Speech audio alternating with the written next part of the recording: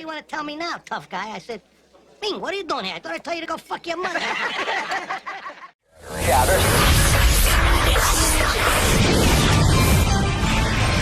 The Chatter with Robin Quivers. Hi, I'm Robin Quivers, and welcome to The Chatter, the show where we break down all that's newsworthy in just 1 hour. Things move quickly, so hang on and enjoy the ride. Later, I'll be joined by a panel of funny, opinionated news junkies, but first, a quick thought on what's been on my mind.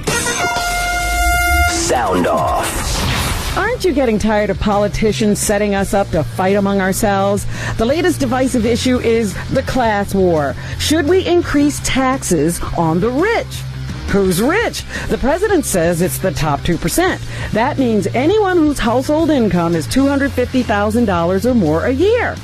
The average income in the nation is a little under $45,000 right now. So to that person, $250,000 sounds like a lot of money.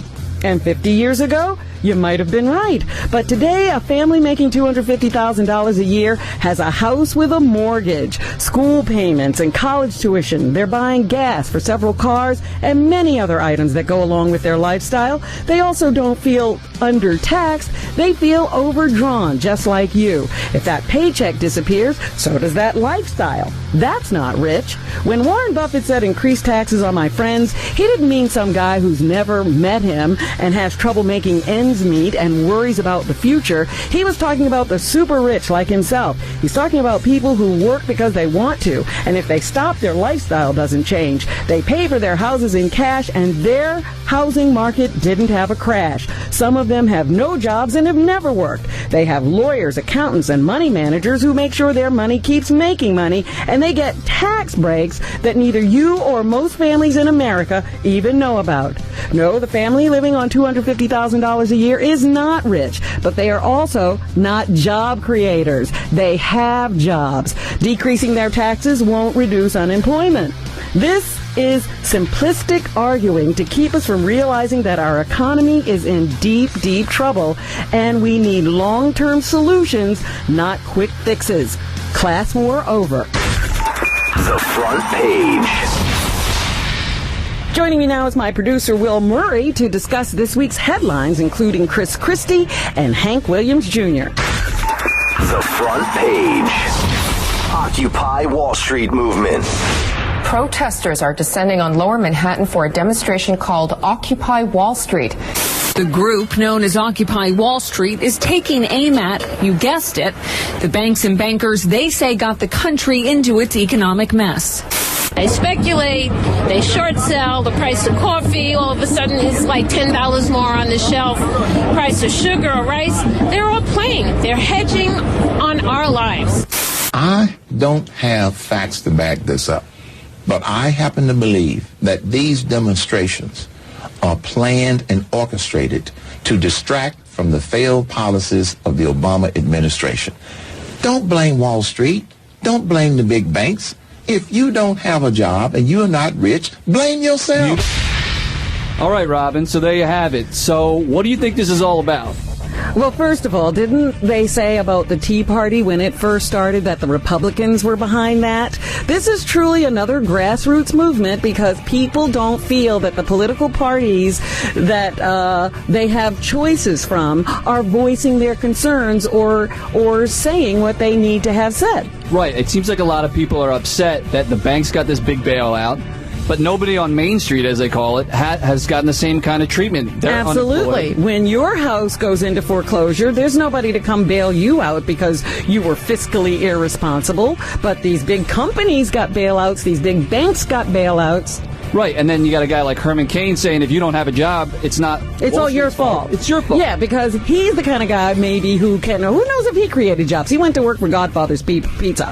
But, he thinks he's one of those guys who could come up with something if there wasn't a Godfather's Pizza. Right, so, there's definitely genuine anger there, but I guess the question is this going to turn into a real political movement? Do they have staying power like the Tea Party? Well, should it turn into a political movement? The Tea Party was a grassroots movement that's been been co-opted by the Republican Party.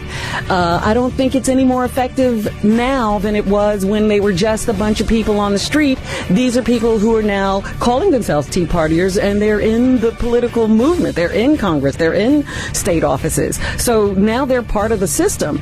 I think what you have here is a movement that's beginning to grow, because not only are we seeing Wall Street occupiers in New York now, you have groups in Washington, there's some in Atlanta, and this is spreading across the country. I think we have a huge number of disgruntled young people who don't feel their voices are heard. Chris Christie says no. The suspense is nearly over. Chris Christie will announce at 1 p.m. Eastern Time today whether he's going to make a run for president. But in the end, what I've always felt was the right decision remains the right decision today. Now is not my time. This week, New Jersey Governor Chris Christie went from an object of intense Republican desire to the big one that got away. Do you both agree that Republicans are basically done shopping? I think it's sad. I think it's between Perry and Romney right now. I agree. All right. So do you think Chris Christie missed an opportunity here? No, absolutely not. I don't think he ever had any intentions of running. There are a lot of people sort of started talking about this. He gained some political capital as a result, and like a good politician, he used it to get something from the guy he thinks is the front runner, and that's why he's now thrown his endorsement behind Mitt Romney. Right, that makes sense, but I mean, it seems like the Republicans were yearning for a candidate, and Chris Christie was that guy. They were like, if you get in this race, we will nominate you. But you don't think he ever had any desire to run? No, this wasn't his idea. This was somebody imposing this on him. Maybe he doesn't feel he's ready. Maybe he thinks it's too big a problem. Let somebody else slog through this mess, and then he'll run again when, 2016 comes around. But he just said, no, you know what? I can use this to get some leverage, and I will. The killing of Anwar al-Awlaki. One of the top terrorist recruiters in the world was killed today in an airstrike in Yemen. Anwar al-Awlaki was born in the United States but joined al-Qaeda after the 9/11 attacks. He was involved in several plots to kill Americans. I give President Obama tremendous credit on this. He signed the order basically saying get Awlaki dead or alive, whether or not he was an American citizen. He allowed our people to target him. It was the right decision to make. Oh, well, what the president needs is more authority. He can now assassinate people without due process, American citizens, and people cheer it. I mean, what is going on with this country? So I don't think anybody questions whether this guy was a bad guy or not, right? Right, that wasn't the issue. No. So the main question is, does the president have a right to basically kill an American citizen without due process? Well, they act as if he didn't ask anybody. They definitely had lawyers go over the situation and what was available to them and what could or could not be done about this guy. And it was determined that he was certainly not going to be picked up by the people in Yemen, so they couldn't trust them to go arrest him, and they couldn't go into that country and just take him. So they said, you know what? We might as well kill him. If we can't capture him alive, we might as well kill him. Right. And again, it makes sense to kill this guy. He was behind the Fort Hood killings. He was also behind the underwear bomber. Correct. And the shoe bomber. Exactly. He's a bad guy. All those guys. And the Times Square guy. But the question is, where do we draw the line? I mean, if the president has access now to kill, he has the approval to just kill any American citizen. He doesn't have the approval to just kill any American. He had the approval to kill someone who was a danger to America and who was planning attacks against America, and that he couldn't get to put through the legal process. Okay, fair enough. Are you ready for No Hank Williams Jr.? There's a Monday night controversy for Hank Williams Jr. You mean when John Boehner played golf with President Obama? Come on. It'd be like Hitler playing golf with Netanyahu. ESPN has decided to pull Hank Williams Jr.'s opening song from tonight's Monday Night Football telecast after comments Williams made on Fox News this morning. I'm a free speech guy. I've been kicked off TV before. I don't care. I don't agree, of course, with Hank Williams on what day of the week it is, but I don't think you should get kicked off TV just for expressing yourself. So do you think Hank Williams Jr. should have been fired for his comments? First of all, it wasn't Hank Williams Jr. who was on ESPN. It was his song.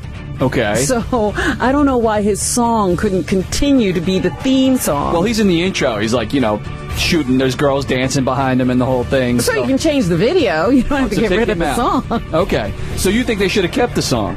Absolutely. That was a contract they made. They had to know this guy was a loose cannon. I always love these people who've been working with somebody for years. They know they're out of their minds, but the moment everyone else finds out, they have to fire them. Well, what about when Hank Williams Jr. said, well, ESPN violated my First Amendment rights? They did, because he had a song and he had a contract with him and they stopped playing it. But I mean, he was allowed to say it, wasn't he? He definitely was allowed to say it, but he lost his job and he didn't say it on ESPN. Okay, so you think he should have been able to keep his job? I don't necessarily believe that you do anything when you fire one person for saying something stupid. And that's what's happening. After the break, I'll be joined by my very esteemed panel of unqualified experts, Paul Mercurio, John DeVore, and Liz Winstead, for a round of Pick and Choose. I'm Robin Quivers. This is The Chatter on Howard 101. The Chatter with Robin Quivers. We'll be right back. Howard 101. There is more so-called chatter going on. Now, back to The Chatter with Robin Quivers.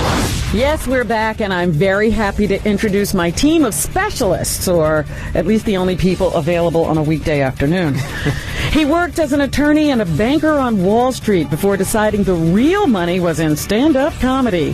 He's worked on Comedy Central's Daily Show for many years. Please welcome Emmy and Peabody award-winning comedian, the incredibly funny Paul Mercurio. Thank you. Peabody Award, what is that? I don't know. It was laying around in somebody's office. Did you pay for that? Is that one of those things you write in and they give it to you get if it you for pay? journalism, but I don't know why they give it out for the Daily Show. And wow. Yeah, exactly. Well, we don't know what journalism is in this country anymore. Exactly. That is true. He's a former Maxim magazine editor who has written for Cosmopolitan Magazine, Playboy.com, and ComedyCentral.com. He's also co-hosted DeVore and Diana right here on Sirius XM and is a regular on Fox News' Red Eye with Greg Gutfield. Please welcome political and pop culture blogger, the very opinionated John DeVore. Hello.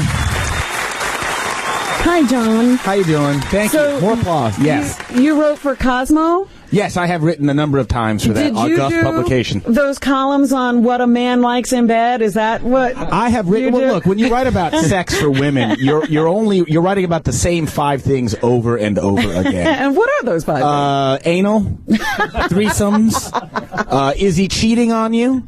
Those are 3 things I've written multiple times about for multiple publications. Is that right? I got my Peabody for anal. Yeah, right. Oral. I heard anal wasn't cheating. Women are obsessed with. Well, that's a big topic. Not? I have written, not for Cosmo, but I have written that column before about whether anal is cheating or not. It depends if you're receiving or giving. I am. You've written on both sides of the argument, too, probably. I have. Oh, my goodness. That. Well, welcome back, John. Thank you. And last but certainly not least, she is the co-creator of Comedy Central's Daily Show and Air America Radio. She is also a regular contributor to the Huffington Post, as well as several other media outlets, and there's a book coming out next year. Please welcome comedian and blogger, the ultra-impressive Liz Winstead. Thank you so much. How did we get you? You know what? I was wondering. Well, I know how we got these guys. Yeah, what does that say about us? I don't know. Clearly, I was caught in a weak Twitter moment. And I was like, I was going to see if Mercurio was actually calling from prison. Somehow he would have been jailed by now, and I wanted to see if it happened. And they're such brilliant shining stars, both of them, on Red Eye with Greg Gutfeld. Have you seen that show? It is really genius. Why do you have to be demeaning? I have no idea. Why? Because I get paid to be demeaning, and it's, you know what, Paul? It's called The Truth. Oh, well, it's going to be a great show. I want to thank you all for coming. Let's get started. Oh, I thought it was over, the way you said that. Pick and choose. All right, ladies and gentlemen, the idea here is very simple. I'll give you 2 choices, and you pick. You then have 30 seconds or less to explain yourself. So we'll start with you, Liz, as the lone female on the panel. Lone female. Who will profit more from the newfound fame, Amanda Knox or Casey Anthony? Probably, well, they could both profit if they started dating. First of all, you set up Amanda Knox and Casey Anthony, and they fucked in a trunk. Really? The two of them together? That's and you videotape it and I you would sell it? say you videotape the two of them having sex in a trunk, and it's a bonus for everyone. I don't want to pit woman and woman, so I'm saying put them in a trunk, sex, and we're done. Oh, I don't even know if I should let her get away with not picking, but... Okay, I'll pick. Okay, you want me to pick? You really want me to pick? Okay, Amanda Knox, I think. Just because she's the last... Now you have no time to explain. Moving right along. This is what it's like to be in an Italian prison, by the way. John. Yes, ma'am. Who's going to profit more from the newfound fame, Amanda Knox or Casey Anthony? There's something about Casey Anthony that makes me think she will be a gift that keeps on giving.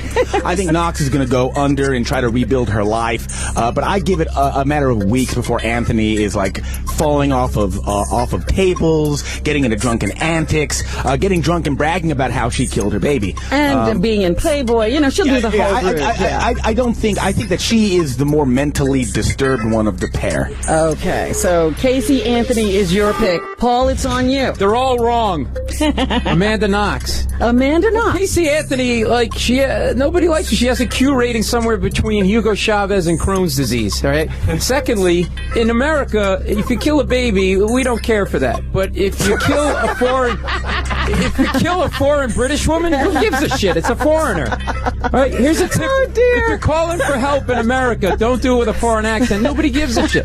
Secondly, Amanda can do stuff, can endorse stuff that really works. Like, all right, your time is up. Rosetta Your time Stone. is up. The real answer here is you're right, Paul. It's Amanda Knox. No. She has a great story to tell. It seems that she really was charged without evidence. She really was just a silly college girl who was doing hash and having sex all night. She did it. As someone She's the only woman who has not had sex with Berlusconi in Italy. And I think that also is a bigger part of the picture. If she had stayed out of jail, you have to. Absolutely. You she don't was do going to be there. cartwheels outside the room, and she totally did it. Who does cartwheels when they did it?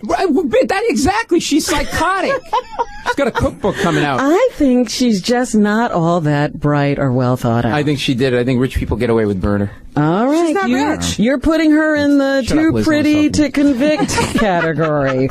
Moving right along, John, you're up first this time. Go get him, John. Thanks, Paul. And I know he's going to love this question. Right, Amanda Who's Knox. more physically attractive as a presidential candidate? And we're talking physical attractiveness here. We're talking about handsomeness, face. We're Yes. talking about the dong. Well, I don't know how much you know about our presidential candidates, but Mitt Romney or Rick Perry. Ooh, that's a tough one. Who are you picking? As a Texan, I'm going to have to go with Rick Perry because I think he's a little bit more rugged to Mitt Romney's sort of like you like sexy, a rugged, boring, like community banker look. I definitely think. I mean, look, Romney does have Superman hair. But Perry has rugged cowboy man creases in his face. So I say Rick Perry handsomer than Mitt Romney. Paul? Well, it's close, Robin. I mean, they're both Ken dolls, okay? And that freaks me out because when people are that good looking, they don't have to be good at their job, right? Right. They just have to be good looking. And I know because I've tipped a ton of bad waitresses because they have big tits.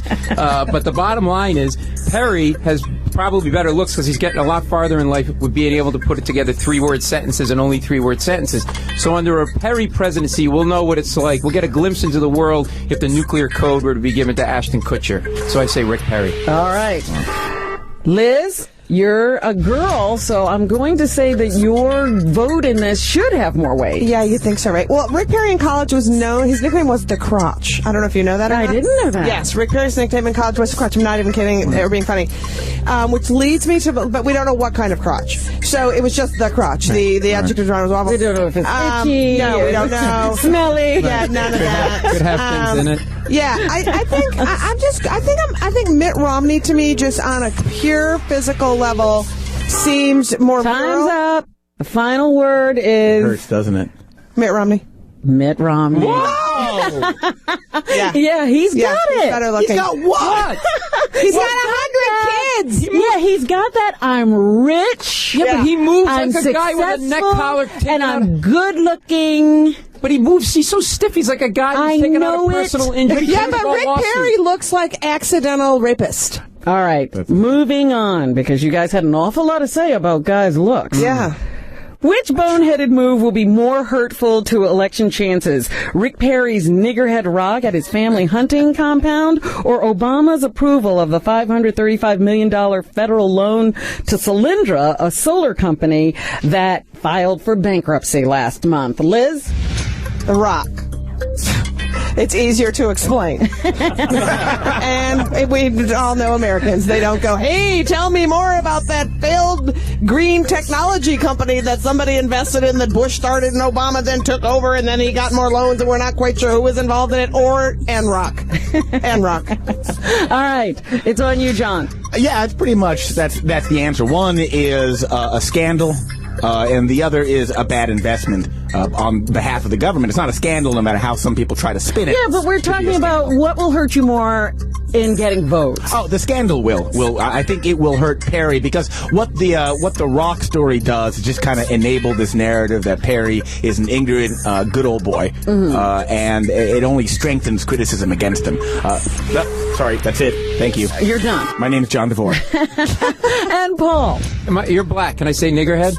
I said it. Well, I'm white. I don't know if I can say it. Oh, I see. It's, in the... Well, here's the problem. It's the worst camp name since Auschwitz. Secondly... It was only a rock. But secondly, I agree with... Nobody knows about Solyndra. They think it's that Hispanic woman that Obama appointed to the Supreme Court. Okay? Or the woman Schwarzenegger. Right, exactly. And a lot of the people that would vote for Perry actually think niggerhead is a good name. They're hoping he gets in so they can change the name to Camp David. It's not going to hurt him. It's going to help him. Solyndra, they only care about if it's a sex scandal or drug scandal. Like if there's a solar panel that gave somebody a hand Final job, word. then people care. I think niggerhead rock, when you don't explain it well, you lie about when things changed. I think that has a lasting effect. Right. Yeah, and your rock said that. I can't wait if Perry gets in, though. We'll have a great minstrel show at his inauguration. He's not getting in anywhere. Absolutely. I don't know what he's talking about. He's not going to get the nomination. He's goodbye. He acts like this guy's going to win the presidency. He's dreamy. All right, you guys are funny and smart and sexy all at the same time. You're the full package, so we're moving on. She only looked at me when she said sexy. On the scale. All right, we're taking out the scale. And on a scale from 1 to 10, I want you to tell me how much you like or dislike these things, with 1 being the least and 10 being the most. We're going to start with John DeVore. What up? On a scale from 1 to 10, how surprised are you that Sarah Palin decided not to run for president? Oh, 1. Not surprised in the least bit. I mean, she has not. She never intended to run. She quit the governorship to pursue money. Lots and lots of money. It shouldn't surprise anybody. And I don't think it really did, surprise that many Americans that she has no interest in politics. It was interesting to me that they said afterwards, would her endorsement mean anything? And most Americans said no. Right. No, absolutely. I mean, and she is a depreciating political asset to the Republican Party. Paul, what's your take on this? 1 to 10. I'm actually, I give it like a 7. I'm a little surprised, because she's like doing the All-American thing. Yeah, but you think Rick Perry's going to win. Well, listen, you can't beat niggerhead rock. She's walking around with a American flag pin and a Constitution on the side of a bus. I mean, she was more American than an Arab deli owner on September 12th. So my feeling is like, hey, I thought she was going to run and milk this for all it was worth and lose, but I was wrong. All right, Liz, weighing in. She can't run because once you run, 1. Because once you run and you lose, you are no longer a commodity that anybody wants to pay anything for. Right. All she cares about is money, and she has no character of any kind. She's a 1 on every scale. And isn't it the greatest position to be in, to just be able to comment on what other people do? Oh, totally. Right. And that's perfect for her. Yeah, that's what she does. Okay, on a scale from 1 to 10, Paul, you're up first. How upset are you that the Friendly's restaurant chain, famous for, you know it well, famous for its ice cream and hamburgers, filed for bankruptcy protection? I give it a 20 because it says how bad our economy is, that a place that serves fries and burgers and shakes can't exist in the fattest country in the world. Do you understand how bad that is? And I don't even know what Friendly's is. Is Friendly's like the rich man Wendy's? Like, what is that? Like, hey, look at me, I'm sitting on vinyl and eating off of cafeteria plates. Like, apparently apparently this is the problem. People don't know what it is. How do you fail at that business in this country? I don't know, but from 1 to 10, John DeVore. Upset. I would say I'd be 8.5. Wow. Because Friendly's is one of those regional sort of like fatty boombalatti huts, and it makes me worry about Joe's Crab Shack. But I'm a what big a fan name. Have in you Texas. ever walked into a Friendly's? Are those the saddest Yeah, people? the service sucks. No, absolutely. And the floors are really greasy. Awful. I've never been to one. Oh, you should go. You missed it. can't. There's You one missed right. it. There's one right near Niggerhead Rock. You should go and then go see the Rock. All day. Okay, moving on, because obviously we don't care about Friendly's. Really? Why do you keep telling me what I care about? No, Am I in communist Russia? On a scale of 1 to 10, how concerned are you about the foiled terrorist plot, which had ties to Iran? The plan was to assassinate the Saudi Arabian ambassador to the United States, and Iran was raising all the money, putting the plan together, raising the stakes in their battle with America. What do you think, Paul? 1, I'm not concerned. It's Iran. They can't get anything right. It's like that awkward uncle who wears like a navy blue blazer and a I'm navy blue gonna pair of get socks you. and tries to pass it off as a suit. They're a day late and $1 short. It'd actually be a good thing. The Yankees lost. The city's kind of boring now. It'd be nice to have a shoot 'em up happen around the streets of Manhattan. Wow. That's interesting. Again, a foreigner. I don't care. 1 to 10, Liz. I like this. I feel sadder about Friendly's. Is that wrong? Is that sad? One, I guess I feel like I want more information on it. I don't like any assassination attempt on somebody who is a diplomat here. What I don't want to have happen is that it becomes this ratcheting up. All of a sudden now we've got to figure out how we're going to blow up Iran, which I think people get all cowboyed out whenever stuff like this happens. So, what is the purpose of killing a Saudi Arabian on American soil? Well, I think that for Iran, it's kind of 2 for the price of 1. I think Iran looks at the Saudis as people who are complicit with America. Yeah, they have a long running feud with them. Yeah, John? Yeah, no, they have a long. I mean, I think it's 1 to 10. Like I give it a 9.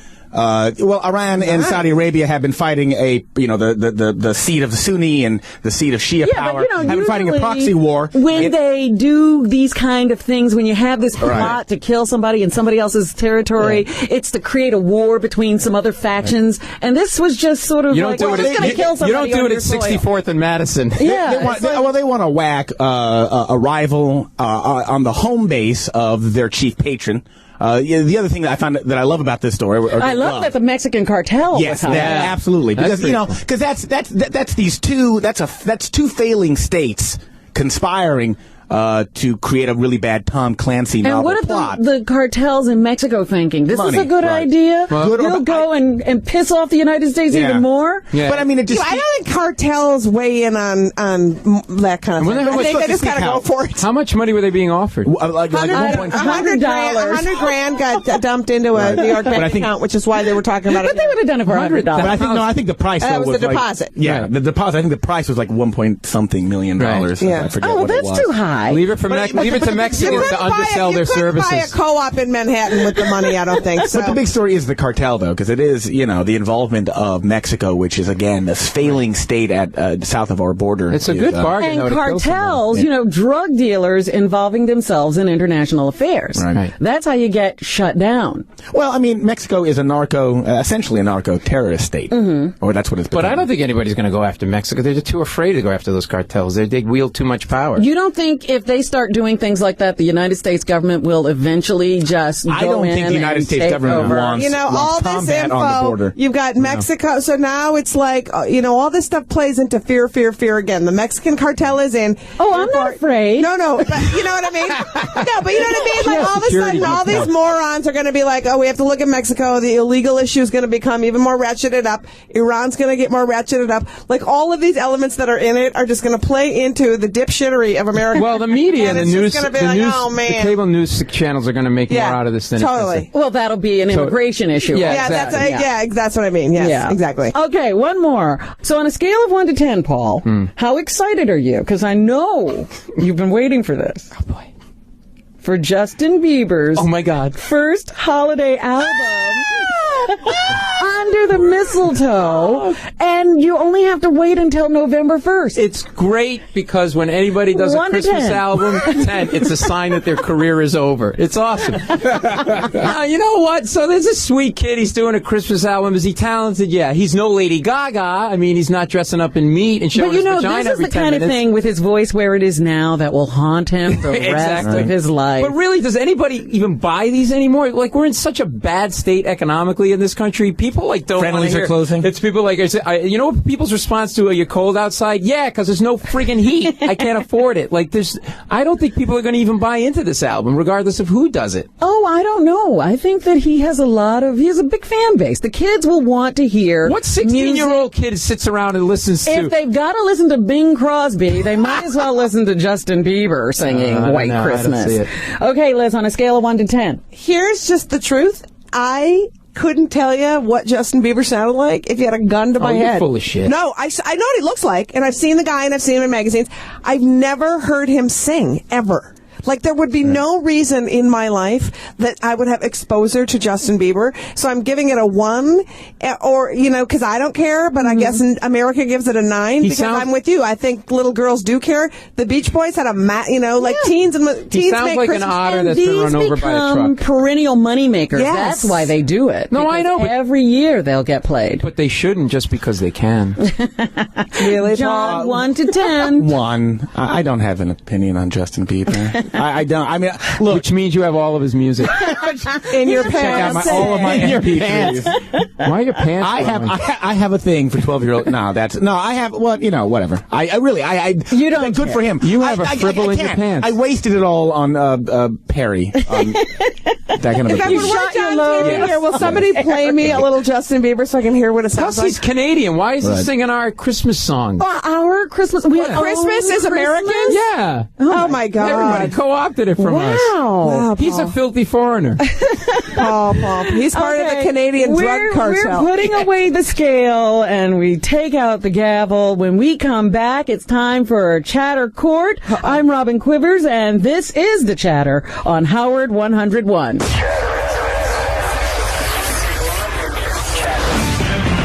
Chatter with Robin Quivers. We'll be right back. Howard 101.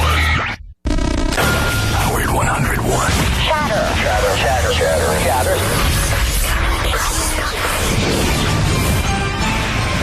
We're back with more of The Chatter with Robin Quivers. Welcome back to Chatter on Howard 101. Today I'm joined by comedian Paul Mercurio. Don't miss him November 4th and 5th at Gotham Comedy Club in New York City. Self-proclaimed media whore. That's what threw me. Why'd you look at me when you said that? John DeVore. That's where I'd expect that. Self-proclaimed media whore John DeVore. Check him out at johndevore.com. And the hilarious Liz Winstead. Check her out on her Planned Parenthood tour, October 28th at Southern New Hampshire University in Manchester, New Hampshire, and October 29th at the Main Street Landing Film House in Burlington, Vermont. Now back to the show. Chatter Court. This is Chatter Court, and I'm the Honorable Judge, Robin Quivers. You three will argue a case in front of me in 30 seconds or less. Paul's a lawyer. Take it easy. You've got a chance, Liz. Come on. And I slept with the judge. All right, up first are Paul and John. All right. Whoever I a rule... lawyer? No, that's why I took up stand-up comedy. I can't even talk. Comedy. Italian. Paul and John, you're up first. Whoever I rule as the winner will take on the Gloria Allred of the panel today. Liz Winstead. I have to take that? Yes, you have a. Well, you do have a dry vagina. I was nice. How do you know? I see you. Yes, it is like the Sahara. We haven't even started the arguments yet. Wow. Gloria. Okay, Paul. Awesome. Listen very closely. Yes. Russian lawmakers are currently negotiating a bill that would strengthen punishments for child molesters, including imposing chemical castration in cases that involve repeated offenders and sex crimes against children younger than 14. Tell me why this bill should pass. This is not only important to protect kids, but it's important for America. Yes. This is Russia. Yes, exactly. America needs a unified enemy, a common enemy, and Russia is it again. This is a Cold War, only lower and more sweaty. Do you understand? Look, remember what Reagan said? Mr. Gorbachev, tear down this ball. That is why this is necessary, not just for Russia, but it's good for America. All right, that's your argument, John. It's up to you to tell us why these kid touchers should be allowed to keep their nuts. I had to defend pedophiles. Yes. All right. This is going to be a large, because I know that there are a number of Americans who would also likewise support this, but I oppose it for two reasons, I guess. Number one, it's medieval. Okay. It's medieval, like horror vengeance. It's what do you do with a thief? Do you cut his hand off? Do you pull the tongue out of a perjurer? And the other way I'll defend this is that these kinds of punishments aren't deterrents. Pedophiles are deeply emotionally disturbed people. Society benefits from them being institutionalized versus incarcerated or mutilated. What? Well, it's chemical castration. They're not. It's still a mutilation. It's still forcing them. It's not enough of a mutilation. It's still. I love it how a man gets so concerned when you're talking about the genitals. You can't do that. I know. Well, no, you can't. You cannot ask somebody. All right, it's time for me to judge. And despite your poor argument, I'm going to have to go with you. That is so not fair. I should know.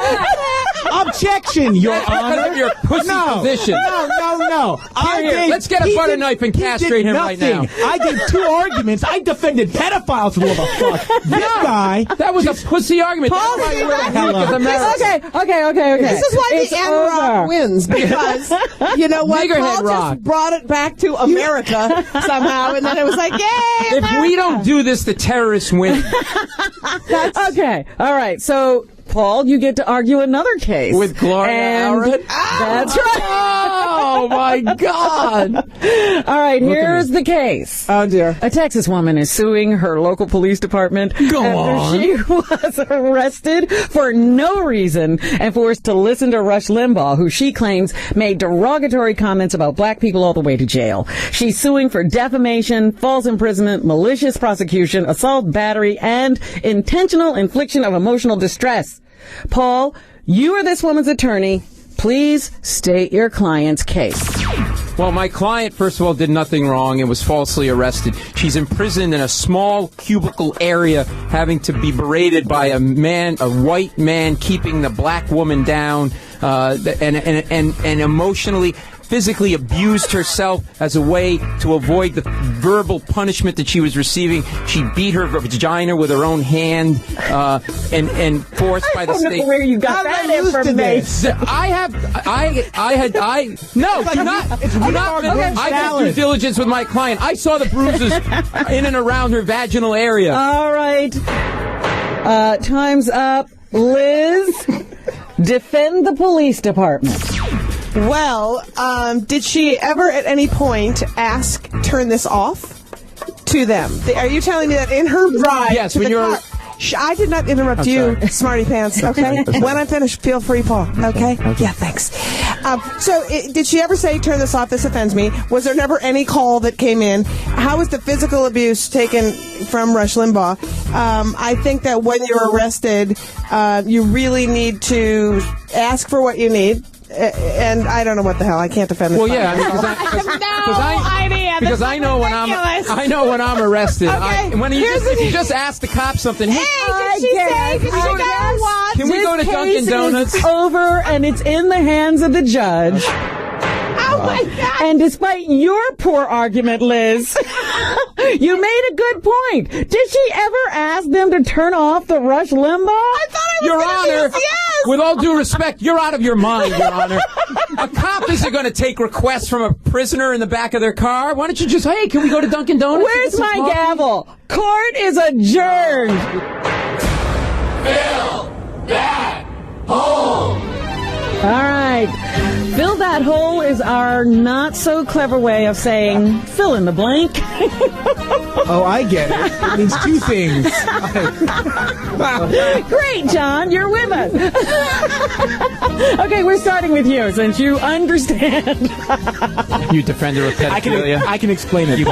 Look, she asked me to defend pedophiles. You loved it. Apple co-founder Steve Jobs died last week at the age of 56 after an 8-year battle with pancreatic cancer. He will long be remembered for his contributions to technology, but his greatest invention has to be blank. John, fill that hole. Oh, the personal computer. The personal computer. The first Mac, the whole idea that, the whole conceptual idea that computers weren't just for research firms or the government or business, that there was, that the individual American had, there was an application that the computer had to their life. And that single idea, I think changed all of our lives. Well, that's wonderful. Thank you very much for your answer. Thank you. Liz, we go to you now. Beatle great Paul McCartney got married for the third time over the weekend. His last marriage to Heather Mills was an absolute disaster and ended in an ugly divorce. Paul must be blank to give marriage a try for a third time. Liz, fill that hole. Rich. Really, really rich. So rich that no one could deplete any amount of resources he could bring in. Good answer. Because he didn't get a prenup this time either. But she's like a garbage heiress or something, right? Right, a truck, garbage, truck heiress. something. I don't know what she was up to. But, when people break up, it doesn't matter how much money they have. They still want to hurt you. Yeah, it's true. And Paul, our favorite, and most intelligent litigator. I sensed sarcasm there. Why did McCartney marry a woman with one leg? That was weird. He's different. He is like really Paul McCartney. different. You can get anybody you want. Well, yeah, but he figured, why not go for something nobody else would Yeah, you're Paul McCartney. Well, do you think want what no one has. I've had it all. Maybe the stump is a turn on. Right. A one-legged Yeah, you like to rub the stump while you do the thing. I'm sure they had a great time with it for a while. In the Paul, you should have stayed in the law, honestly. I love you, too. Liz is forcing you back to the law. Yeah. All right, Paul. Yes. In an effort to combat Mexico's high divorce rate, that's the biggest problem they have there. Yes. Lawmakers recently put forward a proposal to grant temporary marriage license for as short as 2 years. While it's an interesting idea, blank is the best way to slow the number of divorces. Paul, fill that hole. Can you give me some wine first? Kids. Not because it hurts the kids or it's good for the kids to not be divorced. It's because no guy wants to spend every other weekend at the zoo with their kids. Secondly,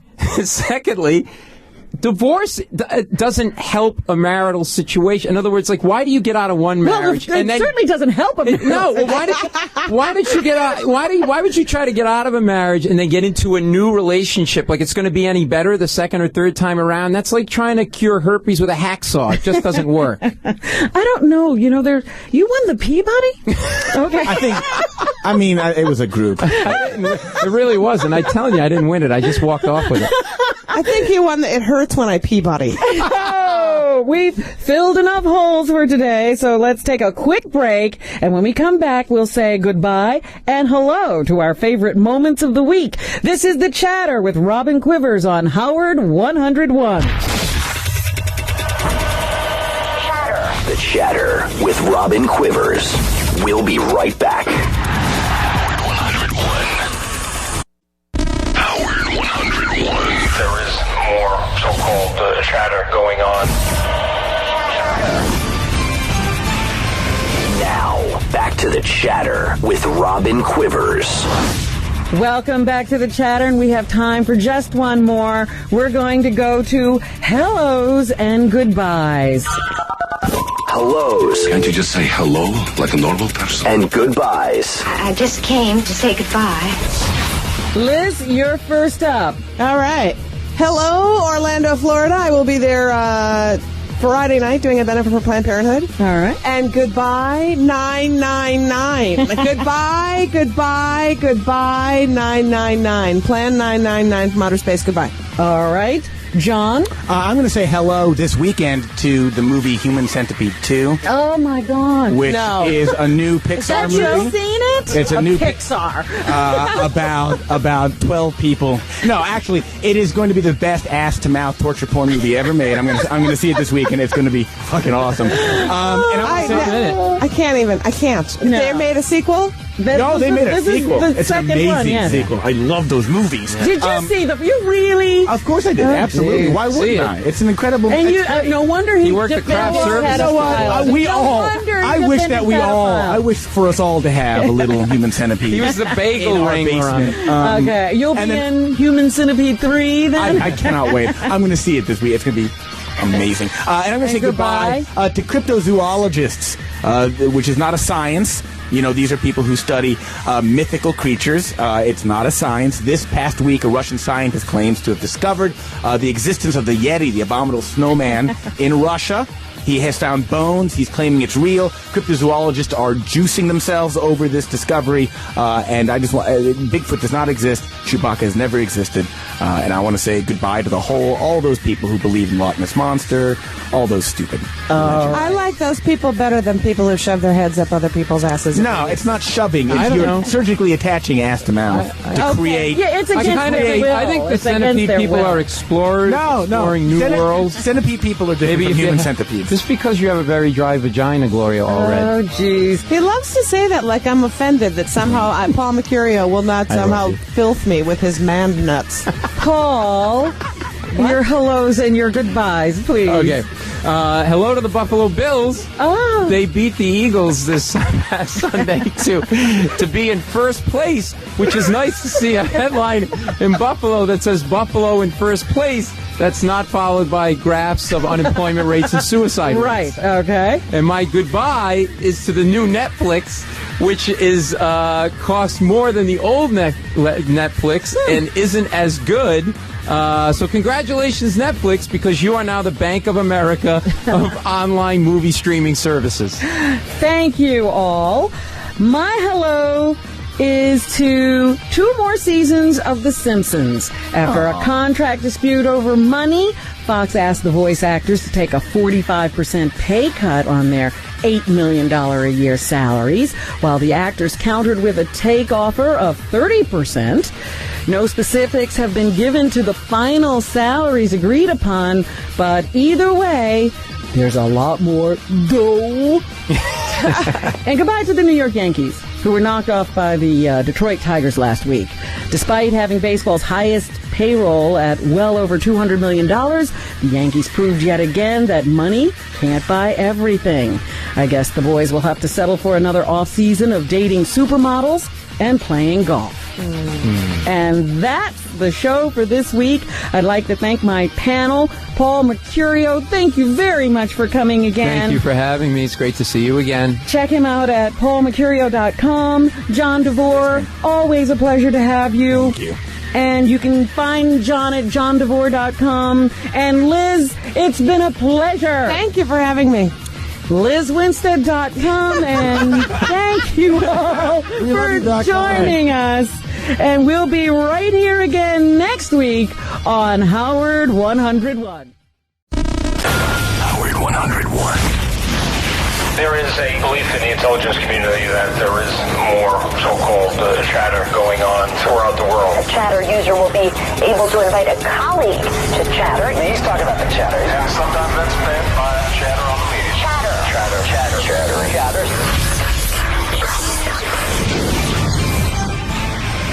The Chatter with Robin Quivers. Hi, I'm Robin Quivers, and welcome to The Chatter, the show where we jam a week's worth of news into 1 hour. Later, I'll be joined by my panel, but first... Sound off. Herman Cain, who was considered a joke a few weeks ago, is stunning pollsters and pundits with his rising popularity. Suddenly, people are asking themselves if it's possible that 2 black men will be vying for the office of president in the fall of 2012. And does that signal the end of racism? It would be great if that were the case, But it's not. If racism was at an end, you'd be looking at two candidates, not two black candidates. When Bush ran against Gore, race was never mentioned. Why? Because in the collective mind of the country, they are not white men. They're just men. Men of any other color have a qualifier before their name or title. Obama is our black president. Kaine is a black candidate running for the Republican nomination. He's the former black CEO of Godfather's Pizza. It's mentioned because his race is still very significant. Yes, the fact that Obama and Kaine have risen to such heights is an indication of progress. Even Kaine has said that racism doesn't hold anyone back in a significant way in this country anymore, but he didn't say it doesn't exist. There are deep and endemic conditions in this country created by our past history of slavery and segregation. Just look at the unemployment numbers. The overall unemployment rate is about 9%, but for blacks, it's 16%. Blacks represent just 13% of the country's total population, but make up 40% of the prison population. You'll find blacks well represented in every negative demographic you can cite. Racism is about much more than just being called names. It's great that progress is being made and is evident because of the race of the president and a viable candidate for the Republican nomination, but it's really too simplistic to start declaring that racism is dead. Maybe it's just gone underground. So there you have it. The front page. Joining me now is my producer, Will Murray. All right, Robin, let's talk winners and losers for the week. President Obama's jobs bill is dead this morning. It failed to get the necessary votes in the Senate last night. Republicans opposed the measure because of its spending and tax hikes on upper-income earners. The president claims his proposal contains ideas Republicans supported in the past but are now working against. Did Obama come out a winner or loser with his jobs bill? Obama has come out the winner after that vote because he again gets to paint the Republicans as the party of non-action and to show himself as the guy who's really trying to get something done. It doesn't matter if the program will work or not right now. Right now, at least he's proposing something, and it looks like the Republicans are keeping him from getting a jobs bill passed. The Occupy Wall Street movement continues to gain speed across the country as it enters the second months of protests. A recent poll that came out actually found that 7 in 10 New Yorkers support the cause of this movement. There is no unified message. Each person has their own grievance. Some people are anti-war. Some people don't like Wall Street. Some people hate Israel. So are the Occupy Wall Streeters winners or losers this week? Occupy Wall Streeters, big winners. They're seeing their movement spread. They're seeing popular support among the people who live around where they're protesting. And they say that they're going to be moving into every city in the country and in cities all across the world. So I think you have to chalk up a big win this week for the Occupy Wall Street people. Gilad Shalit, a 25-year-old Israeli soldier, was captured by Hamas militants more than 5 years ago. To get their soldier back, Israel released more than 1,000 Palestinian prisoners. In Israel, a lot of concern that too much was given away for the release of just one man. Did Israel come out a winner or a loser on this one? Let me see. Israel won, Hamas 1,000. I don't think in any way you can see Israel as a winner. In fact, Israel is the big loser, and so is the world, because the people who are being released have been charged with or accused of murders and attempted suicide bombings, and now they're scattering all over the place. It raises the profile and the stature of Hamas and frees a lot of dangerous people. It's definitely a little scary. All right, let's make some predictions. What film will win this week's box office? Here are the big openings. You got Paranormal 3, The Three Musketeers with Orlando Bloom and Mila Jovovich. I think I got that right. You got it right. Very good. Or Hugh Jackman's Real Steel, which won the box office last week with just over $16 million. I don't think Real Steel will take the box office again this weekend because you do have two decent openings. My question is whether the franchise Paranormal 3 or Three Musketeers, which is a big budget movie with a lot of big stars, will take the number one slot. I'm going to go with Paranormal 3. Paranormal 3 it is. All right, next one. Who will be the next Republican candidate to drop out of the race? I think it's got to be that Huntsman character because he made an excuse for not going to Las Vegas, but I think it's because he couldn't afford it. All right, and finally, who will win the World Series, the Texas Rangers or the St. Louis Cardinals? Okay, now I know somebody has bats and somebody has pitching. All right, fair enough. So I'm assuming that the Rangers have the bats. Rangers definitely have bats. And the Cardinals have the pitching. In baseball, I always think you have to go with defense as the greater equalizer, so I'm saying the Cardinals. All right, so Chris Carpenter and the Cardinals are winning a championship. So that's enough questions for me. It's time to turn the tables. After the break, I'll be joined by Breitbart.TV editor Larry O'Connor, Fox News Channel's Bill Schultz, and comedian Vinny Brand for a segment we call Pick and Choose. I'm Robin Quivers, and this is The Chatter on Howard 101. The Chatter with Robin Quivers. We'll be right back.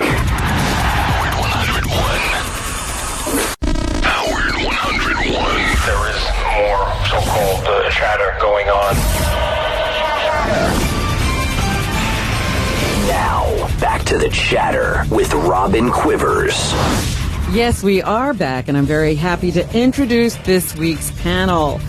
He's the editor-in-chief of Breitbart.TV and a regular contributor to Big Hollywood, Big Government, and Big Journalism. He has a nightly internet radio program on Blog Talk Radio. Please welcome conservative agitator Larry O'Connor.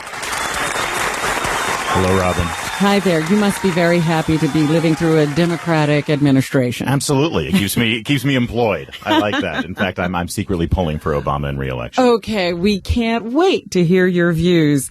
He's a writer, producer, and co-host of Fox News Red Eye with Greg Gutfeld, and he was violently killed in both Hostel and Hostel Part 2. Please welcome wild man Bill Schultz. Thank you very much. I don't know about wild, but I'm still speaking after being killed. So yeah, you know, those are. How do you get killed in both movies?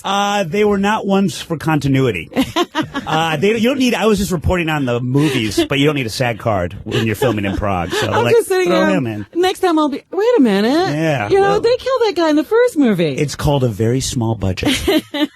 And finally, he's a comedian and owner of the Stress Factory in New Brunswick, New Jersey. He has a new comedy album titled My Life So Far. Please welcome the very funny Vinny Brand. Well, Robin, it's a comedy DVD, an album. No one put out an album in 2011. I'm reading what they put here. I thought maybe you had pressed an album. I've got it on 8-track, actually. My album drops next week. Well, thank you guys for joining us. Let's get started. Pick and choose. Okay, as you heard, we're doing pick and choose. And gentlemen, the idea here is very simple. I'll give you two options. You have 30 seconds after you choose to defend your choice. Okay, Larry, we're starting with you. What's more likely to help the country? Obama's $447 billion jobs plan or Herman Cain's 999 tax policy? Considering President Obama's first plan that was $1 trillion has driven our country into debt for miles and miles in the future, and the fact that our unemployment has gotten worse since he proposed it, I'm going with Herman Cain's 999 plan. Okay, well, you'd have to buy the premise that we're in the economic difficulty we are because of President Obama and not a lot of other things. That absolutely is the premise that I'm buying. In fact, I'm living and dying off that premise, Robin. Okay. We forget the past. We only start with what? 2008. It's facts are facts. Okay. Bill, what do you think? Well, Robin, as you know, I'm the leading economist at this group right now. Actually, I'm not. I pretend to be one, but I read what they say, and they say that if this jobs bill is passed, it could make 1.9 million jobs, boost our economy. And no one wants to talk about the fact that Obama's initial plan saved a whole bunch of jobs. It's not a very sexy number, but it's still true. As for this 999 thing, the only thing that does is appeal to my German heritage. And isn't it almost revolutionary? We're going to throw out the current tax code and go with this simple 999 plan. Is that really feasible? It's not feasible, and there's an order to it and a German aspect to it that makes me very queasy. Okay, Vinny, it's your turn. The tax plan or the jobs bill? I've given it a lot of thought, Robin. Neither one of these plans will work for one simple reason. Neither one's going to happen. It's fantasy world. You're never going to revise the tax code, and Obama does not have the votes to pass the jobs plan. You may as well be asking me who's going to save America, Superman or Batman. Neither one exists. Batman. It doesn't matter. There is an answer to that question. Batman exists, sir. Hold on a second. We're allowed to not pick either one. He's like James Kirk, changing the rules.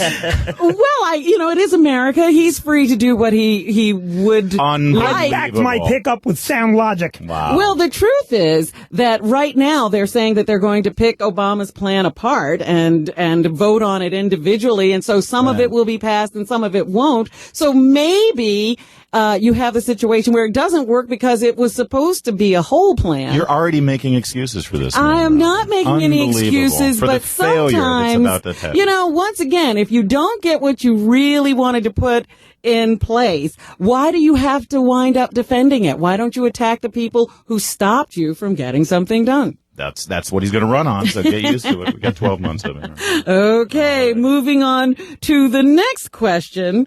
Who's more likely to be forgiven by audiences? Mel Gibson, whose friend Robert Downey Jr. recently urged Hollywood to forgive the actor, or Arnold Schwarzenegger, who just started filming the Western The Last Stand? Bill? That is easy. Here's the thing. All Arnold Schwarzenegger did was sleep with a maid. He's never said anything bad about the Jews. I'll go further and say, should a Jewish woman hit on him, he would have sex with her.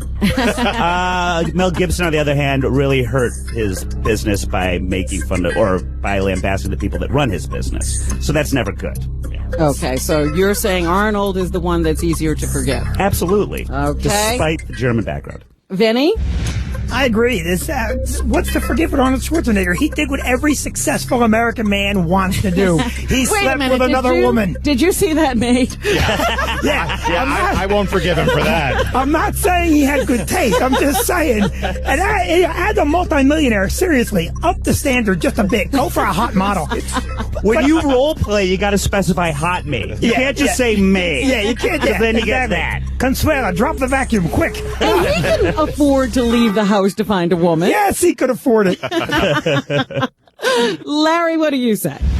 First of all, in Austrian, in the Old West, I won't forgive him. At the premise of Arnold Schwarzenegger doing a Western is unforgivable. I don't forgive either of them, given that I can now choose that option. So let's first think about the fact that you identified Mel Gibson as a friend of Robert Downey Jr.'s. Isn't that shocking? Doesn't it make more sense that he would be friends with Morton Downey Jr. than with Robert Downey Jr.? This is unbelievable to me and concerns me in a great way. Mort wasn't available to talk for him. Or for anyone, for that matter. Is he alive? That's my answer. No, he's not. I thought as much. He's no longer with us. Okay, so it seems to be a consensus that Arnold's the easier one to forgive. The consensus is Mel Gibson's career is as dead as Morton Downey Jr. I think we've established that. And absolutely. And if you're going to do a maid, put her at least in the outfit. And then yes. Make sure she's French. And she's married. Yeah. Okay, we're moving on to another question. Vinny, we're starting with you. It got pretty heated this week at the Republican debate. Who wins in a fist fight, Mitt Romney or Rick Perry? This isn't even close.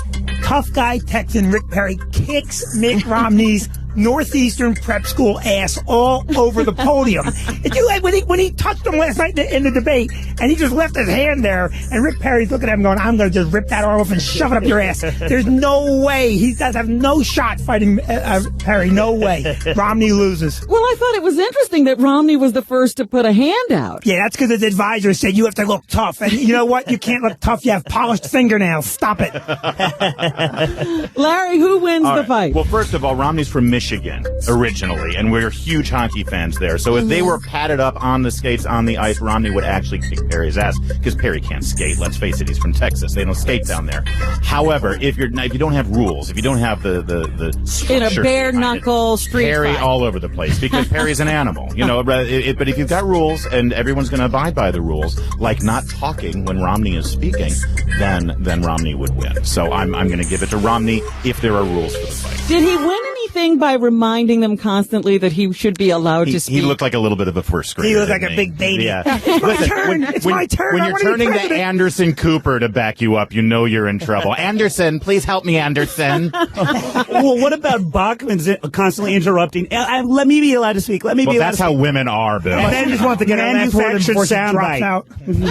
Bill, who wins in the fight?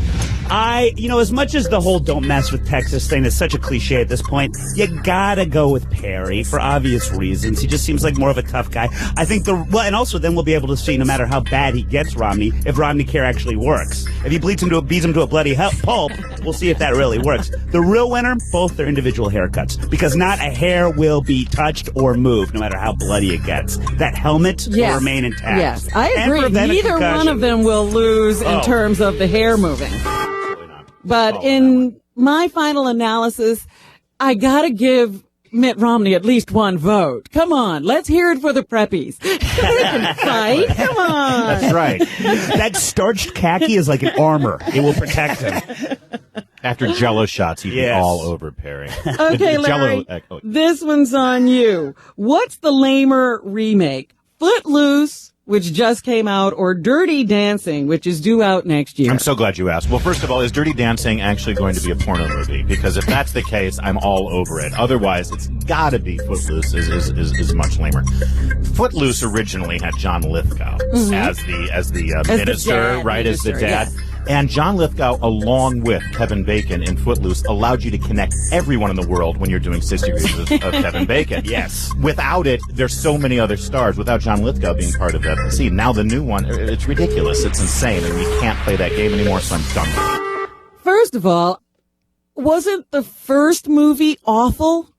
It was pretty bad. Yeah. Why would you remake it? Soundtrack. I'm about to storm out. How dare you besmirch an American classic, madam? Okay. I hope we're fixing that in edit. Bill, Hey, it was no flash dance. I guess you're dying to speak on this. What's the lamer remake? First of all, the real loser here is The Art of Dance, because you cannot remake either of them. It's heresy. But yeah, Dirty Dancing, nah. Footloose, it is an American classic. Lithgow, Kevin Bacon. The girl was Lithgow's daughter she was a preacher and she was wearing these sexy red boots. Yeah, the boots were awesome. believe she smoked a joint. You're not going to see that in the remake. Worst part is the guy that's playing Kevin Bacon, an Australian. It's like they're spitting on the American flag. Absolutely. Vinny, you want to weigh in here? I am proud to say that it is definitely Footloose is the lamer remake. And I will tell you why. Okay, first of all, I never saw either film because both were lame from the get-go. I knew that because I have a lot of testosterone in my body, and I don't know how either one of you could have seen the films and even comment. I think the but answer is Footloose obvious. cannot be remade because if I hear Kenny Loggins sing Footloose one more time, I'm going to find Mrs. Loggins and punch her right in the uterus. That is an awful song. Are we sure it's not a Mr. Loggins? I don't care. I mean, Hold on. There was Jennifer Grey with her former nose was very hot in that, Yes. in that Dirty Dancing. So Agreed. don't you be casting aspersions Absolutely. on my Nobody messes with Baby. That's right. The Nobody lamer puts Baby in the remake is corner. Footloose. This has to be my favorite panel. And yes, I plan on saying that every week. Okay, moving on. Time 1. By the numbers. That's right. This segment is called By the Numbers, and every answer will be a number. Larry, starting with you. At this point in the race, how many Republican candidates have a legitimate shot of beating Mitt Romney for the nomination? I was told there would be no math. It was in my. How many have a chance of beating Mitt Romney? Of beating Mitt Romney. One. And that would be? I'm not sure. No, honestly, Perry is the only one who has a chance. He's got the money, he's got the infrastructure, he's got the organization on the ground, and you can never count out a governor from Texas who's got some good fundraising behind him. I know that he's falling apart right now in the debates, but that doesn't mean much when you get to primary and caucus season. So what's going on now with Herman Cain? I mean, is this just Herman Cain is great. flirtation? He's going to have a great. Listen, I think that it speaks to what the Republicans and conservatives are really looking for. We like the straight talk. We like the fact that he's got some ideas that get people excited, and he's an inspiration. I mean, how can you not listen to him and not feel great about America? I don't like Godfather's Pizza. What's so inspirational about it? Well, putting the pizza aside, he is a great success The fact that he story. saved that company, I think it's bad for America. I understand. But the problem is with Herman Cain is that he doesn't have the organization on the ground, and that's going to hurt him in Iowa and New Hampshire where it counts. Bill?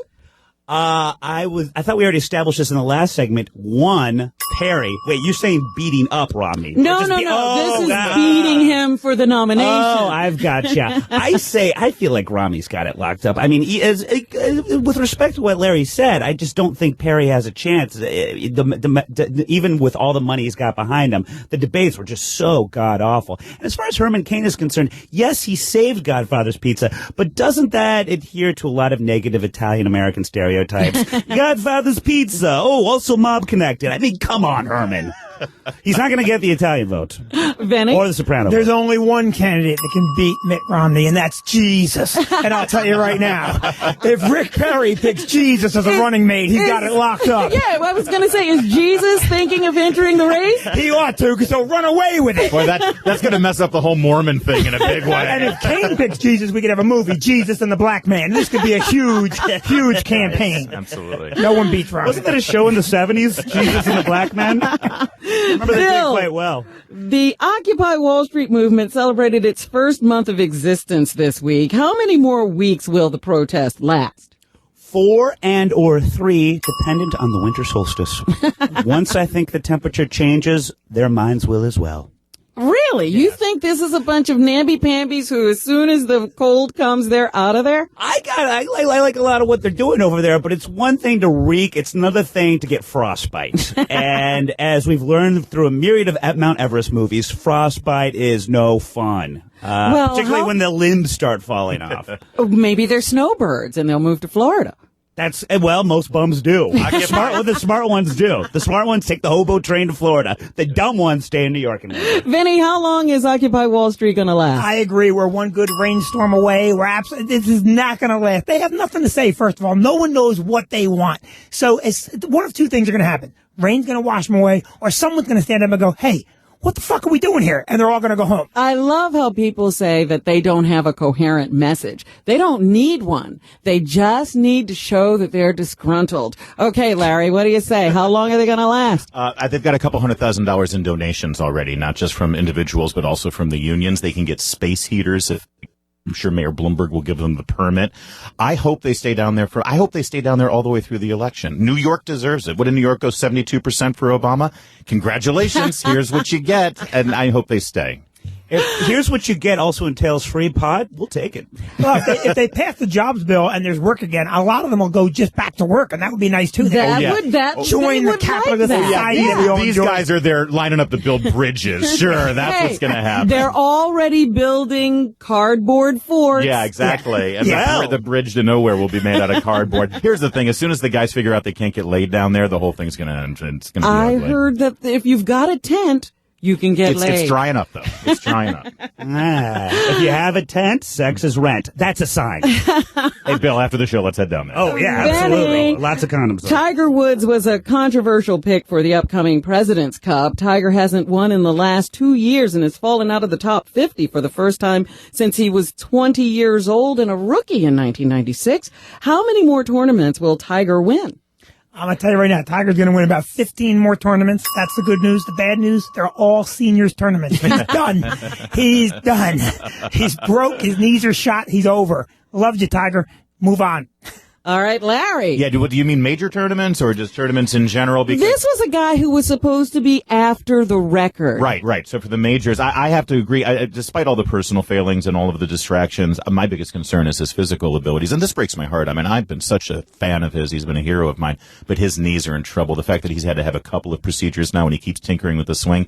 I want him to win a couple of more, but I think he's going to win one more. I think it'll be a huge, like the biggest sports story of the decade. When and he should go out at and that that'll point. be it. Exactly. Can I just say one thing? You have to have a better hero than a golfer. A golfer can't be your hero. Well, what are you going to pick from these days? That's true, too. Bill? It was either him or Dennis Rodman. Since when was knees such a big deal in golf? I thought all he needed was a pleated pants and free time. Yeah, these two are acting like it's a sport. Seriously. Here's what we've learned from all this. Sex was his performance-enhancing drug. Clearly the guy's not getting laid, and once he starts getting with perhaps some better-looking maids than Schwarzenegger had, I think he'll start doing better. The guy is just trying to be a good, upstanding father, when really what he needs to do is have kinky, anonymous sex. Amen. Larry, the latest filings showed President Obama raised over $42 million from July to September for his 2012 campaign. How much more money will Obama need to raise to win a second term in office? Exactly. Ultimately, I think he's going to hit the billion mark on this one. Whoa. I'm kidding. I have no idea. I don't think he's going to raise as much as he did last time. I'm not going to put a number on it, but actually that $42 million is actually below the pace that he was at when he was in the race against Hillary Clinton last time he was running for a nomination. If Romney does get the nomination, there's going to be a lot of money backing him as well. And I know that Obama's going to lose a lot of the Wall Street money that he had last time, considering he's vilifying them. Well, he's going to lose the Wall Street money and the Occupy Wall Street money because there are a lot of students who were invigorated by his campaign last time and they're disgruntled. And let's face it, a lot of the rich donors that gave to his campaign back in 2008, they're not doing so great after 3 years of Obama. They don't have the money to give him. Bill? I think if Obama's facing Romney, he's going to need to raise a lot of money. If he's facing Perry or Kane, he's going to need to raise -4. I think you won't have to worry about a second term. He'll get that, but depends on the candidate. What about you, Vinny? He's going to have to raise $447 billion and put it into a jobs program that works. He's not going to. He needs a lot. He needs a miracle. Yeah, he needs to raise our taxes to be able to he needs to get us back to work. Not mine. I'm very poor. I can't emphasize that enough. That explains the shoes. I didn't know we were with such wealthy guys. They're the rich whose taxes We're the 1%, baby. Right here. Wow, I feel so honored that you're here. Robin, you're really hurting me. Yeah, if I had your money, I'd burn mine. Yeah, exactly. You people continue to impress, and when we come back, we'll continue to pass the blame. This is The Chatter on Howard 101, and we'll be right back.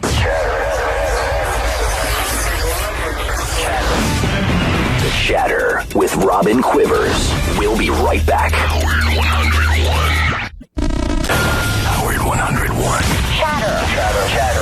Chatter.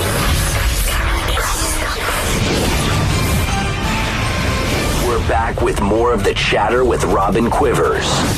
Welcome back to The Chatter on Howard 101. Today I'm joined by right-wing nut Larry O'Connor. Check him out at Breitbart.tv. Left-wing nut Bill Schultz. Check him out weeknights at 3 a.m. That's where all the right-wing that's where the right-wing nuts should be. It's the left-wing nuts are confined to 3 a.m. We cater to math addicts. He's on the Fox Channel's Red Eye.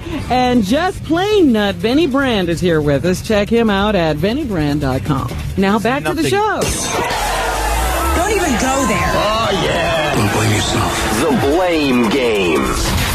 That's right. We're up to the blame game. Nobody likes to take the blame, and that's why we're here, because we get to pass it out.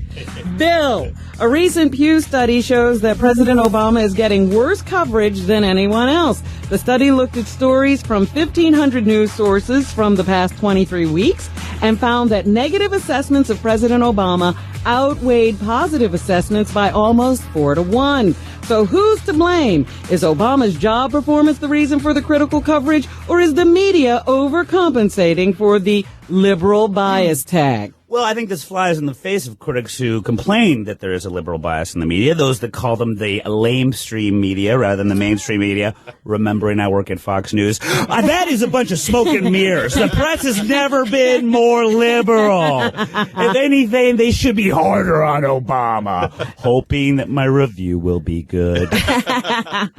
So you just say it just flies in the face of what most people say is a liberal media Here's bias. the thing. Does a lot of the media slide a little liberal? Absolutely. Is it as bad as some say? No, it's not. And I think that proves it.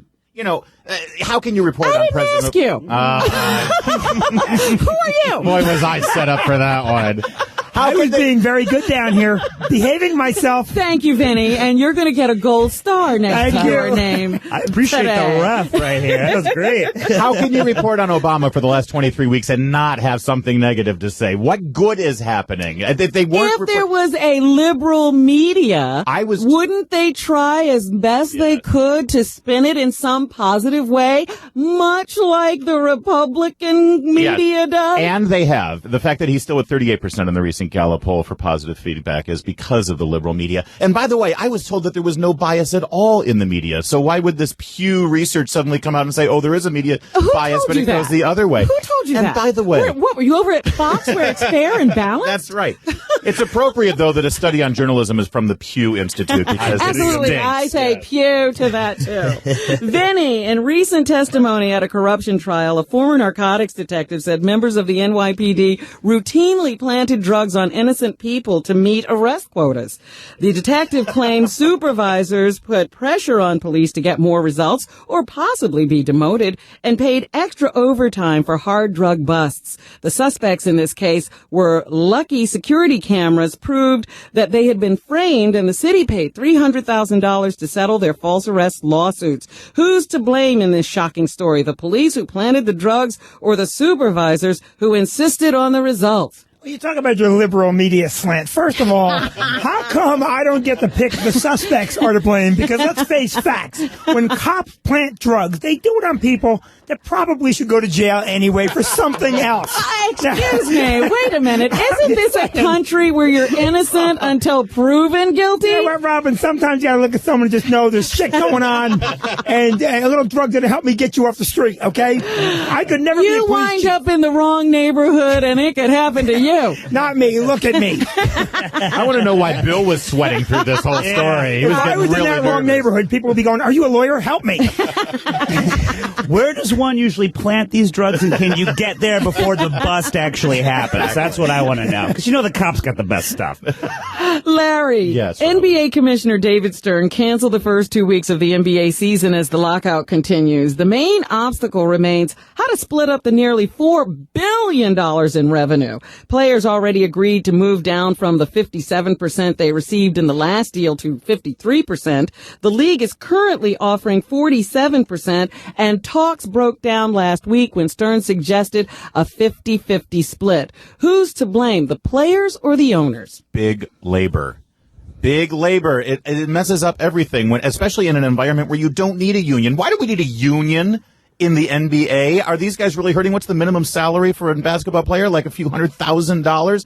Let this be a competitive environment. Let the owners compete against each other in a free market environment. Let the players compete in a free market environment. Don't have all of these caps. Don't have all of this revenue sharing. Let the market dictate and get the union out of it. Well, I believe that the players need a union because they would never get heard if they were just going in to talk individually. Oh yeah, Michael Jordan would have never made any kind of money. There wouldn't have been a Michael Jordan. If there weren't a union, there would have been no Michael Jordan without a union. You act as if owners love to just pour money on their players. The good ones, absolutely. Oh my goodness! What world did you grow up in? What's the most successful league in America? The NFL, and it is communist. That's revenue right. sharing, parity, salary caps. There is not a less capitalistic area in America, and one that doesn't make the most money than the NFL. And it's got the weakest union. No, that's NFL has the weakest union, and everyone's making money. But they and the union should be stronger because the median age for an NFL player is 55 before they die. The owners don't deserve that money. Give it all to the players. I can't believe him. He's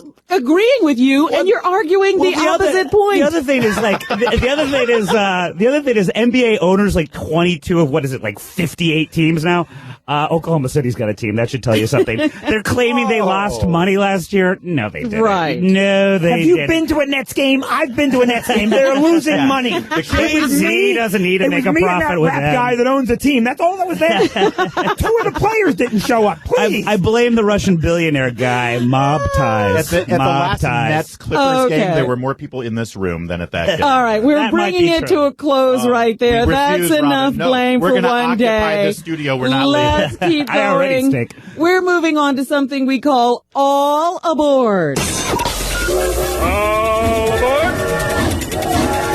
All aboard. A new study claims marriage may prolong your life after Norwegian researchers learned bachelors who developed cancer were 35% more likely to die at a younger age than their married counterparts. Are you on board with marriage being healthier than single life, Denny? Absolutely, because if I had cancer, I would need my wife to remind me to take my chemo. She would have to make sure that I'm doing what I had to do. And if you're married, you're not hanging out with hookers. There's less drugs in the house. You're not hanging out with your buddies. Married life definitely healthier than single life. Really? I No thought doubt. most married guys were wishing to die. Yeah, well, that's a different subject matter altogether. It seems even longer than it is. Okay, Larry, are you on board with this? These researchers have never met my wife. No, I am on board with this. I think that men are much happier when they're married, and if you're happy, I think that you have less stress in your life and you're less tense, and you tend to deal with things a little bit better. I don't know how it relates to cancer, though. I don't see how worked it's out in causal. this study. Yeah. The guys, had a better recovery No, rate. maybe it was prostate cancer, and they got things worked out a little bit better, if you know what I mean. What do you think, Bill? Spoken like two men who know their wives are listening. You're not on board with I this. would rather die young and happy than old and miserable any day of the week. Hookers and drugs? Yeah, that's not healthy. Hookers and drugs? Yeah, that's fun. Call me hookers and drugs. I'm single. Okay, Bill, we're starting with you this time. The Rosie Show premiered with only 497,000 viewers and dropped more than 36% of its audience on night 2 with only 317,000 viewers. Are you on board with Rosie Show surviving long term? And what about Oprah's network making it?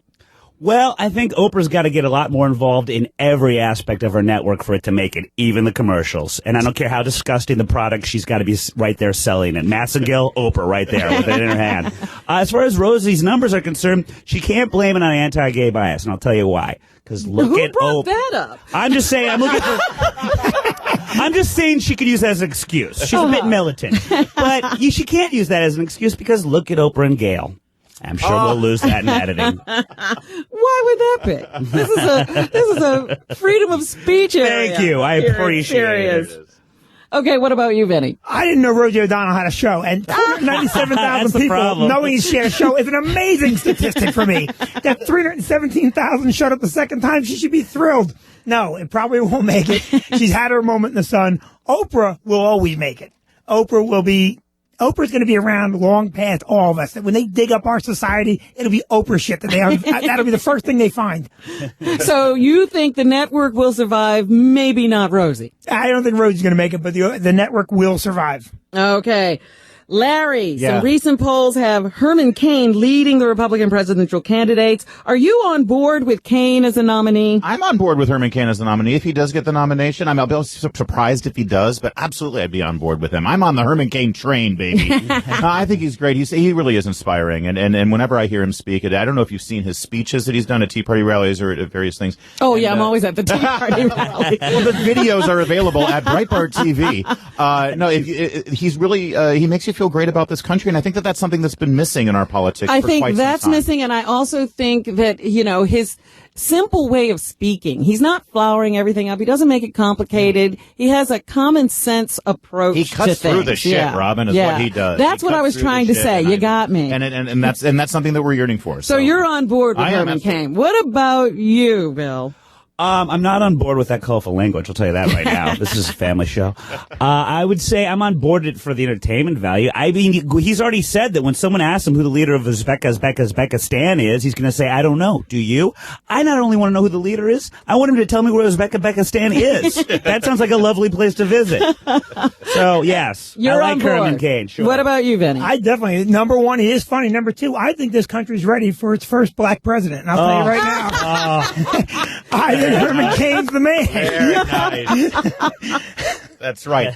Finally. That's those right. Cutting racist- right through it all. I want a black candidate that was born in America. I said it. Okay, Vinny. California Governor Jerry Brown signed legislation last week banning minors from using tanning beds, which have been linked to skin cancer. Are you on board with banning teens from indoor tanning? No, the cops have enough to do planting drugs on people and making busts. I don't need the cops kicking in the door of a tanning salon, yanking a 17-year-old girl out and saying that's against the law. That's number one. Number two, if you go into a tanning bed and you get skin cancer, cancer. Guess what? There's too many people on the planet now. Something has to thin the herd, okay? Why not let them look great on their way out? That's what I say. Okay, Larry? Yeah, they've actually figured out a way around this law. They've actually opened up, it's a tanning bed / abortion clinic. And Jerry Brown is fine with teenagers going in there and getting their abortions and not having their parents' approval for that. And then you get a nice tan at the same time. I'm not making fun of abortion, by the way. Don't think that I am, but I'm just making a point.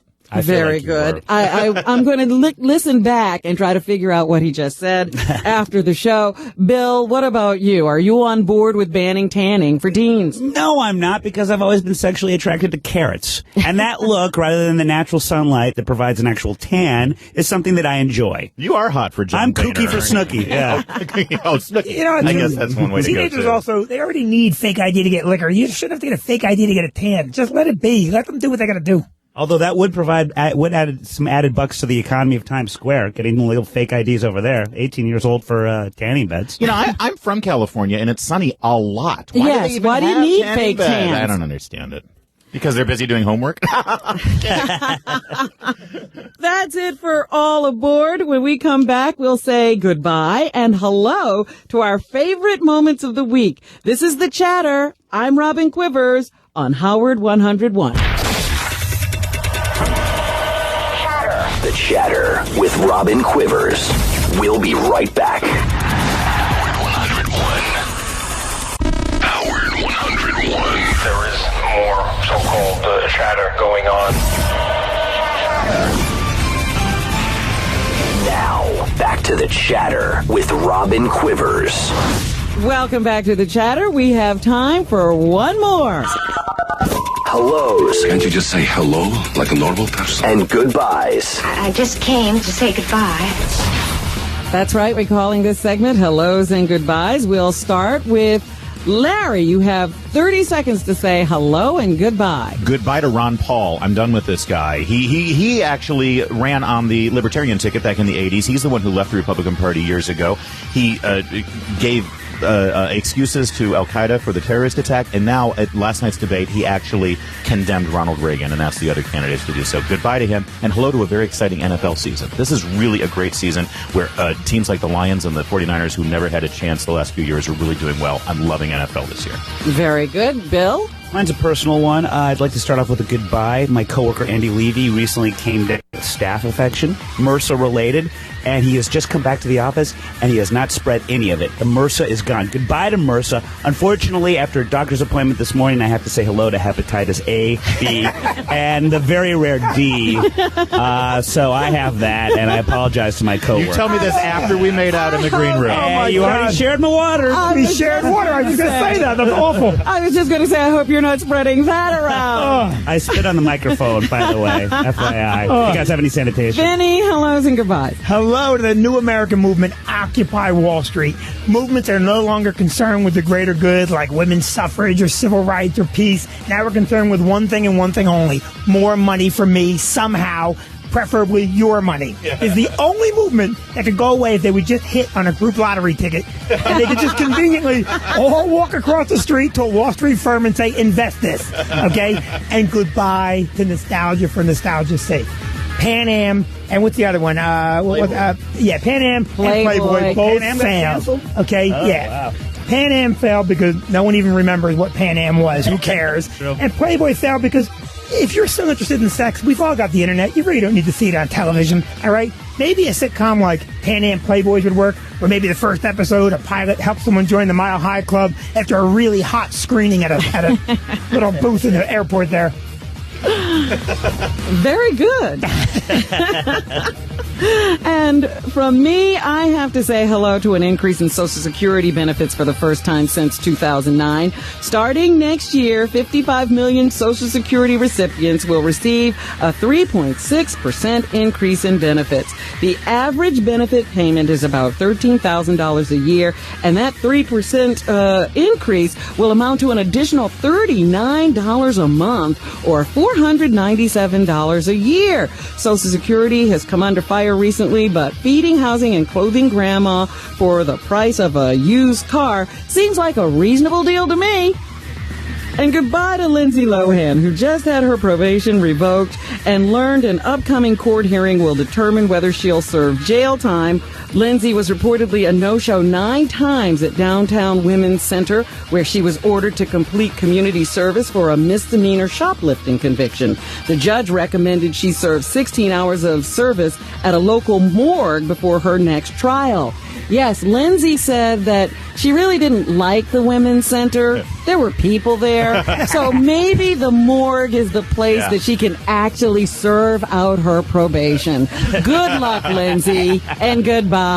I spent more time at the Downtown Women's Center than Lindsay. Fall into a box right here at the morgue. Yes, those women were mean. And that's the show for this week. I'd like to thank my panel, Larry O'Connor. Check him out at Breitbart.tv. Bill Schultz from Red Eye at 3 a.m. on Fox News Channel. And Vinny Brand at VinnyBrand.com. Thanks for joining us, and we'll see you again next week on The Chatter, right here on Howard 101. Howard 101. There is a belief in the intelligence community that there is more so-called chatter going on throughout the world. A chatter user will be able to invite a colleague to chatter. He's talking about the chatter. And sometimes that's meant by chatter on the media. Chatter. Chatter. Chatter. Chatter. Chatter.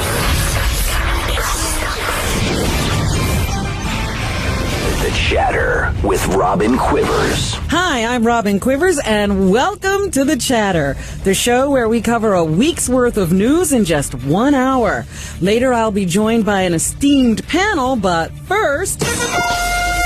Sound off. I can't believe it. The New York Times is reporting that a lot of companies don't want to hire the unemployed. Worse than that, they don't even want them to apply. The Times found that ads discouraging the unemployed were from small and large companies and for jobs at all skill levels. They simply say they will only consider the employed or the recently laid off. The unemployment rate is sitting at around 9%. That means roughly 14 million people are looking for jobs. And because of the economy, the average time a person is out of work before finding another job is around 9 months. Limiting your applicants to the employed or recently laid off narrows the field considerably. No wonder the unemployed are so depressed. In the past, when unemployment was high, the attitude was, get those people back to work. I think we used to understand that high unemployment was bad for the country, bad for the stability of the nation, and so it was unacceptable. Now we treat our most precious commodity, people, like houses, and it's a buyer's market. What would be so terrible about talking to the unemployed? When we were working at Channel 9, I had a regular driver. After a couple of weeks, I learned that the guy who was driving me used to be an executive who worked in an office with lots of employees. He was really a nice guy and a great driver. He had been out of work for a long time before he took that job as a chauffeur. He probably only told that story to people he really got to know. One of those people happened to be a high-powered executive who owned his own firm. The last time I saw that driver, he was saying goodbye because that client had hired him as an executive in his firm. Of course, there is one industry that's hiring right now. It's the sex industry. There are reports that lots of people are turning to the sex industry because they can't find work elsewhere. In fact, in one small town in North Dakota, the strippers say they're making as much as $2,000 to $3,000 in tips a night. Lots of men have moved into town, many without their families, to work in the oil industry, and the strippers are now making as much as doctors. I guess that's one way to avoid those embarrassing gaps in employment on your resume. Joining me now is my producer, Will Murray. The front page. All right, Robin, let's talk winners and losers for the week. Sounds good to me. The killing of Muammar Gaddafi. We are getting word now that Muammar Gaddafi has been captured and killed. The president deserves criticism for waiting so long. Gaddafi was on the ropes. We let him off the ropes, and we only got involved when he was about to massacre everybody in Misrata. A lot of fears that the country could break out into some kind of tribal war, that there's going to be a real push and a power struggle here for people to get into power. All right, so Gaddafi is now dead. Yes. Do you think Obama was a winner or a loser on this one? Obama was a winner because the goal was to kill Gaddafi, and he can declare that Gaddafi is dead and there was no loss of American life in the effort. The problem now is after you remove these strongmen, finding out what the country is really like and who's there and what kind of government are you going to get afterwards. We'll have to determine who won and lost after we see where things shake out with the new Libyan government. The Occupy Wall Street movement. The Occupy Wall Street movement continues to make its presence known in cities throughout the world. Protesters now have an app to alert others if they're about to be arrested. In New York, a few barbers gave free haircuts to protesters. It was a play on the phrase, taking a haircut, which bankers use to mean adjusting a loan. A dramatic scene last night in Oakland, where police clashed with hundreds of protesters at the Occupy Wall Street movement.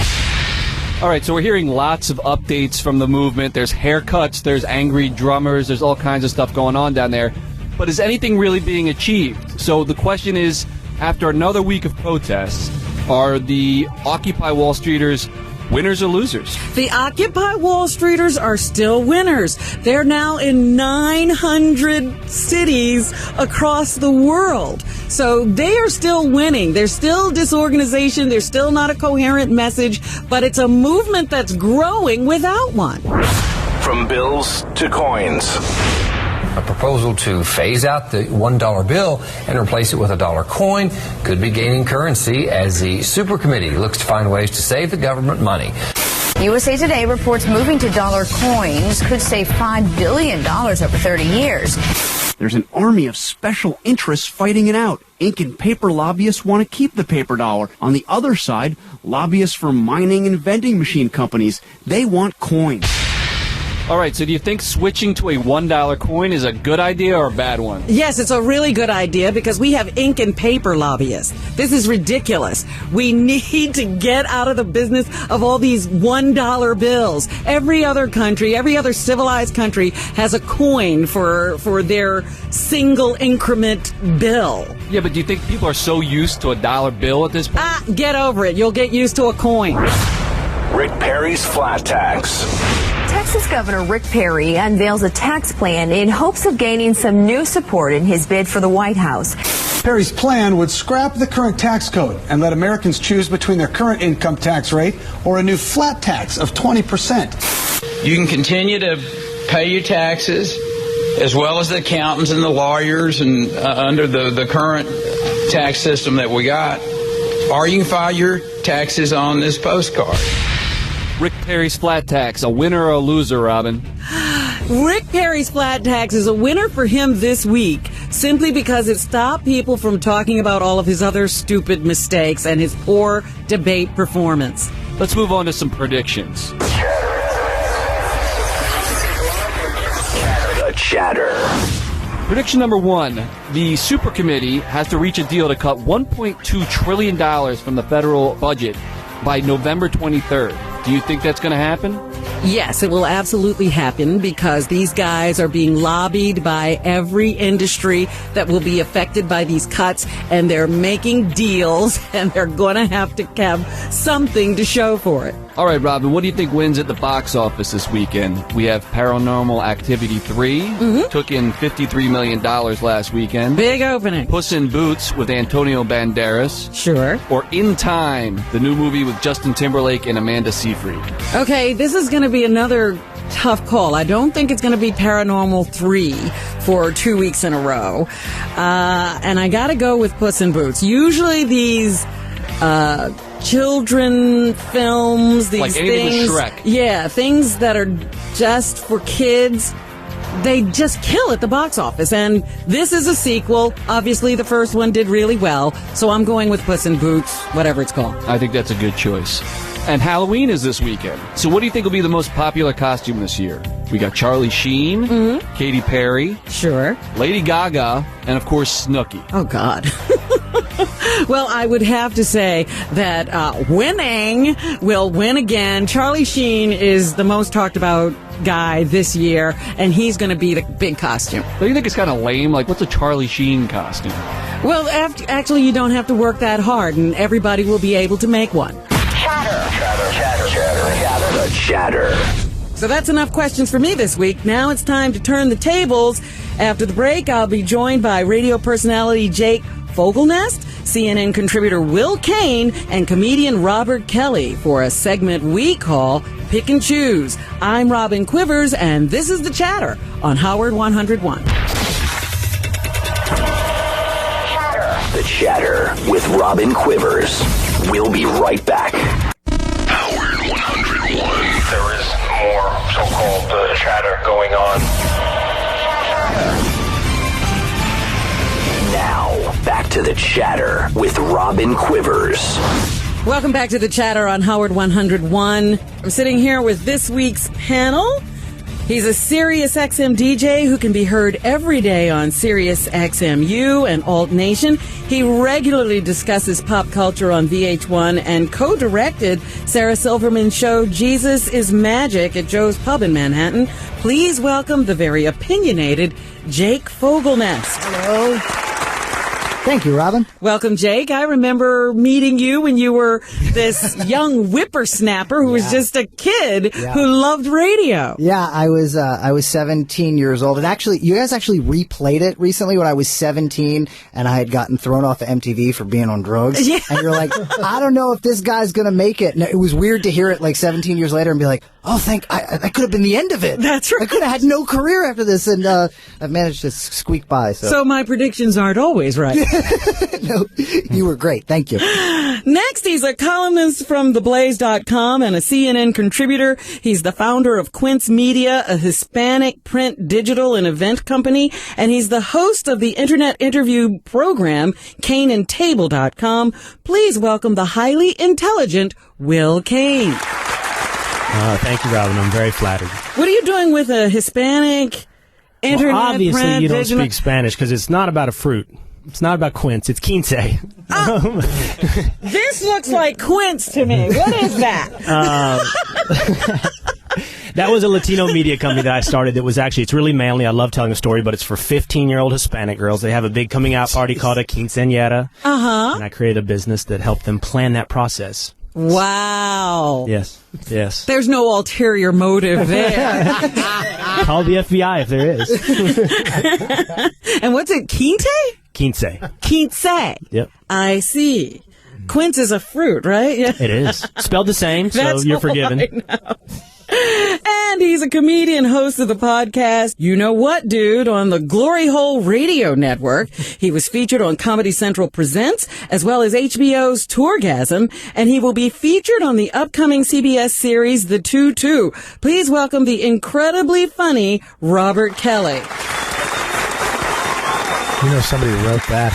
Yes, absolutely, and I still don't know what all of it means. What's the 2-2? The 2-2's it's a show coming on CBS. I play a fat cop. Oh, so is it a sitcom? No, it's De Niro. Like, you know, it's Melrose Place meets.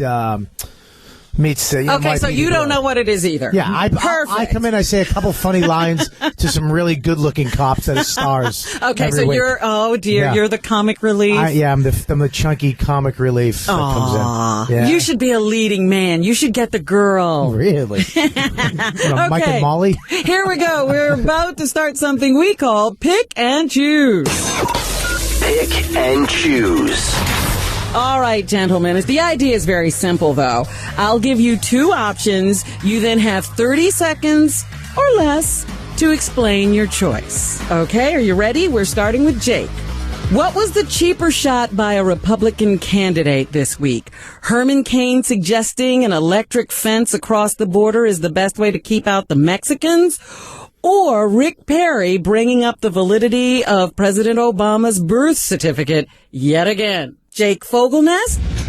Here's the thing with Herman Cain. That's a bit, right? Like, he's doing a bit. It's an Andy Kaufman type performance. So Herman Cain, he's real. He's real. No, he's real. No, that's some sort of bit that, like, it's like an alternative comedian has come up with this character and like, that can't be real. Herman Cain's just a frightening little man who was in the pizza business. I want to stay as far away from his as possible. So that's the cheaper shot. It was a cheaper shot. Put an electric fence across the border. With Obama, I need to see two forms of ID. What about you, Will? What do you think? Well, What's it's not the cheaper Herman, shot? Yeah, it's not Herman Cain, because you take the word electric out, you turn it from like some kind of fly zapper concept into a real political idea, fencing the American border. So the answer is Rick Perry, because he says he was trying to be funny, bringing up birtherism again, but the key, standing here with two comics, to being funny is you have to actually be funny. Otherwise, you just come off as stupid, and Perry wading into birtherism is most certainly stupid. Not funny. All right, Robert, what do you say? Well, I think that you can't electrocute Mexicans like flies at a lake house. I don't. You know what I mean? You know how many? You know, all day long, people on the border was. That's what I was thinking. That would just be annoying to people in Texas and Arizona. Those little signs of the people running across the border will have to have the little zip sign too. Yeah. Just zip. What's that? Another one trying to get through the backyard. Yeah, it's disgusting to say that you're going to zap people like they're insects.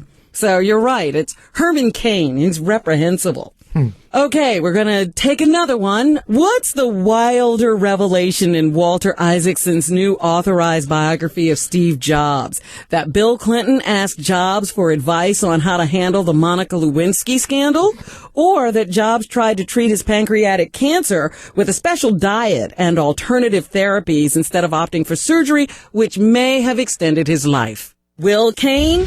Well, I think this one's clear, right? It's Bill Clinton calling Steve Jobs for advice on how to handle Monica Lewinsky. First of all, were they best friends? Were they buddies? Did you call up anytime you got a problem? I doubt it. So what special knowledge did Steve Jobs had that he could have offered Bill Clinton on this subject? Did he know something about Steve Jobs that we don't know? What special knowledge did he have about problems with interns? You know what? I have no idea. I don't either. I'm just asking. I read that excerpt in the book, and Jobs said to him, look, I don't know if you did it or not, but if you did, you'd better come clean. Why call him in the first place? I think he wanted the advice of the smartest man he knew. Jobs will know what to do about this. He created Apple. What about you, Robert? Are you sure you're Spanish?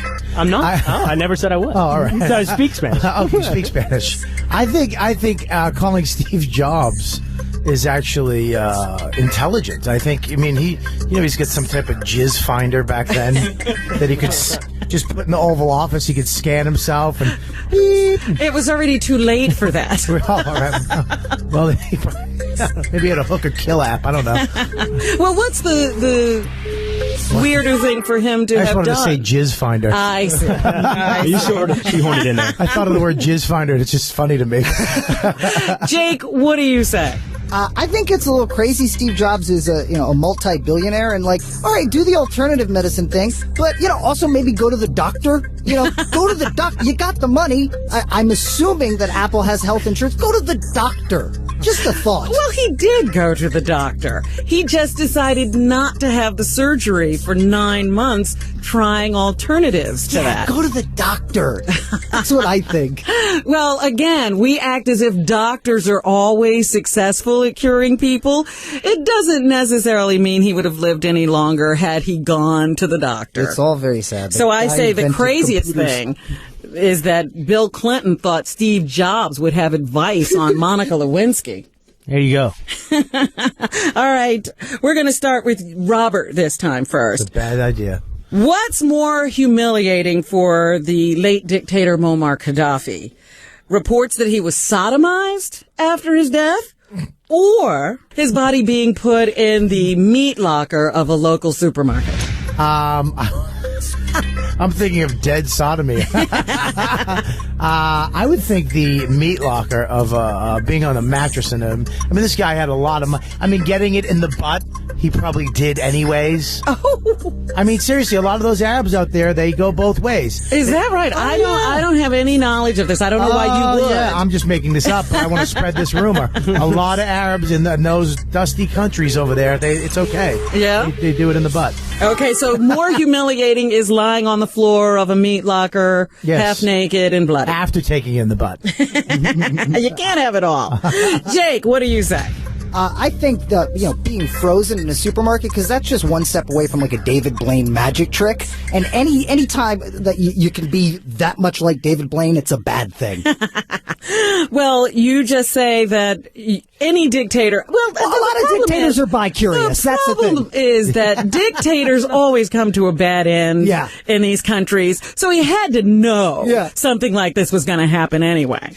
What about you? I hate to be the heavy on it and reject both of your choices, but I think it's most humiliating for the Libyan people, maybe for people in general. I think as a conservative, Wait a minute. You can't compare us to people who live in some of these cultures that are still not quite in the 20th century. But I'm going to try. I thought what I said was racist. It's not racist at all. Look at what's going on. Who puts a guy in a meat locker? No, but as a conservative, I think sometimes you're attributed a certain amount of bloodlust. But seeing that video of Gaddafi dragged out of the hole with people around him spinning out of control, I found it disturbing. And here I'd compare it to us. Have you ever seen the documentary about Steve Bartman, the guy that caught the ball at the Chicago Cubs game? Yes. And he screwed up 100 years of Chicago spells where they couldn't win. You had 60,000 people yelling, asshole at him. We are ugly when we're caught up in a mob of emotion. That is not the same as shooting you in the head and putting you in a meat You're locker. splitting hairs here, Robin, honestly. What the hell are you talking about? The guy made a boo-boo at the baseball game. What are you talking about? Hey, if you didn't have the cops intervene, who knows what they'd have done to Bartman? Again, I'm going to defend I'm stuttering my now. I'm so far off base. I'm statement stuttering. to you, Robert. These people stone women. Yes. Okay, they're not quite That's up why to I today. like them. But they know how to make a damn good viral video. I don't think you should stun women, but you should be able to give them the goon hand in the mall. Whatever that is. What's that? Grab them by the elbow and you drag them out. I'm right that it's humiliating for the Libyan people, but not for people in general, you argue. It's not humiliating to the Libyan people. They lined up to see him. I think they should be humiliated, is my point. That's almost like But we weren't asking that question. that's like a baseball game to them. See, Robert, we're on the same page. There was no television. No Dancing with the Stars. Let's go see Gaddafi. Hell, let's rape and sodomize Gaddafi's body. I think that it was probably more humiliating to Gaddafi to be sodomized and for people to know that he was I think you're right. I don't know what Jake was talking about. It was certainly a drag. Definitely a bummer day. I don't think it's that bad to get sodomized. So I don't Let's know. take a break. Which celebrity endorsement is more valuable to the Occupy Wall Street movement? Katy Perry or Kanye West? Robert. Again, Those are the choices. Katy Perry. That's what's here. Tits and a good song. Neither one of them. Neither one of them are good. You don't have that choice. You have to choose one. I have to choose one. Katy Perry, of course. She's the Yes, she's the better celebrity endorsement. Celebrity endorsement. You're gonna go with Katy Perry. Yes. All right. Because she can be black if she wants to. She gets a little ghetto. She's got nice boobs. I have no idea. You have no idea what you're saying I now. hate You can everybody down there. You can I stop hope all those talking. hippies get booted. You can stop talking. Hippies stink. And as Bette Midler said, let's get a new term. The hippies are gone. Jake? Did you see the video of Kanye West down there? He didn't say anything. He just was kind of standing behind Russell Simmons like, Russell Simmons? I'm here. Yeah. He said nothing. He just was stone-faced and was like, yeah, what's up? I'm Kanye West. I'm here. And so I don't even know if he supports it or not. I just know he's friends with Russell Simmons. What about, well, then I'd say Katy Perry by default. Is the better endorsement. What does she stand for? Well, she's beautiful and nice. Kissing a girl and liking it. 36 C's. What about you, Will? Which one percenter who knows nothing about economics or politics is the best endorsement for Occupy Wall Street? These two guys' logic is absolutely flawless. You go with the hot girl when in doubt. I see. I think because Kanye usually makes these crazy, controversial statements, that he's the better endorsement. He's just like the Wall Street people. You really never know what Kanye's talking about. Mm-hmm. And it doesn't seem to stand in his way. Fits in. Well, that's enough of pick and choose for this week. We're now going to something we call Fill That Hole. Fill that hole. Fill that hole is our not so clever way of saying fill in the blank. Okay? Pretty easy. Starting with Robert again. You're getting picked on a lot. Your name is here. Big fan, Robin. It makes sense if the guy who advocates for sodomy would fill the hole first. And Katy Perry's tits. Let's throw that in. I'm bi-curious. This is a really serious story. Yes. 48 exotic animals were killed in a small community in Ohio last week, including, what are you doing? Go ahead, sorry. Including 18 rare Bengal tigers, 17 lions, and 8 bears. The animals lived on a family farm. The owner released the animals and then committed suicide. Jeez. The county sheriff says he had to kill the animals to protect the public, but many people are enraged and say the animals should have and could have been caught and saved. But that's 2020 hindsight. Blank would have been the best way to deal with the animals. Robert Kelly, fill that hole. Sodomize them. No. Sodomy's the answer to everything. Blank. There's no blank. They did the right thing. You can't fight a tiger. Look, here's my deal. Those tigers were legally owned. Yeah. By that guy. So some legislator decided that this guy should get permits. He had been charged with animal cruelty many times. Right. He had gone to jail a number of times. In fact, he'd just gotten out of jail. This guy was wacky, and they allowed him to keep those animals. But you're saying that a guy who owns bears, tigers, and those people are out of their minds. And so why is there some government official saying that's okay? And then the animals get killed. Yeah, well, I mean, look, you can't have a tiger. If a tiger's out there, you can't have tigers running around. There are tranquilizer guns. There are nets. Let's get busy. Did you ever? Can I just say? Did you ever see? And save those Did you ever see animals. people try to catch one raccoon on one of those stupid shows? It takes 90 people and 5 cops. Never mind a Bengal tiger and 8 bears. I mean, people are gonna die. You know what? They should, because they allowed that man to keep those animals. Don't blame the animals.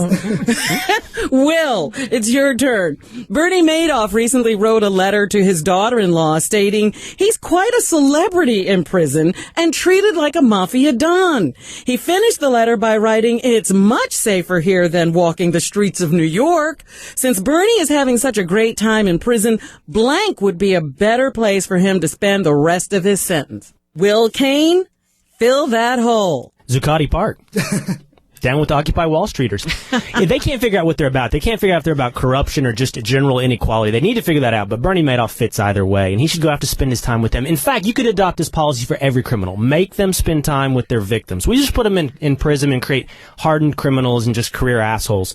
Put them with the people that they hurt and see if it reforms them. You can't do that with pedophiles. I say... Fair enough. That's true. Awful. You know, there is a flaw in your shitty logic. idea. A flaw in your logic. You pointed it out brilliantly. I want to get it back. I'm casting the hook. I'm reeling that damn thing back in. Katie, I want you to meet Mr. Harold. We're going to leave you alone together. It was horrible. There's a bag of lollipops. We'll see you guys later. But I do believe in the case of Bernie Madoff, it would be great to get him in a room full of his investors. That'd be better, right?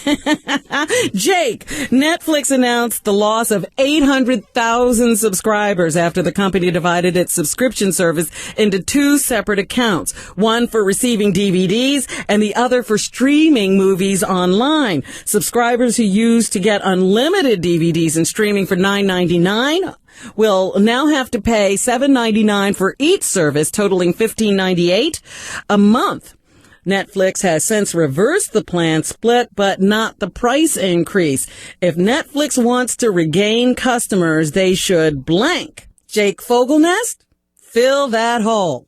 Just have one movie, and it's The Godfather. That's the only movie you can get. You get The Godfather, you can stream it, you can get a DVD, and that's it. What do you need? Oh, all 800 people are coming back for that deal. Right.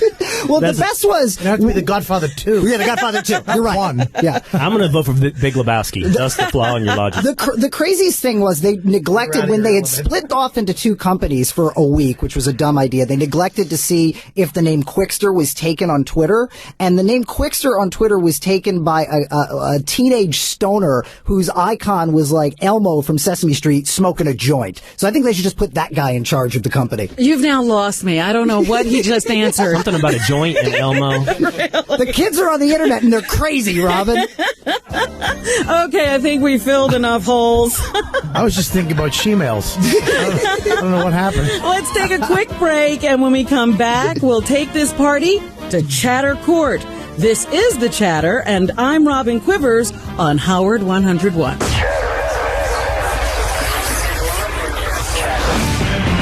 Chatter with Robin Quivers. We'll be right back. Howard 101. Chatter. Chatter, chatter, chatter, chatter.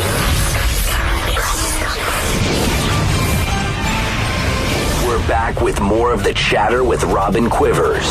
Welcome back to The Chatter on Howard 101. Today I'm joined by Jake Fogelnest. Check him out on Sirius XMU weekdays from 6 a.m. to noon, and then at Alt Nation from noon to 6 p.m. CNN contributor Will Kane. Check him out on Twitter at Will Kane and at theblaze.com. And Robert Kelly. See him perform at a benefit for the late Mike DiStefano on November 9th at the Tribeca Performing Arts Center in Manhattan. For more info, go to MikeDiStefano.com. Now, back to the show. Chatter Court. That's right. Chatter Court is now in session, and I am the Honorable Judge, Robin Quivers, and you three will argue a case in front of me in 30 seconds or less. Jake and Will, you are up first. Whoever I rule as the winner will take on the Johnny Cochran of Chatter Court, the great Robert Shapiro Kelly. First case, Florida State legislator Rich Workman is trying to repeal a ban on dwarf tossing, arguing it's just another example of government regulation gone awry. Dwarf tossing was a favorite pastime at Florida bars before it was banned in 1989. Jake, you're working on behalf of Representative Workman. Tell me why I should lift the ban on dwarf tossing. There are hard-working dwarves out there that just want to be tossed. Who are we to tell these dwarves that they cannot find employment being tossed around by drunken weirdos in a bar? If that is the employment tactic that they want to take, the government's not to interfere. I'm a lawyer. Damn it. Okay, Will, you helped to pass this ban. Tell me why it should stay in place.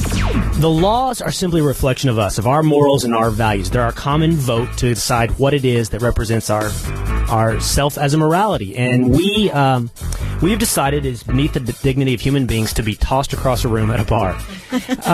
It not only reflects on the dwarves, it reflects on us. It reflects on our own dignity. And this is simply a law that we should keep in place. We do it. We protect people from drugs. We protect people from prostitution, a series of what we consider victimless crimes.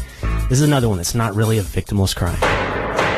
You know, but with the economy where it is today, we need all available jobs. I say it's a freedom of choice issue. Yeah. And so I have to rule in favor of Jake.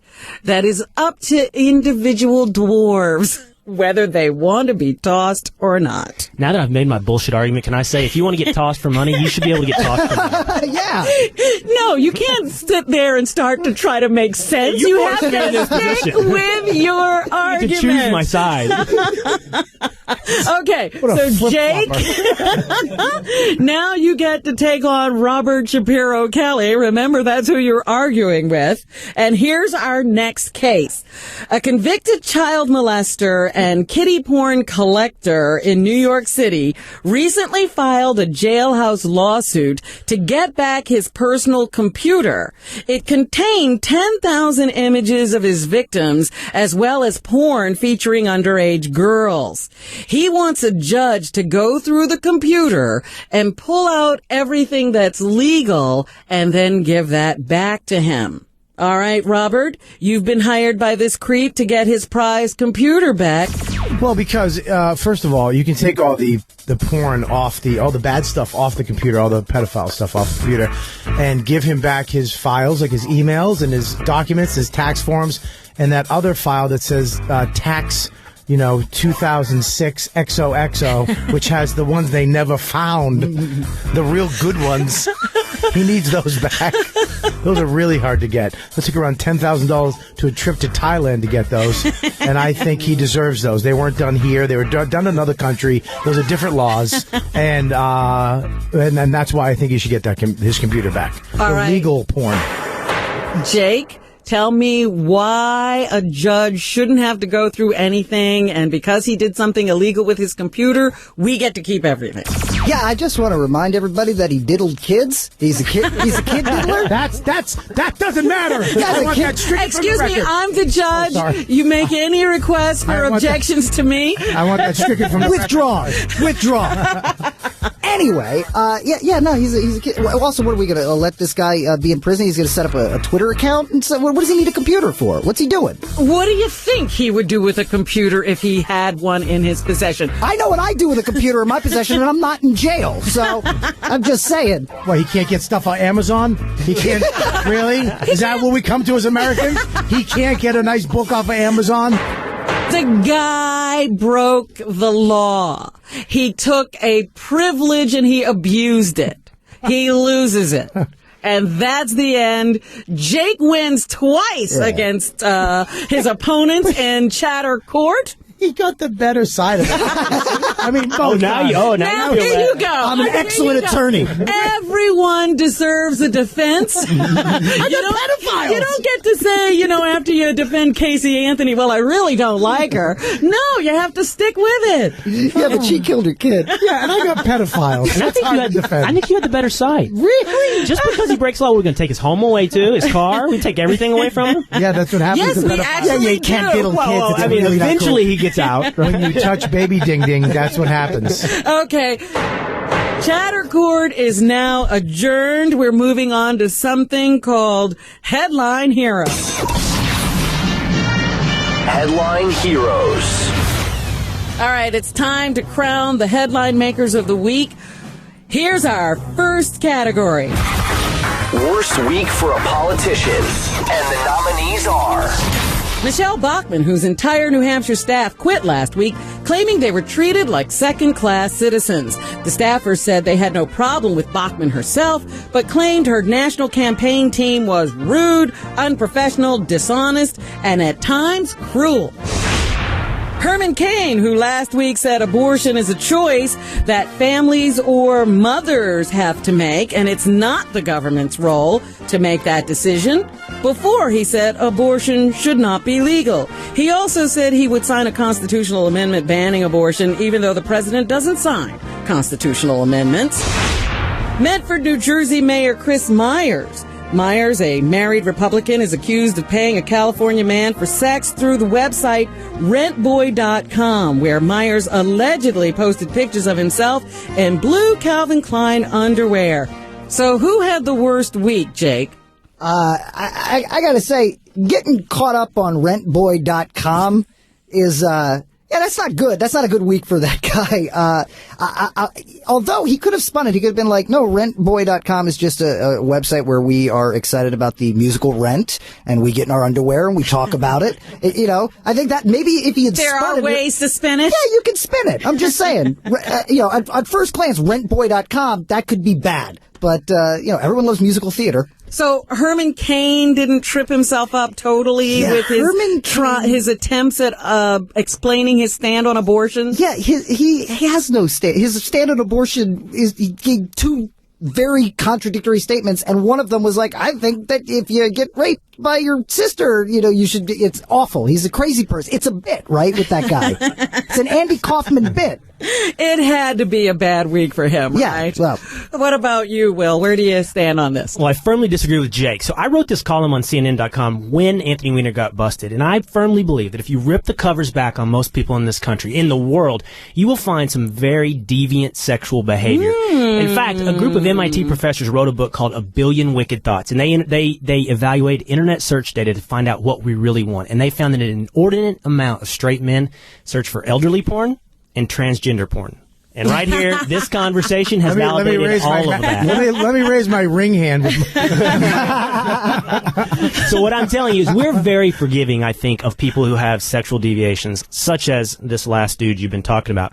We forgive that. What we don't forgive is incompetence. So your answer is Herman Cain. That incoherent response on abortion is a bad week for him. Okay, Robert, weigh in on this subject. Look, it's not the fact that he was caught on a site, GayRentBoy.com. It's the fact that he had baby blue Calvin Klein. Do you understand how embarrassing it is? Those are the ones you wear when you're going on vacation to Aruba with your wife, and you want to look European one night when you're getting sexy. What do you got on right now, Robert? I actually have red Calvin Klein. But and his skin, I don't know if you saw the photo, but his skin is so pale. And these Calvin Kleins were meant for Marky Mark. They weren't meant for like a middle-aged, pale white guy with a Dutch torso. But my question is, what comes over men? Yeah. When they get a cell phone with a camera? It's technology. You can't, you understand. 20 years ago, if you want to make a phone call, you had to go home, okay? or get bum aids on your cheek in New York. Now, everybody in this room has a phone, not a phone, a video camera, photos. I could take a picture of my sack and send it to an Eskimo. And that occurs to every man. But yeah, I have a beautiful penis. I don't know. The first time I got a video camera, the first thing I did was videotape myself masturbating because I don't know what that looks like.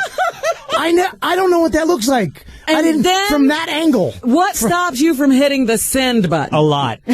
A lot, Robin, is the answer. You get desensitized. What happens is you get desensitized. Mm-hmm. So a guy like that fools around with a little gay porn. Then he actually fools around on the chats. Then he checks it out one night. And then you take a photo and send it without your head. And then you get desensitized. Then you get cocky and you're like, check this out.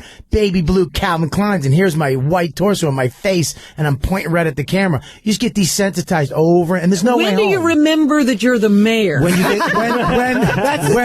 when that twink that you brought over comes in, releases that photo to all of us. That's when you get snapped out of it. The only way to get snapped out of it is to hit bottom. That's hit right. bottom like an alcoholic or a heroin addict, and be like, "Oh my God," and have everybody know that you love little boys. Well, I'm glad that you explained this to me. All right, dumbest criminal of the week.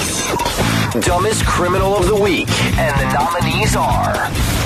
All right, is it the family who Googled how to kill an old person? A family was arrested in London for attempting to kill their grandfather by bashing him with bricks in the hopes that they would get their inheritance a little earlier. They were caught when authorities learned they Googled such terms as the easiest way to kill an old person.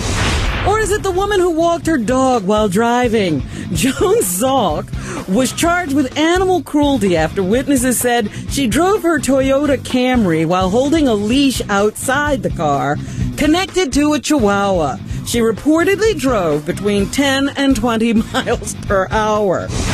Or is it the advertising drug dealers? Police raided a home in Portland, Oregon after a fed-up neighbor handed authorities a flyer they found, which read heroin for sale and included the address and names of the suspected drug dealers. Once inside, police found a meth lab, marijuana, heroin, and thousands of dollars. Will, tell me, who's the dumbest criminal of the week? I was going to go with the advertising drug dealers, but I can almost make an excuse. Maybe this is in a really rough neighborhood where the cops never come, and it almost feels like the wild, wild west, and they thought, hell with it. We can just advertise this stuff right out. So I'm not going to say it's them, and it's not the driving dog walker, because that's just being an asshole, and a lazy asshole. And your question is dumbest.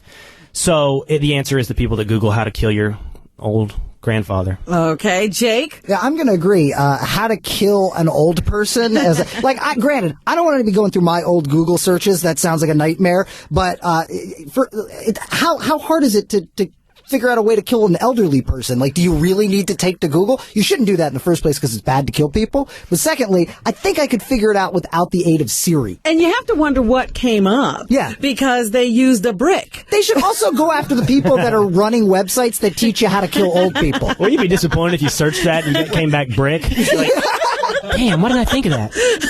Robert, what do you say? They actually threw bricks at him. They didn't. I thought pillow would be the number one survey answer. Just put a pillow over that old fart's face. I would have to say the drug dealing criminals. I mean, you don't advertise. Yeah, when you're in a criminal business. Yes. Do you really advertise and add your address and your name to your flyer? The drugs would be the advertisement. Yeah, the addictive part. Don't need ads. No, they don't. You don't need ads. Although I would need love ads to for see heroin. an infomercial for crystal methamphetamine. Just a bunch of guys at 2 o'clock in the morning like, it's great, buy it. No, just a bunch of guys in front of a trailer with shovels digging holes and taking clocks apart. Wait a minute. I think we already had that. Wasn't that Billy Mays? yeah, exactly. Oh, Billy, the poor guy.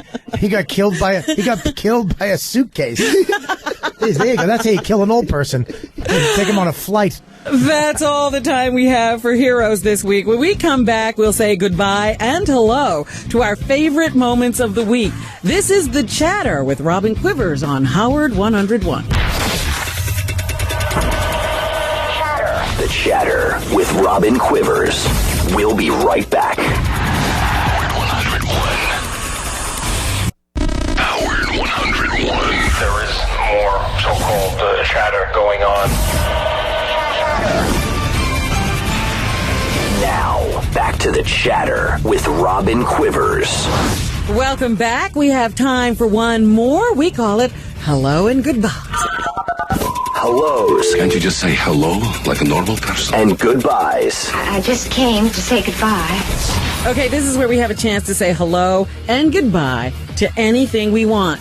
Jake Fogelnest, give me your hello and goodbye. I'd like to say hello to The Walking Dead and its return. That is the best show on television. I love the show. It's so good. It's so violent. And they're just not afraid to go there. And zombies being awesome on TV. It's the greatest thing ever. Also, people act in real ways to the absolute terror of the end of life. Yeah, it's everything's played very real, which sells it completely to me. I love the goodbye? show. And I'd like to say goodbye to all shows on television that aren't Breaking Bad. Like, it's awesome that we have Walking Dead. That's great. But not having Breaking Bad around has been a disaster for my life. Who's your favorite villain so far? Oh, well, to me, isn't Heisenberg the best villain? Like the moral dilemma? He's still a villain in training as far as I'm concerned. I don't know, man. I don't want to spoil it for people that aren't caught up, but the way that this thing ends, it could be, I got it. No, but just the moral ambiguity of that show. They haven't even started writing the new episodes yet, so it's like, how long before it comes back? Yeah. And everything else on TV. Good maintenance of character, though. Character development is incredible on that show. It's the best. Thank you very much. Will, your hellos and goodbyes for this week? Jake, I hope you didn't ruin Breaking Bad for anybody like me. No, I didn't. I was very careful not to. That was actually my hello as well, because I just started Breaking Bad. Is that right? This week. Lucky you. I've had You're enough in for a treat. Yeah. I've had enough people around me say it's the best show on television, which that sets the bar incredibly high because that puts it above The Wire, which I consider the best show It's great, in the but history of I television. will agree that Breaking Bad is something special. Better than The Wire. Yeah. Really. And I'm from Baltimore, so I love The Wire. Well, 5 episodes into Breaking Bad, it is good. There have been bodies decayed in acid and seeping through the floor. It's panicky. It's panicky. Yes, absolutely. And goodbye? I'm going to say goodbye to my Texas Rangers. I don't really know if they won or lost the World Series. But baseball is about but to I'm end. either really happy or really sad right now. Okay, and Robert, your hello and goodbye for this week? I want to say hello to the iPhone 4S. Oh. Finally, I can buy a trustworthy, reliable friend Yes. that can tell me how to get a hooker, get rid of a dead body, and remind me of my wife's birthday when I get home, which I think is amazing. That is, in a they're sexy good voice. friends and they're always there for you. And I would like to say goodbye to reality TV. Where's it going? In China. Oh. Did you know that? They banned it finally. Yeah? Reality's too much for the reality Chinese is people? too... Well, did you see the little baby that got run over? Oh, my God. Yeah. That was a sad story. You can't unsee that. Yeah. And we watch that like it's nothing here now. So I can't wait. The Jersey Shore, they won't let that in China now. That's done, which is fantastic. Shows a sign of good taste. Communism is not all that bad. and the other thing that sucks, if we banned reality TV in America, we'd be back to like 6 channels. Not only that, there'd be a bigger riot than Occupy Wall Street. People love their reality. That would actually motivate me. Screw this inequality stuff. If they get rid of Real Housewives of New Jersey, I'm pissed. You're on the street. You're on the That's right. street. I got some signs ready. You're living in a tent until they bring it back. Okay, well, it's my turn, and I'm going to say hello to the 7 billionth human being. The United Nations designated October 31st as 7 billion day, the day the world population is expected to hit that milestone number. It was only 12 years ago that the designated 6 billionth person was born. The good news is that this 12-year period is the same as the time between the last billion people, reflecting a slowing down in the world's population growth. The bad news is you'll have to wait that much longer to audition for American Idol. My goodbye is to health risks associated with the cell phone. A Danish study, the largest ever to examine a link between the cell phone and cancer, found no evidence that cell phone usage causes cancer. Unfortunately, they still haven't found a cure for loud cell phone users. And that's the show for this week. I'd like to thank my panel, Jake Fogelnest. Check him out at jakefogelnest.com and on Twitter at Jake Fogelnest. Will Kane on Twitter at Will Kane, and Robert Kelly. Check him out at robertkellylive.com. Thank you all for joining us, and we'll see you again next week on The Chatter, right here on Howard 101. Howard 101. There is a belief in the intelligence community that there is more so-called chatter going on throughout the world. The Chatter user will be able to invite a colleague to Chatter. He's talking about the chatter. Yeah, sometimes that's spent by chatter on the media. Chatter.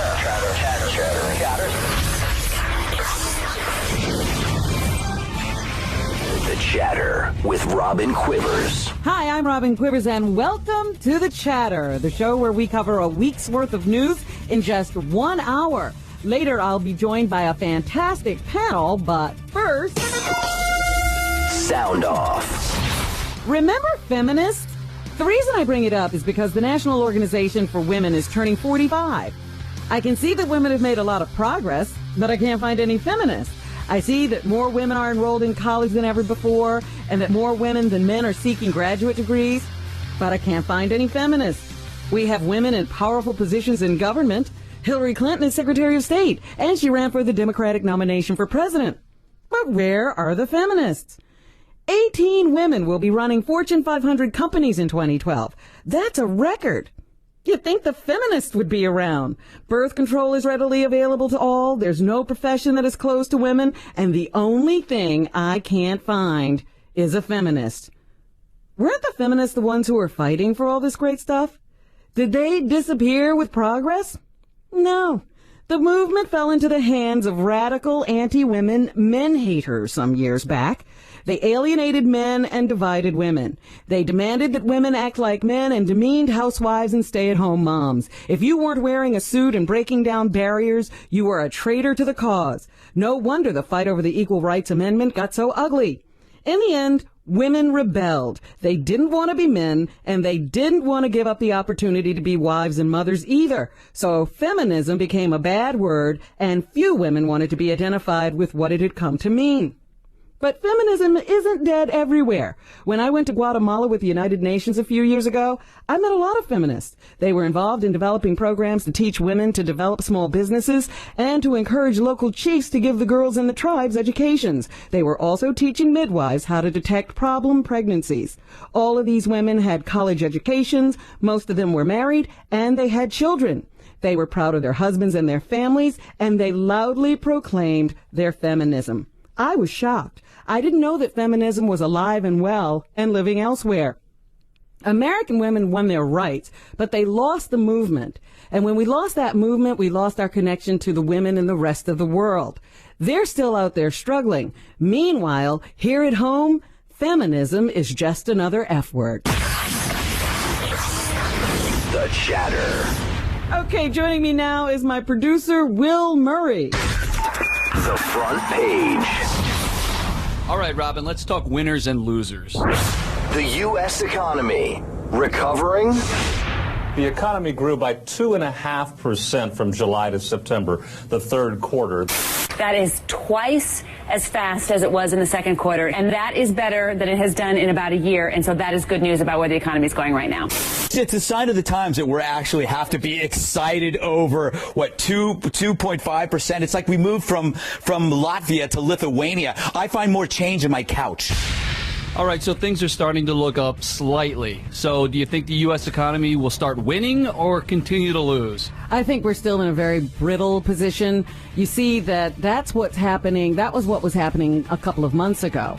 What's happening now is everybody's nervous about the Greek economy and what that's going to do to the U.S. economy. So once again, we have little consumer confidence. We have, low production and manufacturing. Housing sales are So I don't think we're seeing an uptick that will continue to go. President Herman Cain?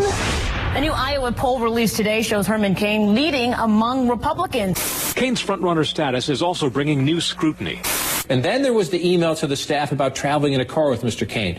Do not speak to him unless you are spoken to, the memo said.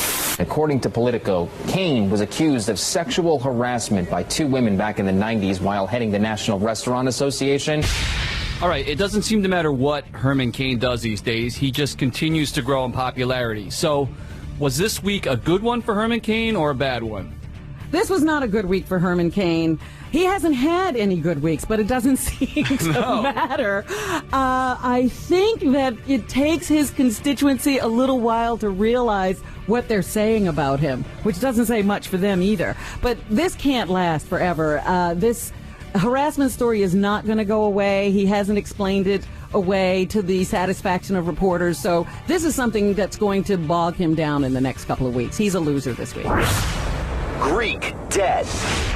World markets and U.S. stock futures are higher this morning. On some news from Europe, leaders there have agreed on a plan to reduce Greece's debts.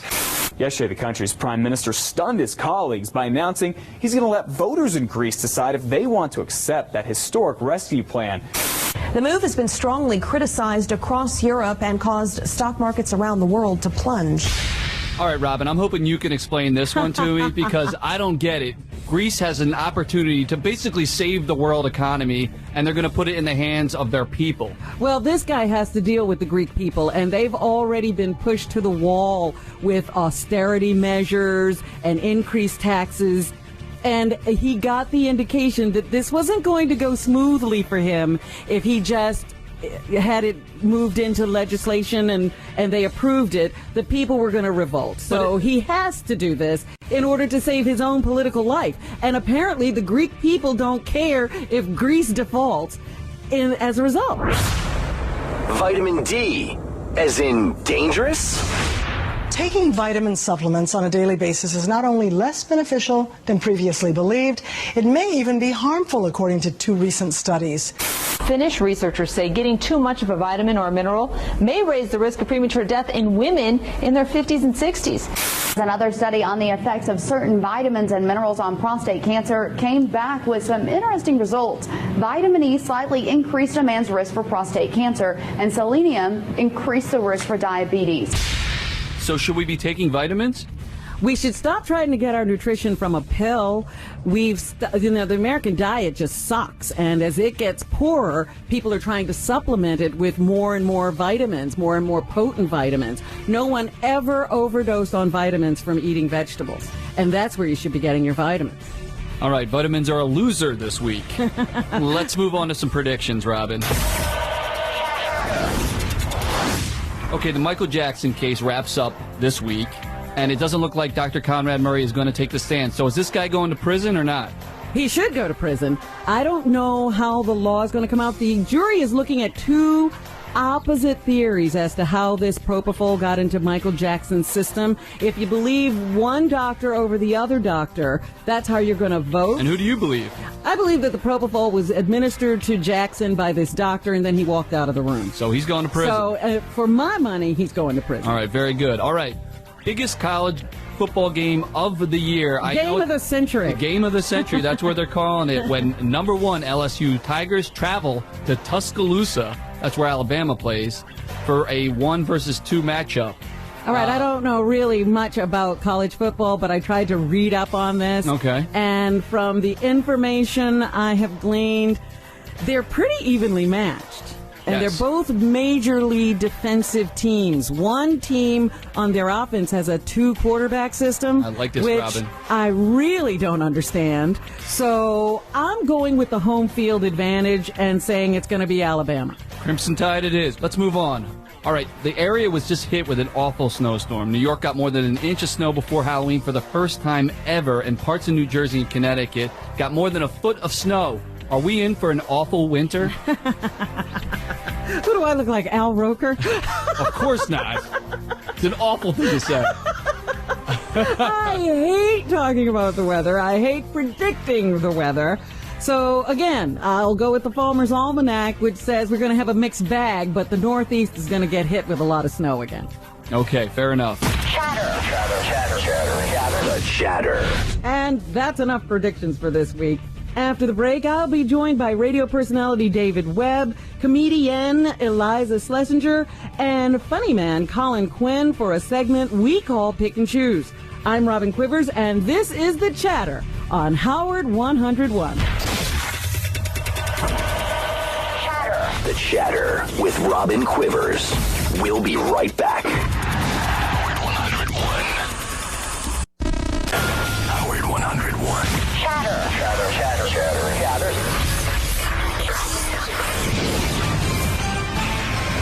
We're back with more of The Chatter with Robin Quivers. We're back, and I'm very happy to introduce this week's distinguished panel. He's the host of the David Webb Show, which can be heard every Saturday morning at 10 on Sirius XM Patriot 125.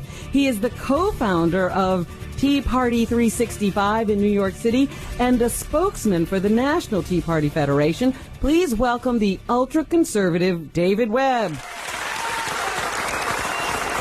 So you have this thing called Tea Party 365 in New York? Yeah, it means I never stop, I never sleep, I'm just going. Why? Because there's nobody at these meetings but you. Is that because I'm the only black guy? No, I'm just kidding. At least that's the mission, right? Yeah. She's the first female and youngest winner of NBC's Last Comic Standing. She's been featured on Comedy Central Presents and Showtime's Pauly Shore and Friends, and she is the host of the new syndicated dating reality show Excused. Please welcome the beautiful and hilarious Eliza Schlesinger. So, does it really do something for you to win Last Comic Standing? I'm here, aren't I? This is what I wanted to this do. is it. It takes you from being a nobody to a nobody, but some creepy people want your autograph. Okay, all it gives right. you this voice. Well, you're here, and everything is up from this point on. And last, but certainly not least, we still have to say this, 5 years on Saturday Night Live. Can't we, drop that? Including a stint as the anchor of Weekend Update. He was the host of Will for this Comedy Central's Tough Crowd. Who even remembers that? That was 7 years ago. Haven't you done anything lately? No. And of course, his one-man show, Long Story Short, which played on HBO, is available on DVD December 6th. Oh. Please welcome the legendary Colin Quinn. Yeah. Thank you all for being here. So let's get started. Pick and choose. All right, lady and gentlemen, this is very simple. The idea here is to pick from one of two options. When you have that choice, you have 30 seconds or less to explain to me why you have made that choice. Okay? Oh. All right, so David. Why do you look at the talk show host when you say or less? I'm just warning you. I talk for 3 hours. Are you worried? Don't filibuster, Okay. please. Okay. Who is more likely to reach a compromise first? The Congressional Super Committee, responsible for cutting at least $1.2 trillion from the federal budget, or the NBA, which is currently in a lockout? David Webb. NBA. I call it the Super Committee. Come on. When has a committee in Washington, D.C. actually ever done anything? You're going to tell me that 12 people are on opposite sides are going to be smarter than the 535 who couldn't get us out of this mess but help get us into this mess? You're thinking there's not even 12 smart people out of that 535. I'm thinking there's probably a dozen, but not on the Super Committee. It's set up for failure. Even with a deadline, they're not going to make it. No, because I'll tell you, the NBA. reality is legislatively they can't do anything. We had the Simpson Bowles Commission. The president ignored that. We have a Super Committee. What are they going to come up with? And then they have to enact Well, then it'll automatically signal some cuts to be made, and then we'll be done. And who's the genius that thought in Washington, let's just cut here and here and never think it through? Oh, yeah, politician. Yes, absolutely. So, Eliza, what do you think?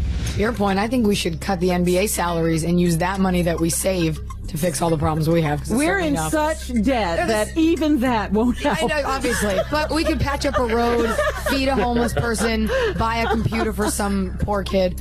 I think they're both, on the NBA side and Congress, they're both lazy and annoying and just money hungry. So I say it's a tie. I say neither are going to happen. The problem is the no NBA season. No, it's pretty much over. Super Committee has till Thanksgiving, so let's see that happen. All right, Colin, weigh in. Well, I mean, I guess the NBA, because I feel like, blacks and Jews always manage to come to some kind of a compromise that the rest of us don't have with either one of them.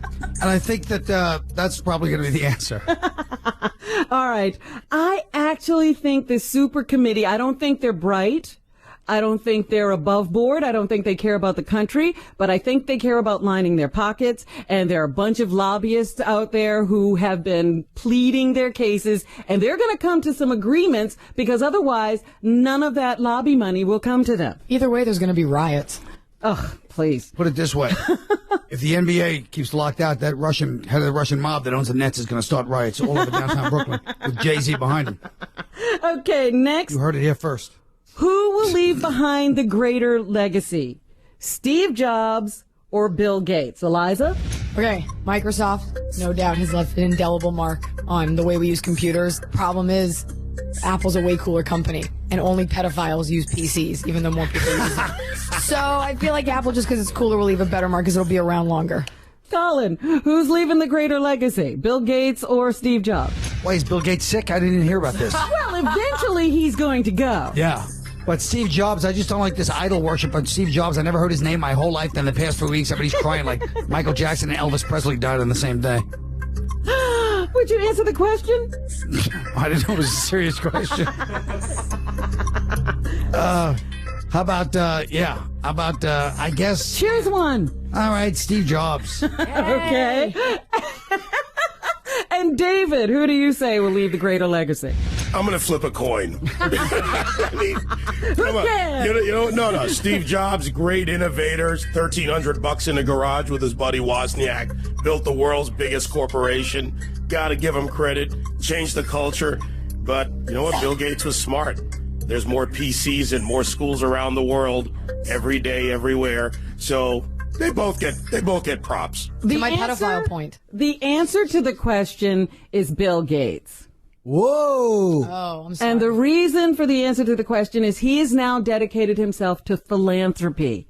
And he is actually changing the lives of individuals who really need help in places that they wouldn't get help. And so he's going to have the greater legacy. I thought we were just talking computers. Yeah, you don't even give us...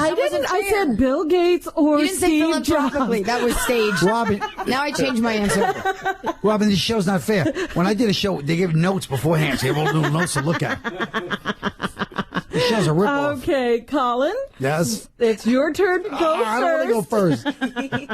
Who is the more out of control low hand? This is Steve something you can speak. Yes, I'm glad you spoke. Is it Michael. Lindsay? Wait a minute.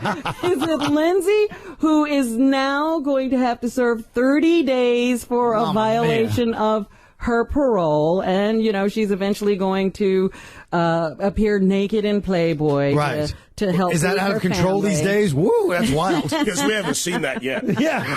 It's not like everybody has made it. Can't you just go to her, wherever she's staying and see that right now? Yeah. What was it, 1960? Every girl's put a sex tape out. Lindsay Lohan's going to be in Playboy. Ooh, or is it her dad, who is already in jail in Florida because he violated a restraining order and actually almost broke his ankles this week jumping off a third-floor balcony trying to get away from the cops. And he's also wanted for back child support by a woman in Montana. So who's the most out of control, though?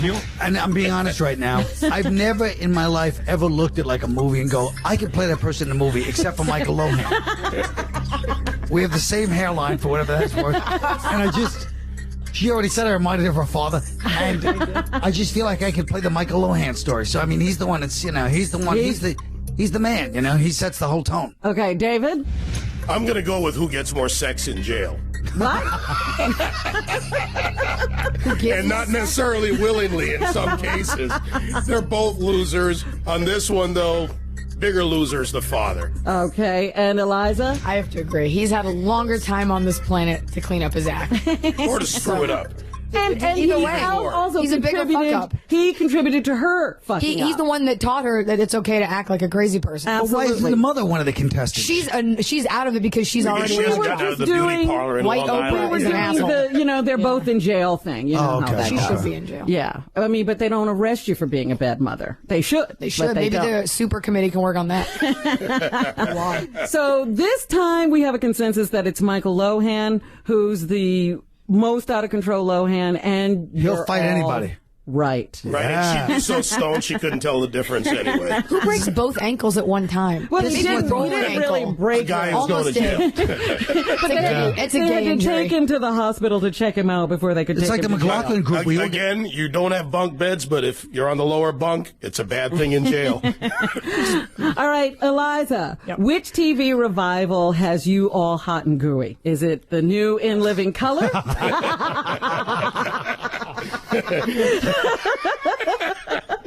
Or is it the revival of Dallas, the series?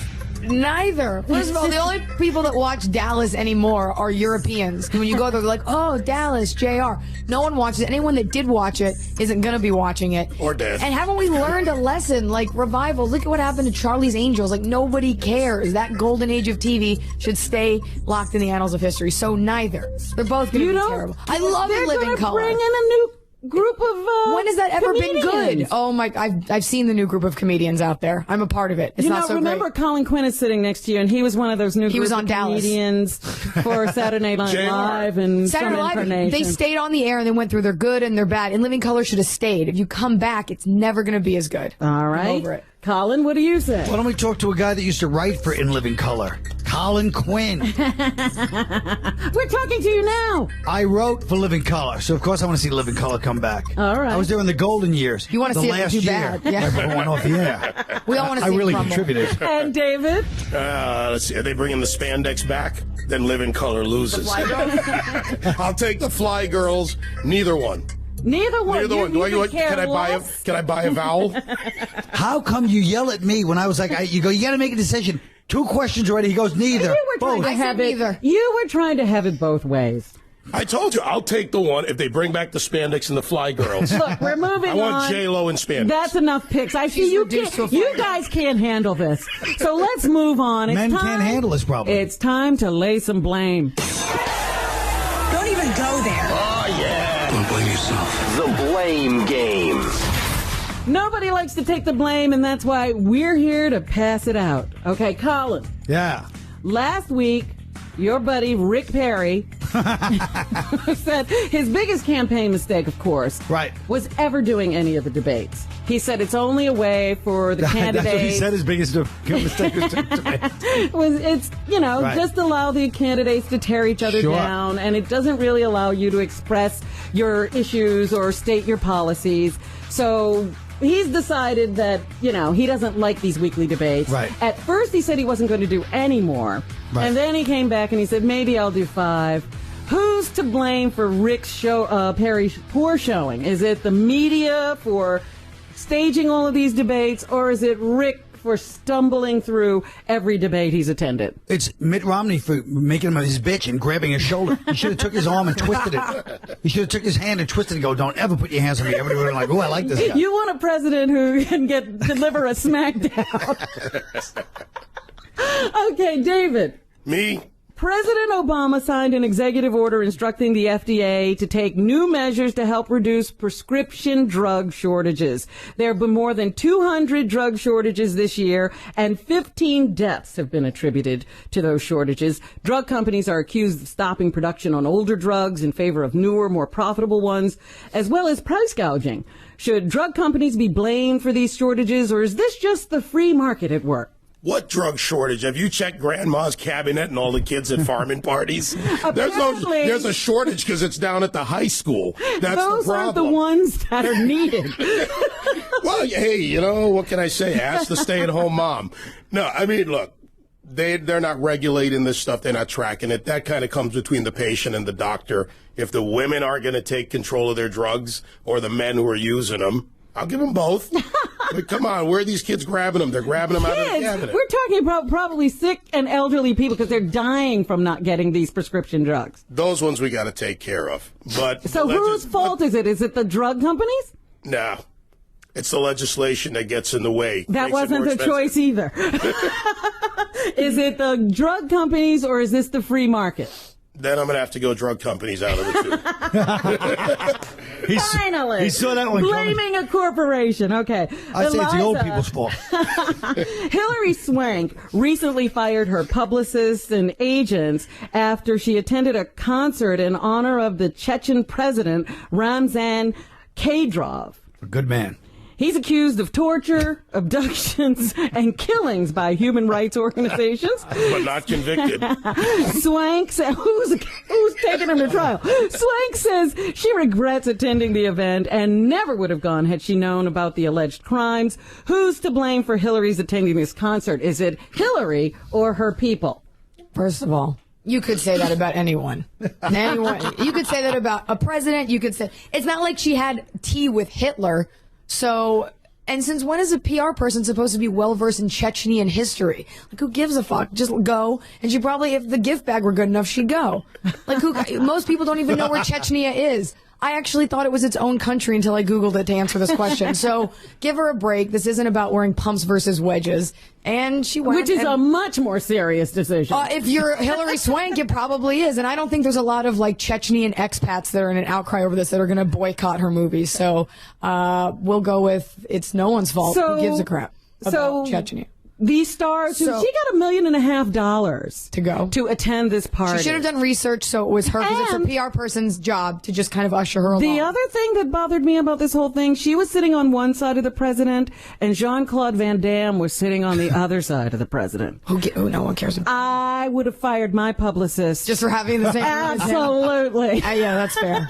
I say it's her fault because your publicist can only get you into the event. You have to be the one that has the final say. All right, she has to make her. I googled Chechnya. You did it. Okay, we've passed around enough blame for 1 week. When we come back, we'll make our panel hit the scale. This is The Chatter. I'm Robin Quivers on Howard 101. The Chatter with Robin Quivers. We'll be right back. Howard 101. There is more so-called chatter going on.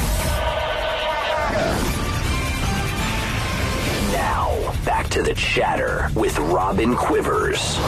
Welcome back to The Chatter on Howard 101. Today I'm joined by TV radio personality and Tea Party advocate David Webb. Don't miss his radio show Saturday mornings at 10 on Sirius XM Patriot Channel 125. Comedian Eliza Schlesinger, you can see her on Excused weekdays at 11 p.m. on My 9 in New York. Go to facebook.com/excused for additional airtimes. And the great Colin Quinn. See him next Wednesday at a tribute for Mike DiStefano at the Tribeca Performing Arts Center in Manhattan. For tickets, go to MikeDiStefano.com. Now, back to the show. On the scale. All right. Tell me your thoughts on these topics. 1 is little, 10 is big. So you have to give me a number. We're starting with Colin again. I don't know why. They like you. On a scale from 1 to 10, how crazy is Fox to pick up the Charlie Sheen new show, Anger Management, for a potential 100 episodes? 100 episodes? I knew this would set him off. I mean, they're winning with that one, I have to be honest. I call that a 1. That's a no-brainer. 1. Yeah, it's the smartest move they can make. 1 is little. Yeah. 10 is large. Yeah, you're saying how big is the mistake? I'm saying it's not a mistake. Okay. I'm saying I don't even understand my own questions. Let's move on. David, 1 to 10, is that a big mistake or a little mistake to pick up Charlie Sheen's new show? If his supplier's not in the building, 6. Winning. And Eliza, where do you stand on this? Okay, so for my dating show, we had to shoot 130 episodes in a row, and I almost killed myself twice. So he's already a crazy person, so I think it's a huge mistake. All right, and you're giving it I give it a 5. All right, that's not really a huge mistake. I live in large terms. I have Eliza's like, let me tell you something. I don't care what anyone says. I'm going all the way with this. 50%. Because I want to be able to change my mind later. On a scale of 1 to 10, David, how shocked are you by the Ruth Madoff admission that she and her husband attempted suicide on Christmas Eve 2008? Why admit you're a failure? 3.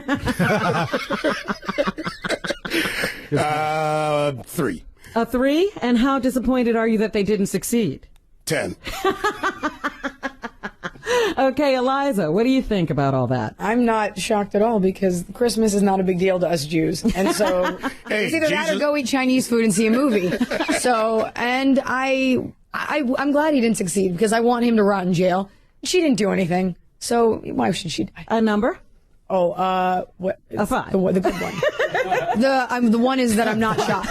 The one is that I'm not sure how that one works. They get a... How shocked are you? You're 1. You're not shocked at all. They get a B. A B? They get a B rating. Oh, you are buying a vowel. She's making her own rules. She's on another scale. I don't know what to do. She's making her own rules in the show. Okay, on a scale of 1 to 10, Eliza, how excited are you by the new addition of the old McRib to the McDonald's menu? 1 being a nauseated sleep, and then a 10 being like it looks like something I'd want to eat. Right.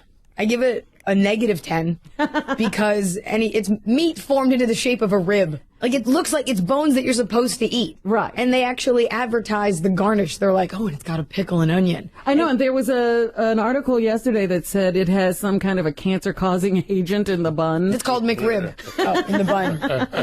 So I give it's disgusting. Negative. All right. Colin, are you looking forward to a McRib? First of all, I love the fact that Eliza goes, and Mrs. Madoff, she didn't do anything. Sure, she was just innocently sitting there collecting. You don't think she knew what was going on the whole time? Who the hell was getting? Come on, honey. Mob Wives just let it happen. You never see good. Mob Wives is the best. You turned an eye. I don't love that.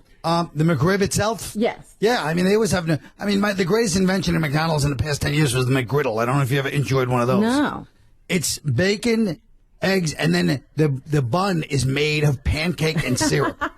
I mean, they keep doing it at McDonald's. You can't beat them. So you're giving it a... Oh, I give it the highest grade possible. What's that, a 5? A 10. Yeah. I give it a 5.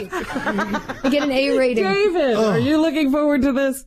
I don't eat a rib if it ain't got the bone in it, all right? Call that the old Texan in me.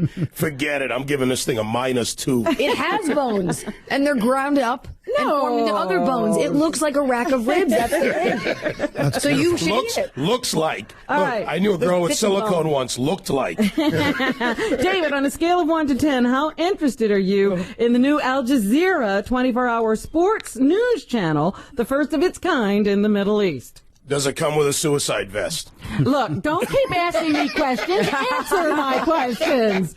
I'm down on Al Jazeera. I give it 2 thumbs down with a 1. All right. And Eliza? 1 being a patriotic American, 10 being not. Yes. I give it a 1 because they're probably only going to play soccer, and that's not something we're interested probably in. true. And what do you say, Colin? Well, yeah, I don't like the #1 show on that network anyway, just So You Think You Can Dance in public. But I also want to say, yeah, the #1 sport is let's find the 10th Mountain Division. But anyway. Is raping women in public a sport? Stoning. Yeah, you only rape young boys, you stone women. As long as they cover their legs. Absolutely. No, did you? I have seen some. I watch Al Jazeera. How? Orthodox Muslim women who are trying to compete in sports. Yes. Have you seen? I mean, and they have the burqa. And is it weird that the American in me is like, oh my God, they're going to lose so much weight? You know why these guys from sweating? You know why these guys are so angry? Because they cover their women from head to toe. Send this guy Lindsay Lohan's latest spread. Maybe it'll help. A lot of people have said if we just filter in the Let porn, them get laid. Peace Let will come. them get laid. All right, we've weighed enough opinions for today. Let's move on. All aboard.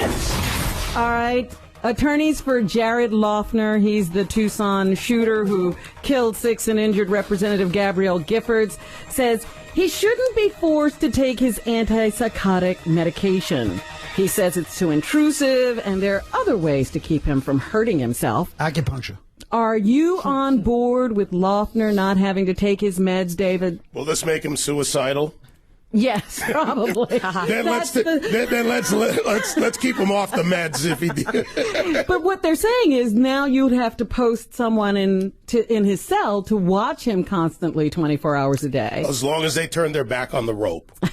But the other thing is the antipsychotic medication probably makes him eligible for trial. Rope's shorter. Cheaper. And he doesn't have a rope. Is he good at, handicrafts? Can he, bed sheets? Do the bed sheet thing? I don't know. But anyway, I just don't like this guy. He killed a lot of we people. Don't really a want little to waste girl. jail time or court time on him, do we? Yeah, due process. I'm a fan of that. I'm an American. I believe in the law, but I got to be honest. If this guy offed himself, you wouldn't. Yeah, Jeffrey Dahmer and out. Yeah. Eliza, where do you stand? Maybe we should hire a super committee. So it's creating jobs, so that helps, and then they shoot him in public. Everybody will be happy, and everyone likes a good assassination. You like a good public. We saw what happened with Gaddafi. Yeah, everyone likes. Well, let's have Al Jazeera cover it at a soccer game. In no the women, but yeah, let's do that. A new sport. It'll be their halftime show. Colin, where do you stand? I think this is not a popular opinion. I think the guy's innocent. Now listen, you're the one. I know a lot of people are going to say, "Oh, you're crazy." Really? Do you think he should have to be forced to take medication? Robin, as a nurse, you understand these things. First of all, for thousands of years, prisoners just, never took medication. They were probably healthier than they are today. Let them battle it out in the middle of the rec yard or whatever the hell they want to do. Just let them loose. Let them loose, and then somebody stabs them, and then we're like, oh, we didn't know what happened. That's how they used to do it, right? Okay, moving on. Last week, Rick Perry stated he's against a proposal to offer license plates featuring the Confederate flag in Texas. Many accuse the governor of a bit of a flip-flop here because he has long defended the use of the Southern battle flag. Are you on board with Perry's change of tune, Eliza? Yes, because your job as a representative of the people is to represent what they want. And so if he's representing people that want it, that's Texas, it's fine. I'm not voting for him, so I don't care. All right, Colin? Well, I mean, it's tough for me because I'm biased. I still have my linen skinny jacket from 1976.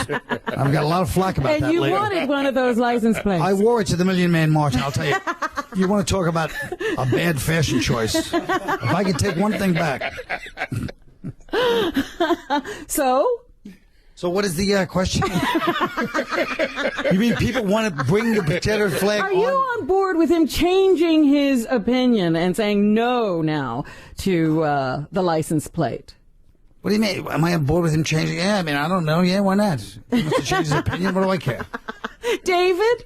Bring some sanity to this whole thing. I'm not. I'm a lot of libertarian on this. It's part of our history. Mm-hmm. If people want to buy it, we're smart people as Americans. We can see it for what it is. It's the idiots that want to call things different. They're the ones playing games with it. Well, here's my take on the whole thing. He's based his entire attack on Mitt Romney on his flip-flopping on issues. In fact, he even said, who changes their opinion after 50? Right. So any smart man who figures out what he did at 20 didn't work. But this is what Rick Perry says. He hasn't changed since he I'm not was on board with him. 12. I'm not on board with him. He's flipping. That's right. He can't have it both ways. If it's bad to flip-flop, it's bad to flip-flop. But if you don't like him, then let him flip-flop his way out of candidacy. But in fairness... Well, I'm just pointing out he's a flip-flopper. No, you're pointing out hypocrisy. The hypocrisy is do as I say, not as I do. But in fairness to him, his other choice to replace a Confederate flag was a picture of his father's ranch. Now, I don't think that's right. When you're driving, you don't... You think that could cause accidents? Yeah, but you could make a bling out of a facsimile of the Rock. Wear it into the 5th Ward in Houston. You could really have fun. And nobody would blink an eye. Moving on. President Obama recently bypassed Congress, announcing several economy-related executive orders, including new initiatives on home refinancing and student loans. Are you on board with Obama saving the economy without the help of Congress? Colin? Jesus, why are you asking me such a hard question? When he asks David, then I'll try to think of my answer while he's talking. And then Eliza will mistakenly think I know what I'm talking about. Eliza. So you're pitching for something. What was the question? Just repeat it again. The president has started using executive orders to help the economy. Yes. You're asking, are we okay with the president trying to save the economy? Yeah, go for it, buddy. But does this also anger and alienate Congress even more? He really can't save the economy on his own. Nobody likes Congress, so but let him he get has to work with them, and you can't save the economy on your own by executive order. Well, then there's your answer. If you can't, then you can't. But I say try. Distract us from the NBA lockout. Appreciate the effort, but he's got to find some rapprochement with the legislature. I give David a 5. No, look. It's in the Constitution. Congress appropriates. Congress is the one who spends the money. The president argued in 2006 and 2007 against the imperial presidency, and now he's going to do the same thing. He's a flip-flop. I don't know whether he's a Russian czar or an imperial president, but you don't get to bypass the Constitution and the separation of powers. That's right. Go ahead, Colin. You know, it's funny. It's separation of powers is exactly what I was going to bring up. The separation of the rapprochement. You can't blame him for trying. I mean, the rules are the rules, but why don't we all admit our system stinks? It doesn't work that well. On. Congress, Senate, everybody. Let's just change the system. Maybe you can handle this. We need a benign Colin. dictatorship. BP was granted approval to drill a new deep water well in the Gulf of Mexico. I like that idea. It's the first such permit since last year's oil spill. Other companies have also been cleared to drill in recent months. Shake it off. That's right. Are you on board with BP getting the go-ahead to drill in the Gulf again? Oh, yeah. I think they've proven themselves in the past. I mean, you know what? Hey, shake it off, boys. They learned from their mistakes. I think they did. The guy said, I don't want to ruin his vacation this year. It was bad enough he ruined it last year. David, what about you? I'm on board with it. We've got to drill. We've got to develop energy. Technology advances. You'll learn from your mistakes.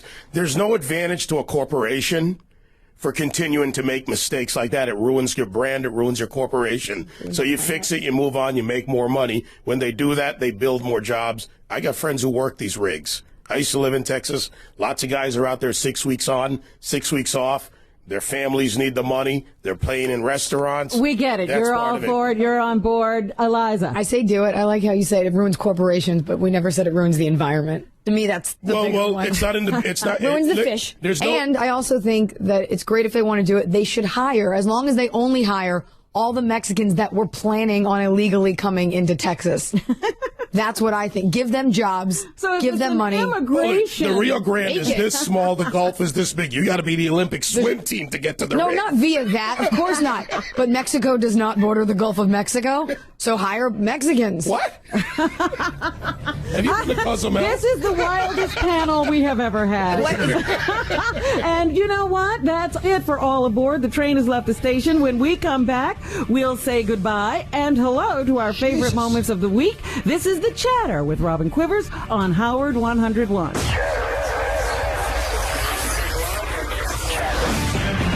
Chatter with Robin Quivers. We'll be right back. Howard 101.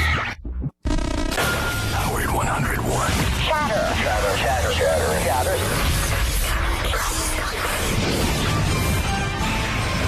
We're back with more of The Chatter with Robin Quivers. Welcome back to The Chatter. We have time for just one more. Hellos. Can't you just say hello like a normal person? And goodbyes. I just came to say goodbye. Time to say hello and goodbye to anything you want. Colin Quinn. What do you mean? Hello and goodbye what? Did nobody explain? Nobody told me anything. No, nobody did, Will. Will. Just say hello and goodbye to something. It's not that hard. What are you talking about? The show? Hello, goodbye? Now you're arguing with the producer. Oh, David, could you start us off? Jeez, did you get the question, sir? Yeah, actually. I read the email. It was on Twitter. I didn't get it. I'm going to say hello to winter and goodbye to the fall we didn't get. What fall? The leaves are still on the trees and they're falling down. I'm driving home dodging them down my street as they're falling off. So hello, winter. We're here. Okay, and any goodbyes? The fall we never got. All right. We went from summer, there's leaves on the trees, right? There is. In the fall, leaves fall off the trees. Do I have to explain? If you have to explain the joke, it is. You know, I've never lived through these seasons before. Eliza, hello and goodbye. I have 3 hellos. Oh, what? I'm saying hello to boots because it's Boots, fall in the it's rest fall, of the country. that's right. And girls love boots. And so do guys. Yeah, guys like girls on boots on girls. I'm saying hello to the Real Housewives of Atlanta. Oh my God. I don't care what any of you think. I need it. I'm also saying hello to a disgusting spread in Us Weekly of Herman Cain's alleged sexual assault, sexual misconduct. Wow, you can't wait. I can't wait to see how unattractive this woman is. And I'm going to say goodbye to the office of the French satirical magazine Charlie Hebdo. Because it was firebombed. So goodbye freedom of speech in France.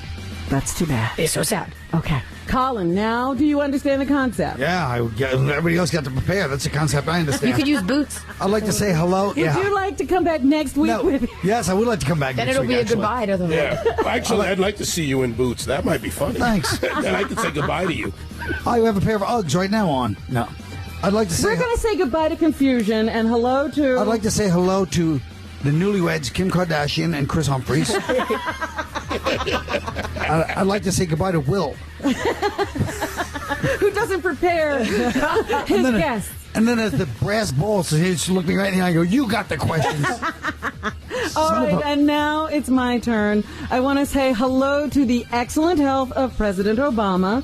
In his second physical exam as Commander-in-Chief, President Obama was deemed fit for duty.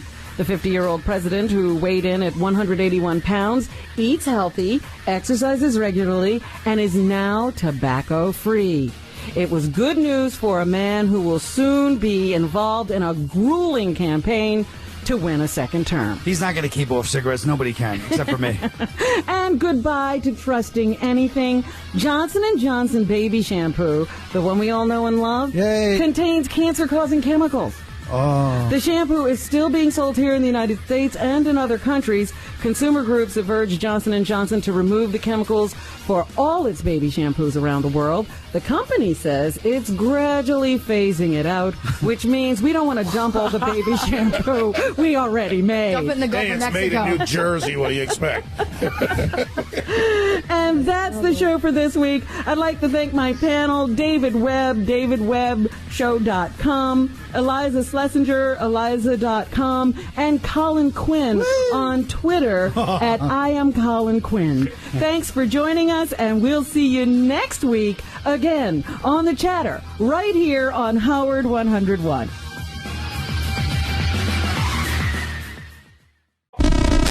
Howard 101.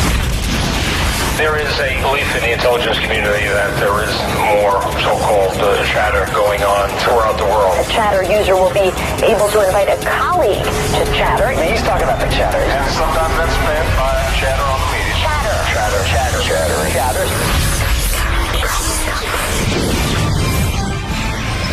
The Chatter with Robin Quivers. Hi, I'm Robin Quivers, and welcome to The Chatter, the show where we cover a week's worth of news in just 1 hour. Later, I'll be joined by my guest panel, but first... Sound off. Oh no, Cain has been accused of sexual harassment. I say oh no because sexual harassment is one of those sticky wickets.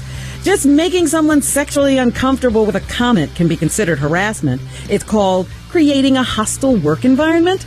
The problem is that what makes one person uncomfortable could be perfectly acceptable to someone else. Take the Anita Hill Clarence Thomas case. Hill claimed that Thomas had asked her out socially several times, and after she repeatedly refused, would speak about women having sex with animals and porno films involving group sex and rape scenes in her presence. But Hill never formally complained about his behavior and even worked for him again when he went to another agency. In the case of Herman Cain, 2 of the women who received settlement say Cain made comments or gestures which made them uncomfortable. A third, Sharon Bialik's allegations are much more direct. She claims Cain reached under her skirt and attempted to move her head toward his crotch after she asked him for a job. Of course, there are no witnesses. The problem is there's no way to prove or disprove any of this stuff. Cain has offered that his wife says the allegations sound nothing like him. Well, who ever heard of a guy who acts differently around his wife? I'm sure if you had told former presidential candidate John Edwards' wife Elizabeth that her husband had made a sex tape with his mistress, she would have said that doesn't sound like her husband either. Cain at first even said that he had no recollection of any settlements and that the charges against him had been found baseless. That seems odd to me. If I had been accused of something like that, I'd remember the complaint, my accuser, and the outcome. But that's just me. He also says he doesn't remember Sharon Bialik. If you hit on everyone, that might be possible too. Cain also says he's willing to take a lie detector test. There are two problems with that. Lie detectors are considered conclusive on the Maury Povich show, not in a court of law. And even if he passed, it would only mean he doesn't believe that he sexually harassed anyone. A lot of times what men consider innocent flirting or just shooting the breeze is just what women consider sexual harassment. Sexual harassment really does indeed exist. The perpetrators are people with huge character flaws, and most of the time, they don't get caught. Herman Cain will probably survive this skirmish, not because he's innocent, but because we can't figure out how to determine if he's guilty. Joining me now is my producer, Will Murray. The front page.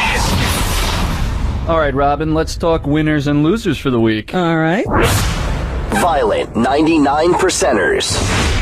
Nightfall brings violence in Oakland, where police clash with occupiers. Riot cops moving in after fires were started. Two Occupy Wall Street protesters fighting it out yesterday morning as innocent New Yorkers and tourists were close by. Vandals also targeted the Bank of America. Witnesses say about a dozen people spray-painted graffiti and splashed paint on the building. They also used a hammer to smash windows and ATMs. Starting to get a little ugly, Robin. Well, this is what the news people are focusing on because they have to talk about something. Sure, there are these fracases and fringe groups who are causing problems with these movements, but these movements are really serious. They continue to grow. I know people don't want to believe it, but this is going to continue. Still winning. So you don't think the protesters, the destructive protesters, are ruining the movement? Absolutely not. Quite frankly, what will happen is if police don't realize how to determine who are the real protesters and the troublemakers, they're then going to get into trouble for cracking down on everyone. Child abuse.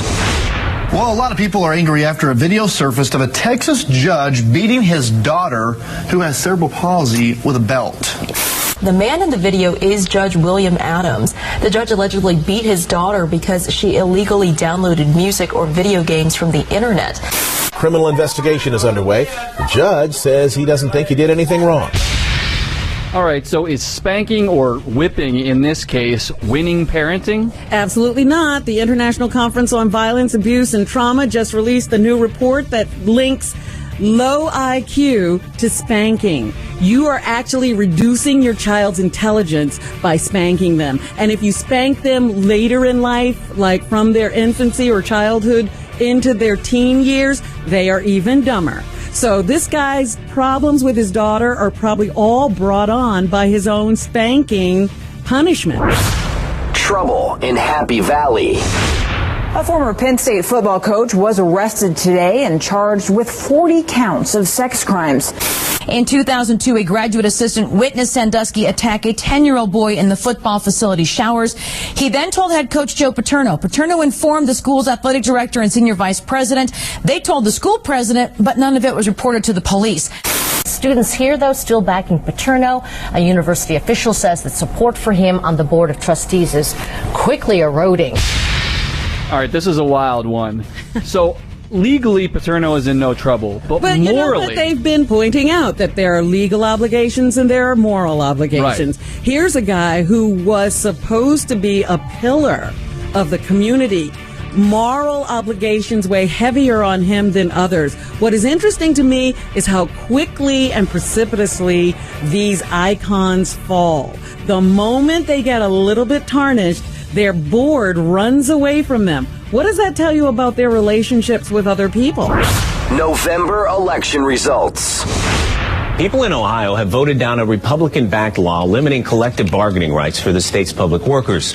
The law would have stripped 350,000 unionized workers of bargaining rights. And in Mississippi, voters defeated a ballot initiative that would have declared that life begins at conception. The so-called personhood initiative was rejected by more than 55% of voters. In New Jersey, residents have voted to legalize sports betting if a federal ban can be overturned. So just give me a quick winner or loser on each of these initiatives, because they're pretty interesting. Mississippi's personhood amendment defeated. Okay, the people are the winners because that's a ridiculous attempt at changing abortion law. Okay. Ohio overturns restrictions on public worker bargaining rights. And the unions and middle-class workers are winners because they didn't defeat the unions. All right, and finally, New Jersey votes to legalize sports bet gambling.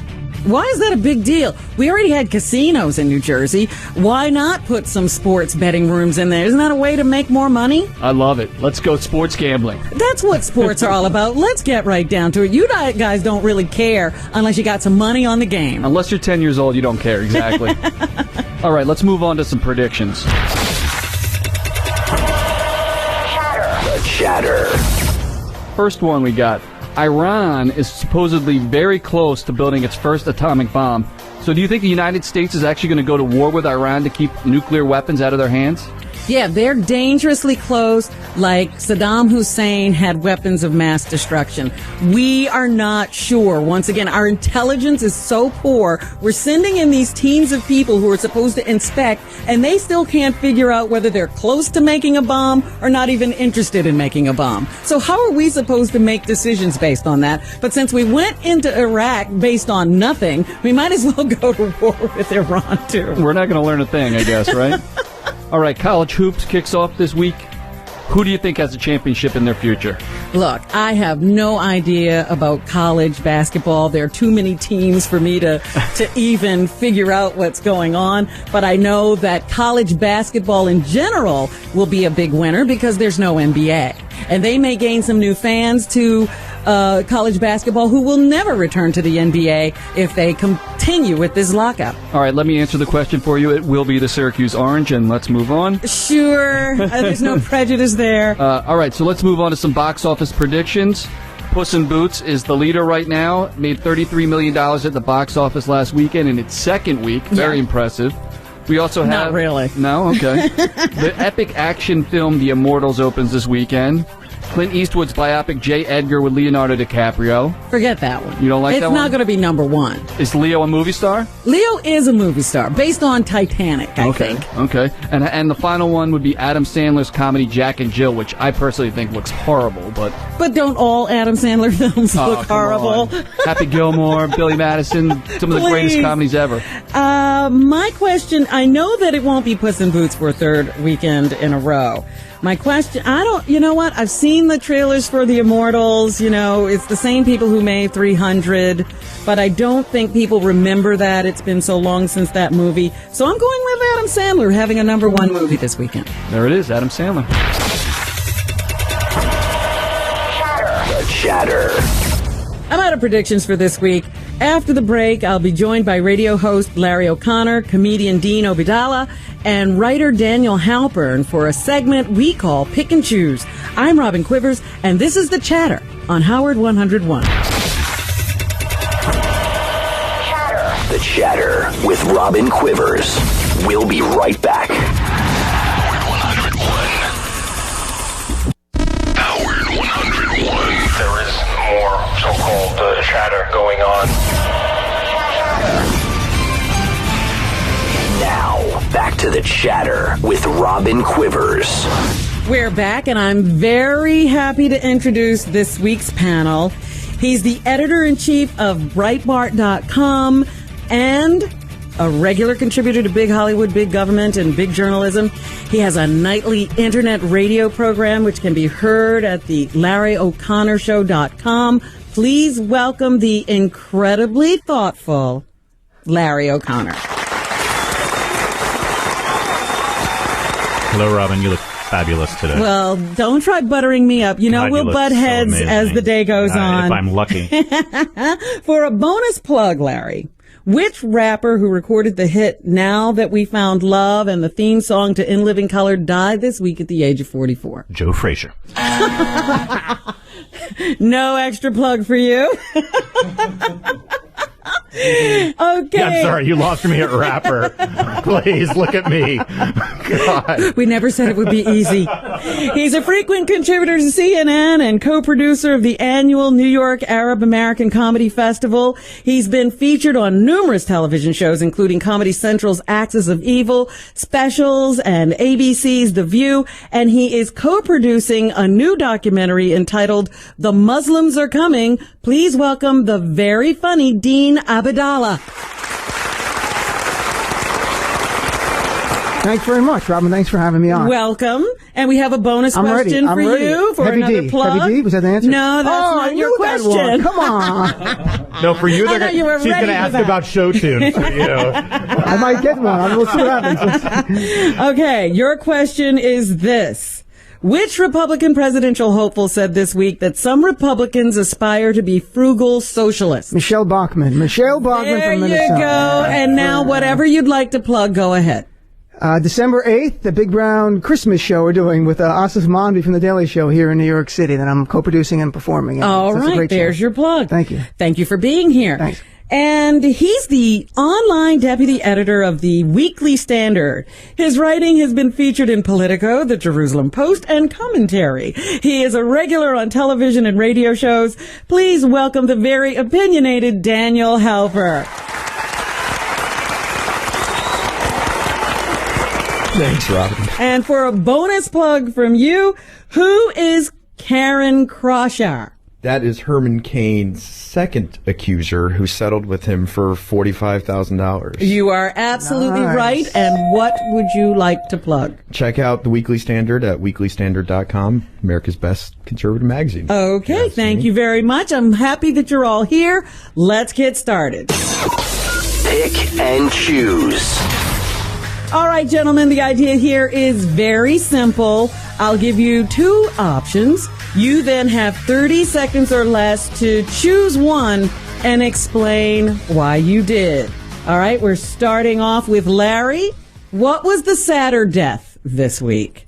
The death of Andy Rooney or of Smokin' Joe Frazier? All right. Now, this depends on your perspective. If you're in No, we're talking to you. All right. Well, if I owned one of those eyebrow threading companies, I'd be very sad about Andy Rooney. But for the rest of us, we're sad about Joe Frazier, and mostly because I know it's politically incorrect to say this, but Muhammad Ali was such a bully to this man and was so mean God, to him. I love this It was revisionist horrible history. how he was race baiting him and You trying to were a divide Muhammad people. Ali fan. And it was a horrible thing. And Joe Frazier never got his due, and it was very sad that he died in the fashion. that Never got his due. Well, he here was I- considered one of the Pardon two. me, Robin, for defending the black guy. I know There you're were the two black guys in the ring. Thank Andy you. Rooney's not black. No. I meant between And Muhammad by the way, Ali. no one told me I'd be next to an Arab. What the hell is this all about? You got problems all over. You're not Coptic by any chance, are you? Let's move on. Dean, what was the sadder death? To me, it was Andy Rooney because I like people who combine comedy and news and things going on. And Smoking Joe, I mean, he died of cancer. I'm not making light of it, but his name was Smoking.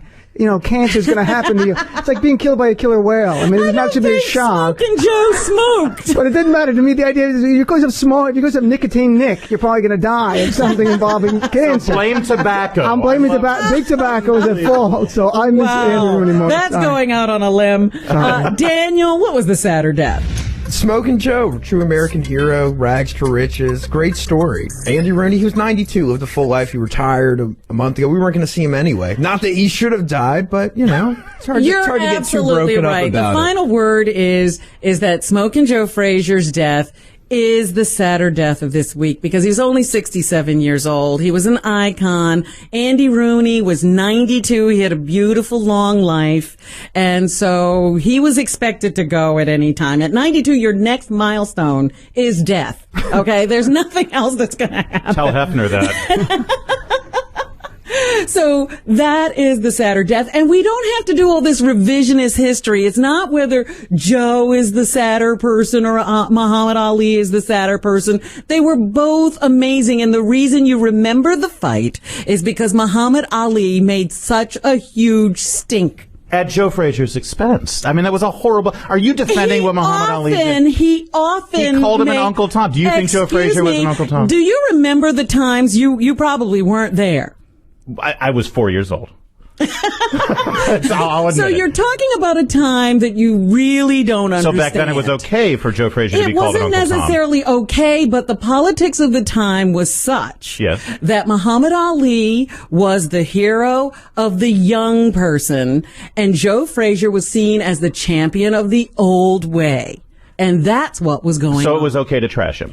That's what happened. All right, There's going to be a great biopic about Joe Frazier now that he's dead, and you'll see the It whole was story. called now that he's dead. But now he's dead, they'll make dead. Was that really? Was that Rocky was based He on him? always felt that the Rocky story was based on his life. Right. So let's move on, since we can't come to any agreement on this with you, Larry. There's a shot.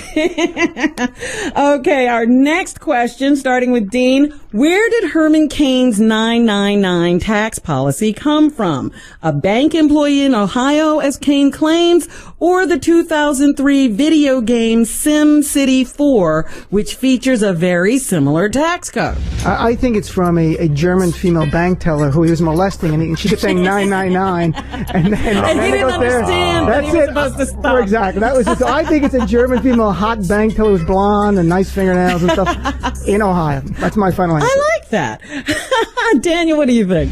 Doesn't matter. I mean, it's so much easier to understand than the current tax code. It's so simple. Sure, it could have come from some city, but to everybody else, it makes so much more sense than some 27,000 pages of, nonsense. Okay, so you don't care where it came from. Larry, where do you think it came Well, first of all, I'm offended by the vicious attack on Herman Cain here. They'd like to prop up this stereotype Mandingo thing against Herman Cain. Oh my God, where do you get this stuff? Herman Cain, Mandingo? I don't think so. They're in the same outfit, same hat, in fact. I hope it came from SimCity. The fact of the matter is, the innovation and ideas coming out of Silicon Valley and software engineers in this country are much more cutting edge than anything that comes from the federal government. So please make it SimCity. I'm happy with that. Well, the truth is it would never be enacted anyway. So does it really matter? Wow. The third question in our pick and choose segment today, starting with Daniel. What's the more useless study? The one that found sex with animals causes cancer, or the German study that found nails on a blackboard is a painful sound for everyone? Clearly, it's the nails on the blackboard. Look, there are some people who partake in, not me. I've heard of Oh, yeah, right. some people. He needed the information in the study. I mean, it's like everybody knows about the nails on the blackboard, but there's some people who are partaking in sex with animals who this could enlighten. You think that they'll Presumably. stop? I don't know them, but, presumably. Did you look at me because I'm somebody Arab and you think they have sex with No, I was looking past you. Okay, good. I thought it was an Arab thing. Someone's a little sensitive. He's from L.A., Larry, what's the more useless study? Having sex with animals causes cancer? That was a new study that came out this week, yeah. I got to make a phone call. So that was very important to you. The useless one is that the blackboard cancer? sound. I don't know where this stuff comes from, but that's what they determined. Sweating bullets over here right now. Damn it, Benji. So that's very useful to you. And so the useless one would be... I would go with the nails on the blackboard because this is news you can use about the animals. Benji Bronk you're referring to? No, the dog. I actually... All right. Yeah. Well... I think both of these studies are useless. I don't know why. And how did they conduct a study with the people who have sex with animals? Ask Larry. Yeah. Hey, it was a quick $100 for that study. Come on. Okay, Larry, which singer's throat surgery are you more concerned for, Keith Urban or Adele? Adele.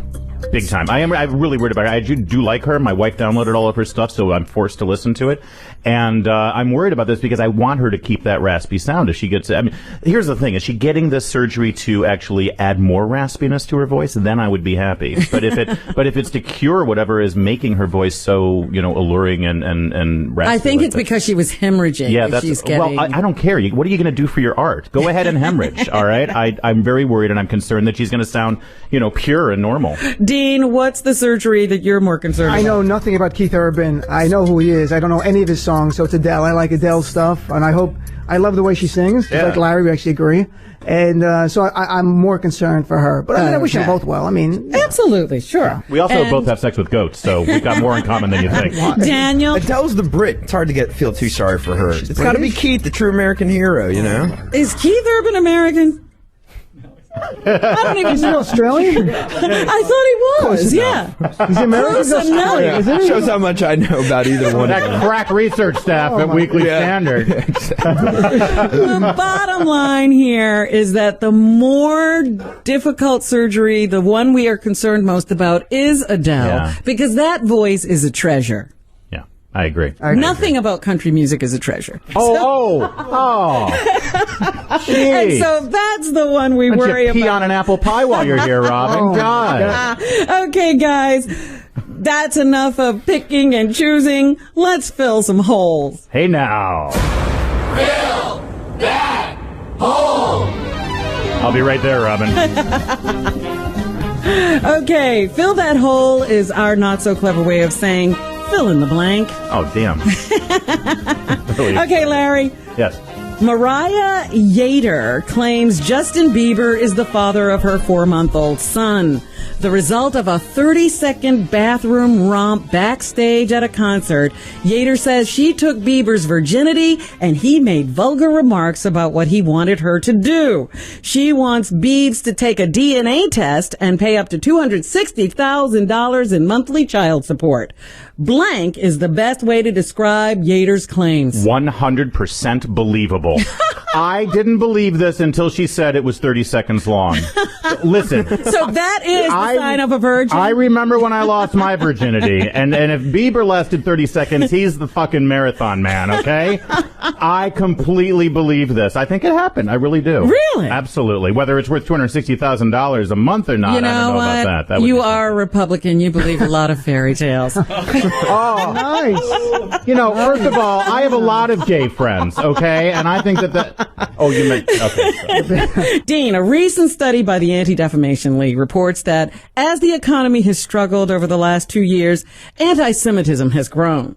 The report found 15% of those polled hold deeply anti-Semitic views compared to just 12% in 2009. 19% of the survey respondents agreed with the statement that Jews have too much control, influence on Wall Street. The poor Jews get blamed for everything, and blank is probably the best way to fight anti-Semitism.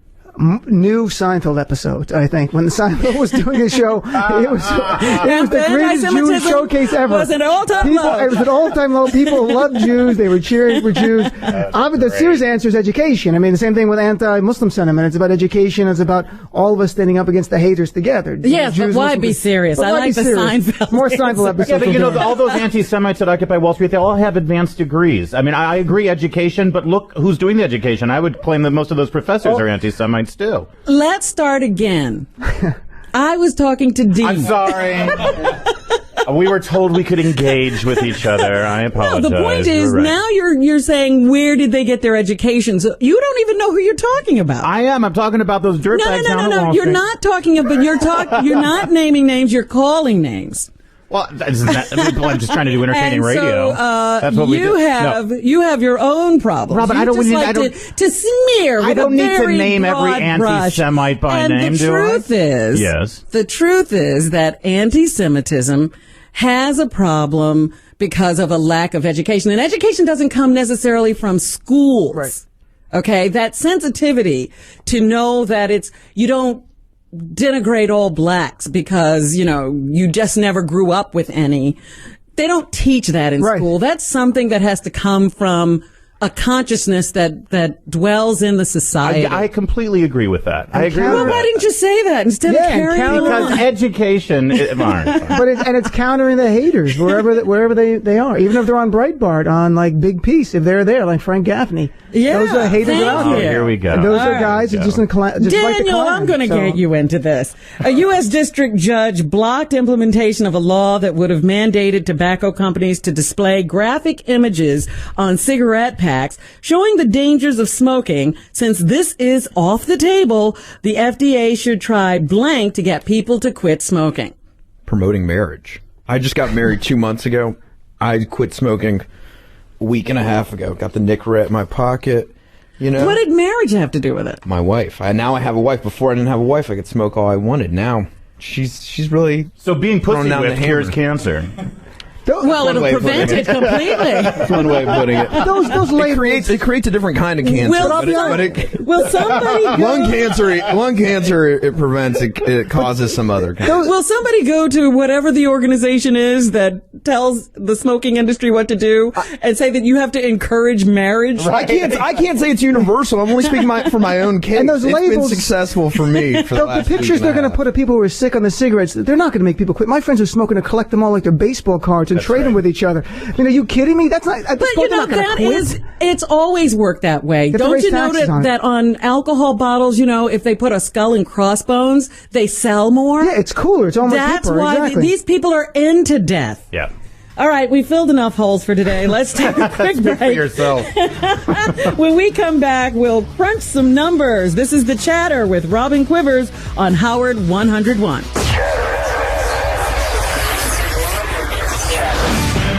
The Chatter with Robin Quivers. We'll be right back. Howard 101. Chatter.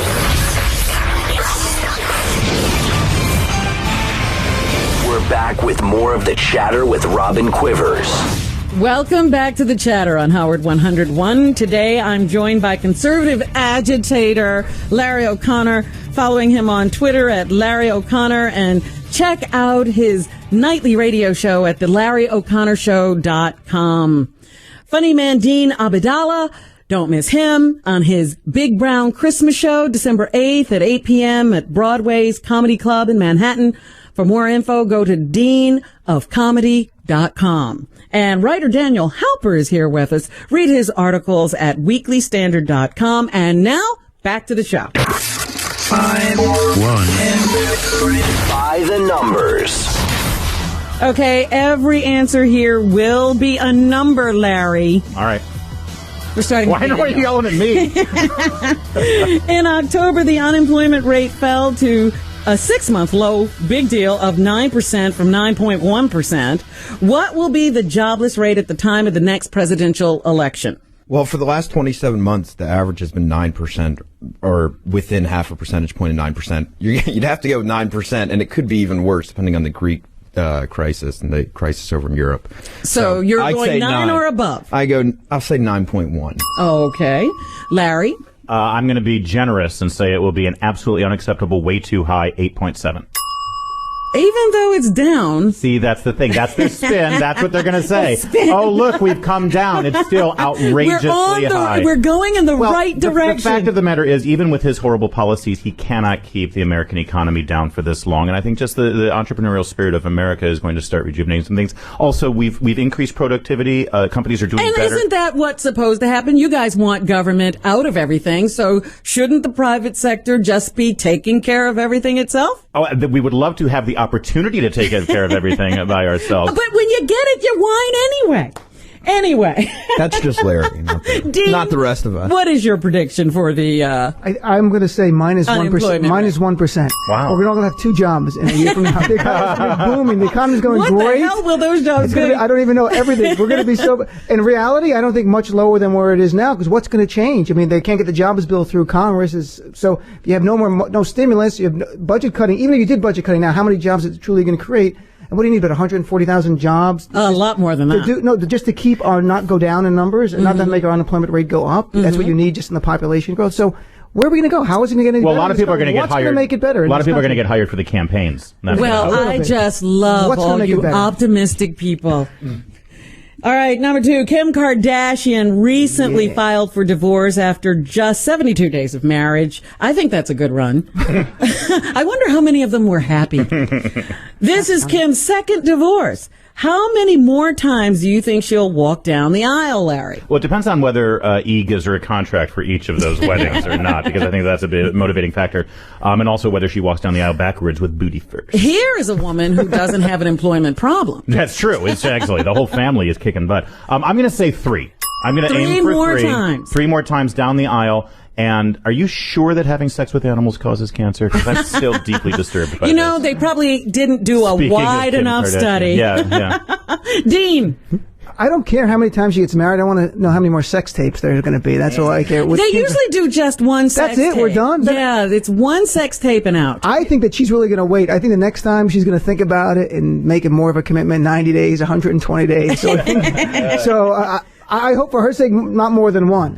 You just predicted that Kim Kardashian was going to think about something. I'm being first, right? I'm a liberal. I'm optimistic. I'm just hoping for the best. I'm blindly optimistic. And Daniel? Next time's the charm. Why not? Maybe there is. Oh, this guy just got married. Yeah, really. Why not? Oh, how naive. No. It's because it's my third marriage. I'm just kidding. I think Chris Humphries, her husband, yes, probably has a tape that will now come out. Right? He's got to. He makes some money. She's not going to. She'll only release one, but he needs to have his own. He hired his publicist. Well, yeah. I mean, he's off the payroll, so he needs something. He's got to have something. He could sell that for something. On Monday, Dr. Conrad Murray was found guilty of involuntary manslaughter in the death of Michael Jackson. He faces a potential prison sentence of 4 years. Exactly how long will he serve, Dean?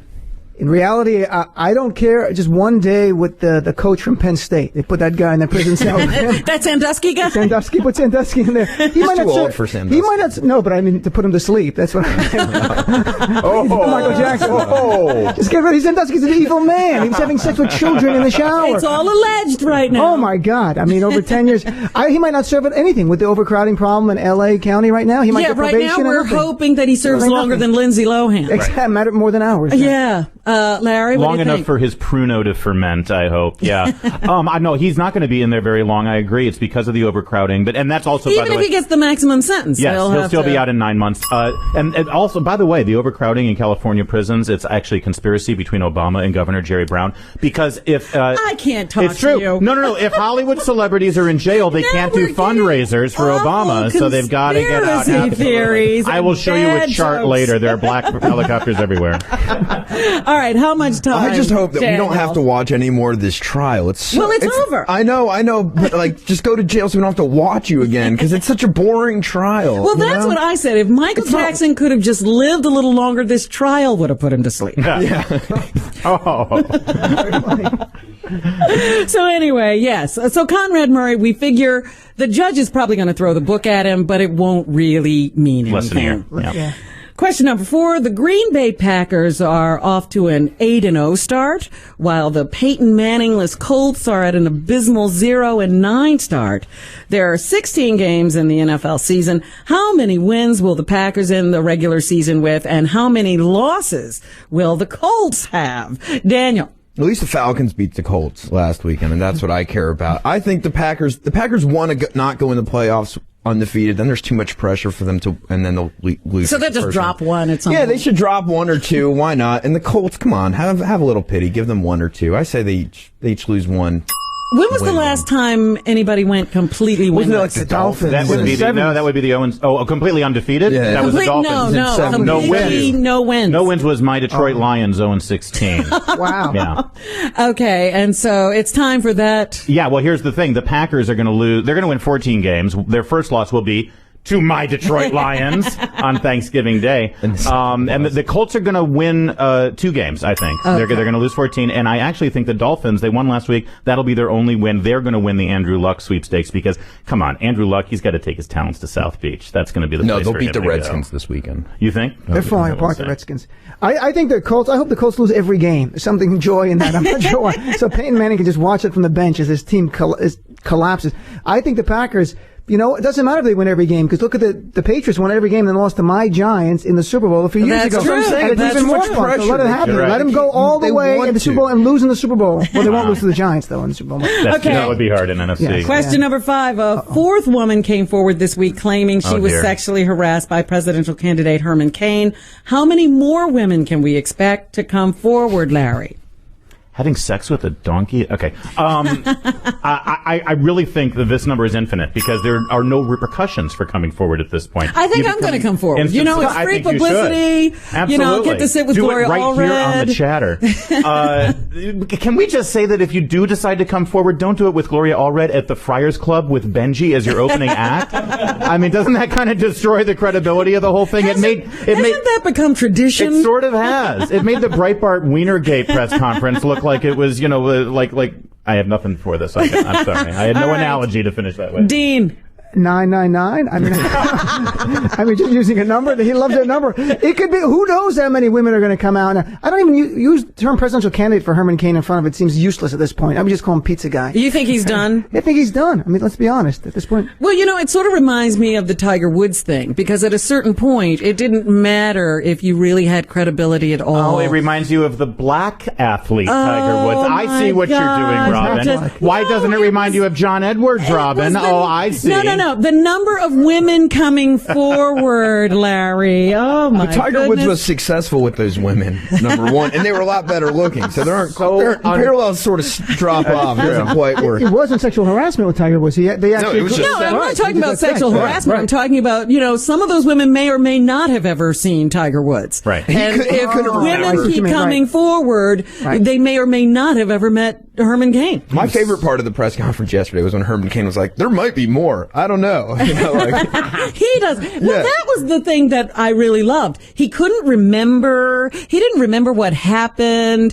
He didn't know if there was a settlement. He's really vague about his entire life. But he was so unequivocal when he came out and said, I have no idea who this woman is. Don't you think that a few days from now there's going to be a moment where Herman Cain goes, oh, her!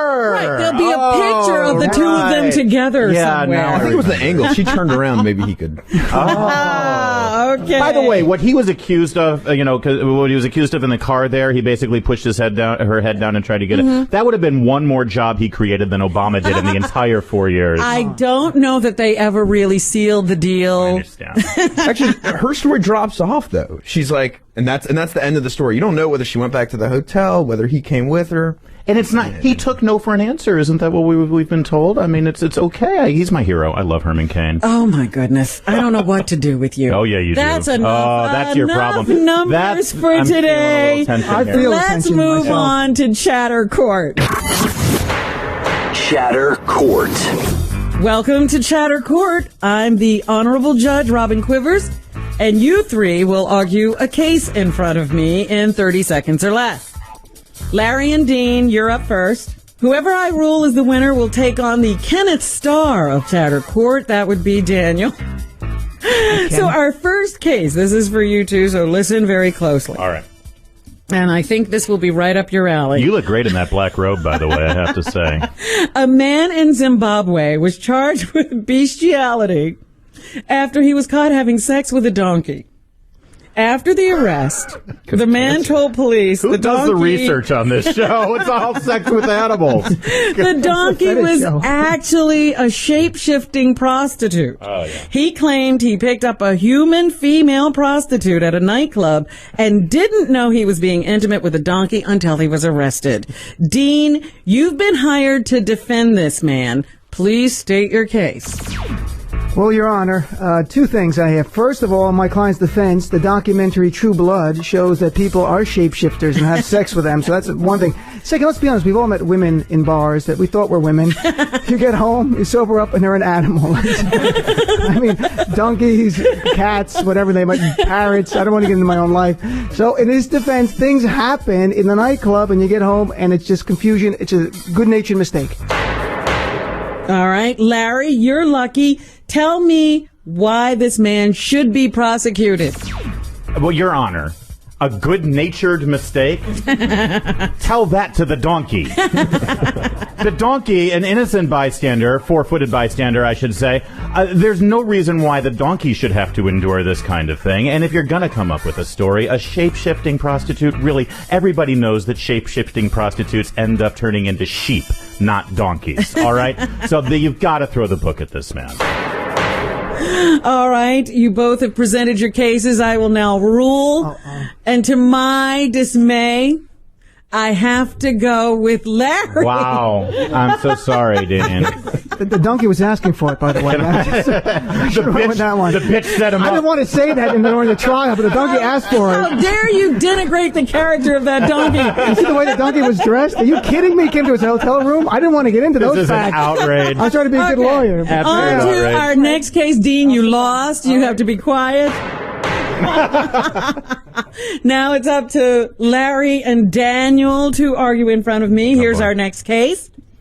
A high school health teacher in California recently told students he would lower their grades if they said, "God bless you," when a classmate sneezes.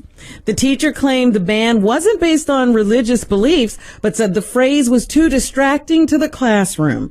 Parents accused the teacher of imposing his beliefs on teenagers who are just trying to be polite. Daniel, tell me why this ban should not be imposed.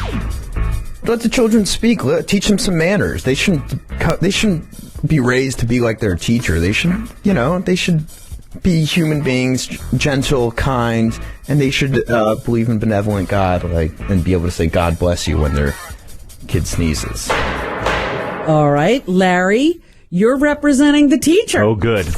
Well, first of all, you just heard the problem with this case, a benevolent God. That has no place in the public square. It has no place in the public classroom. Just like my hero, Bill Maher, who is an atheist. For an atheist, by the way, he says Jesus Christ and God damn it a whole lot, doesn't he? Most atheists do. Yeah, I've noticed that. The fact of the matter is, God bless you is just as distracting as Gesundheit, and it's taking away from the important learning that's going on there, because my client, the teacher, is trying to teach these kids how to make crystal meth with Sudafed. It's a science project, and that's what they really need to learn in public school.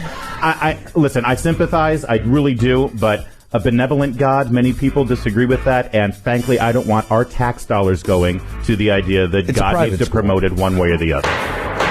Both of these were very poor arguments. But I'm going to have to make a ruling anyway.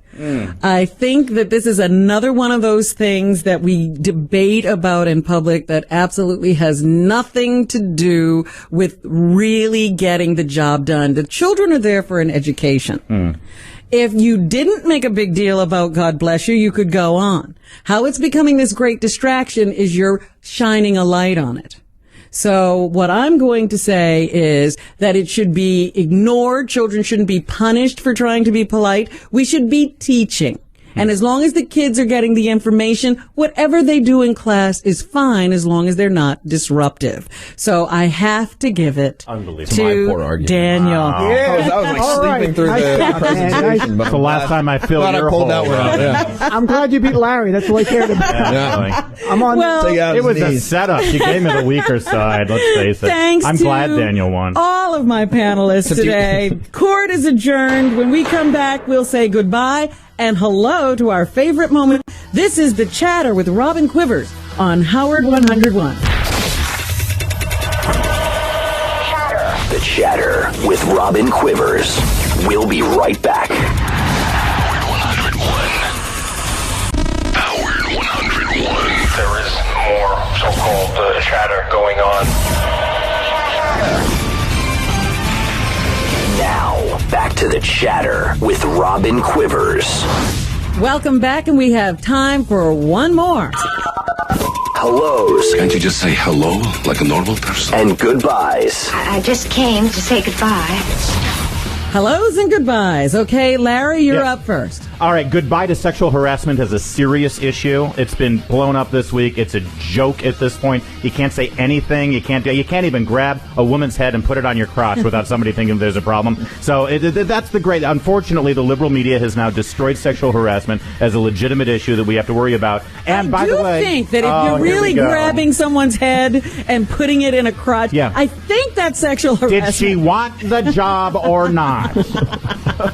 And goodbye? And goodbye. Actually, this is kind of linked to that. Goodbye to any sort of decorum in my office. Because we actually don't have any women in our office, and that explains why. It's a virtual office. Don't worry, I'm kidding. Because I was going to file a complaint. Yeah, no, I hear you. Because you don't have any women. I don't blame you.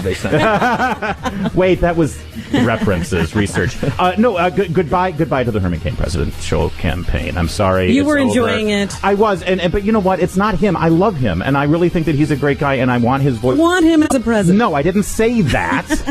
Robin, putting words on my mouth, liberal media. No, but goodbye to the campaign. The campaign has been awful. The fact of the matter is, he is not running for president right now. He is running for the opportunity to run against Barack Obama. And do you think the David Axelrod machine is going to let them off the hook with this kind of amateur behavior? Mr. Block is a horrible campaign manager. The whole campaign apparatus very is terrible. amateurish. I mean, even horribly looking at these guys, otherwise they give you this, And as a Republican, I get very nervous about the idea of him representing us against the political machine that is Barack Obama. So, bye-bye. All right.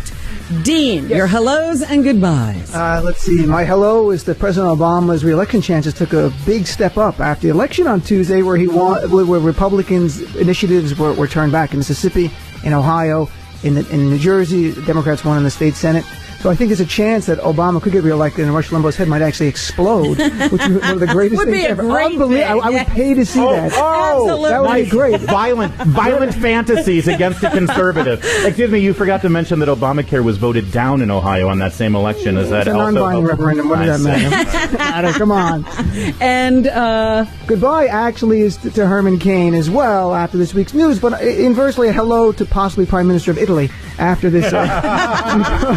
I think he's ready. I think he's ready to be Prime Minister of Italy now. Berlusconi stepping down. Fully Cain qualified. He's ready. Fully qualified. And he knows how to make pizza. Hey. I didn't think of that. You got the two connection. Hey, pizza. And the economy. He can turn around the economy with the pizza.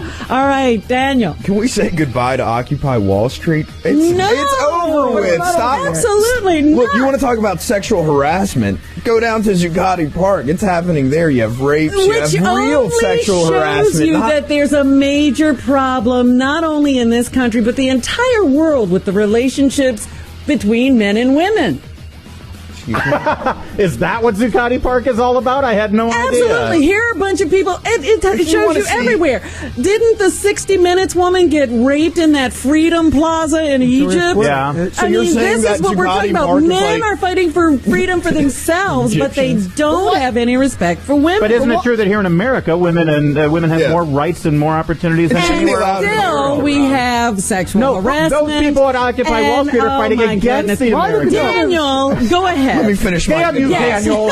Let's clean that up. Let's get the NYPD in there and cleaning it up. We have the same problem in Washington, D.C. These people they mass in this central place and they stink. You can't walk. Well, that's what happens when people mass. They stink. They stink, and they're Why are the like. conservatives so afraid of the Occupy movement? That's We're not afraid of it. You guys hate it. It's been great for business. It's people who are protesting. They want a better life in America. They want more economic opportunity. Yeah. They said their point. Now go home. They stop raping the women. Stop. Everybody there is not raping women. Stop it. Stop it. Not everyone there. Not everyone there is doing it, but it's enough. It's enough of an issue. Okay, and goodbye or hello. If that was goodbye to Occupy Wall Street, hello to. Now I'm distracted. Oh, and hello to Mitt Romney, the next president of the United States. Ah, okay. Well, you're going to love my hello. My hello is to people power. Things are happening out there from Occupy Wall Street and its offshoots in other cities throughout the country and the world to change your bank day to Brendan Mendoza. 2 months ago, Mendoza went to Change.org and challenged Bank of America to save his home. His petition gathered 14,000 signatures from across the country. Last Friday, Bank of America called Mendoza and said that his foreclosure has been temporarily halted. There are more than 36 anti-foreclosure campaigns on the web right now, and there are other success stories. As Mendoza says, maybe the banks are finally listening to people. And I'll say goodbye to the current Prime Minister of Italy, Silvio Berlusconi, the flamboyant billionaire who kept his job for 17 years despite sex scandals and criminal charges, will resign after the parliament passes urgent budget reforms demanded by the European Union. Berlusconi decided to resign after he lost majority support of his own government. We'll miss this political playboy who's gone like one of his mistresses on her 18th birthday. It wasn't despite the women, it was because of the women. And that's the show for this week. I'd like to thank my panel, Larry O'Connor, the LarryO'ConnorShow.com, Dean Obadala, Dean of Comedy.com, Daniel Halper, WeeklyStandard.com. Thanks for joining us, and we'll see you again next week on The Chatter, right here on Howard 101. Howard 101. There is a belief in the intelligence community that there is more so-called chatter going on throughout the world. A chatter user will be able to invite a colleague to chatter. He's talking about the chatter. And sometimes that's fed by chatter on the media. Chatter.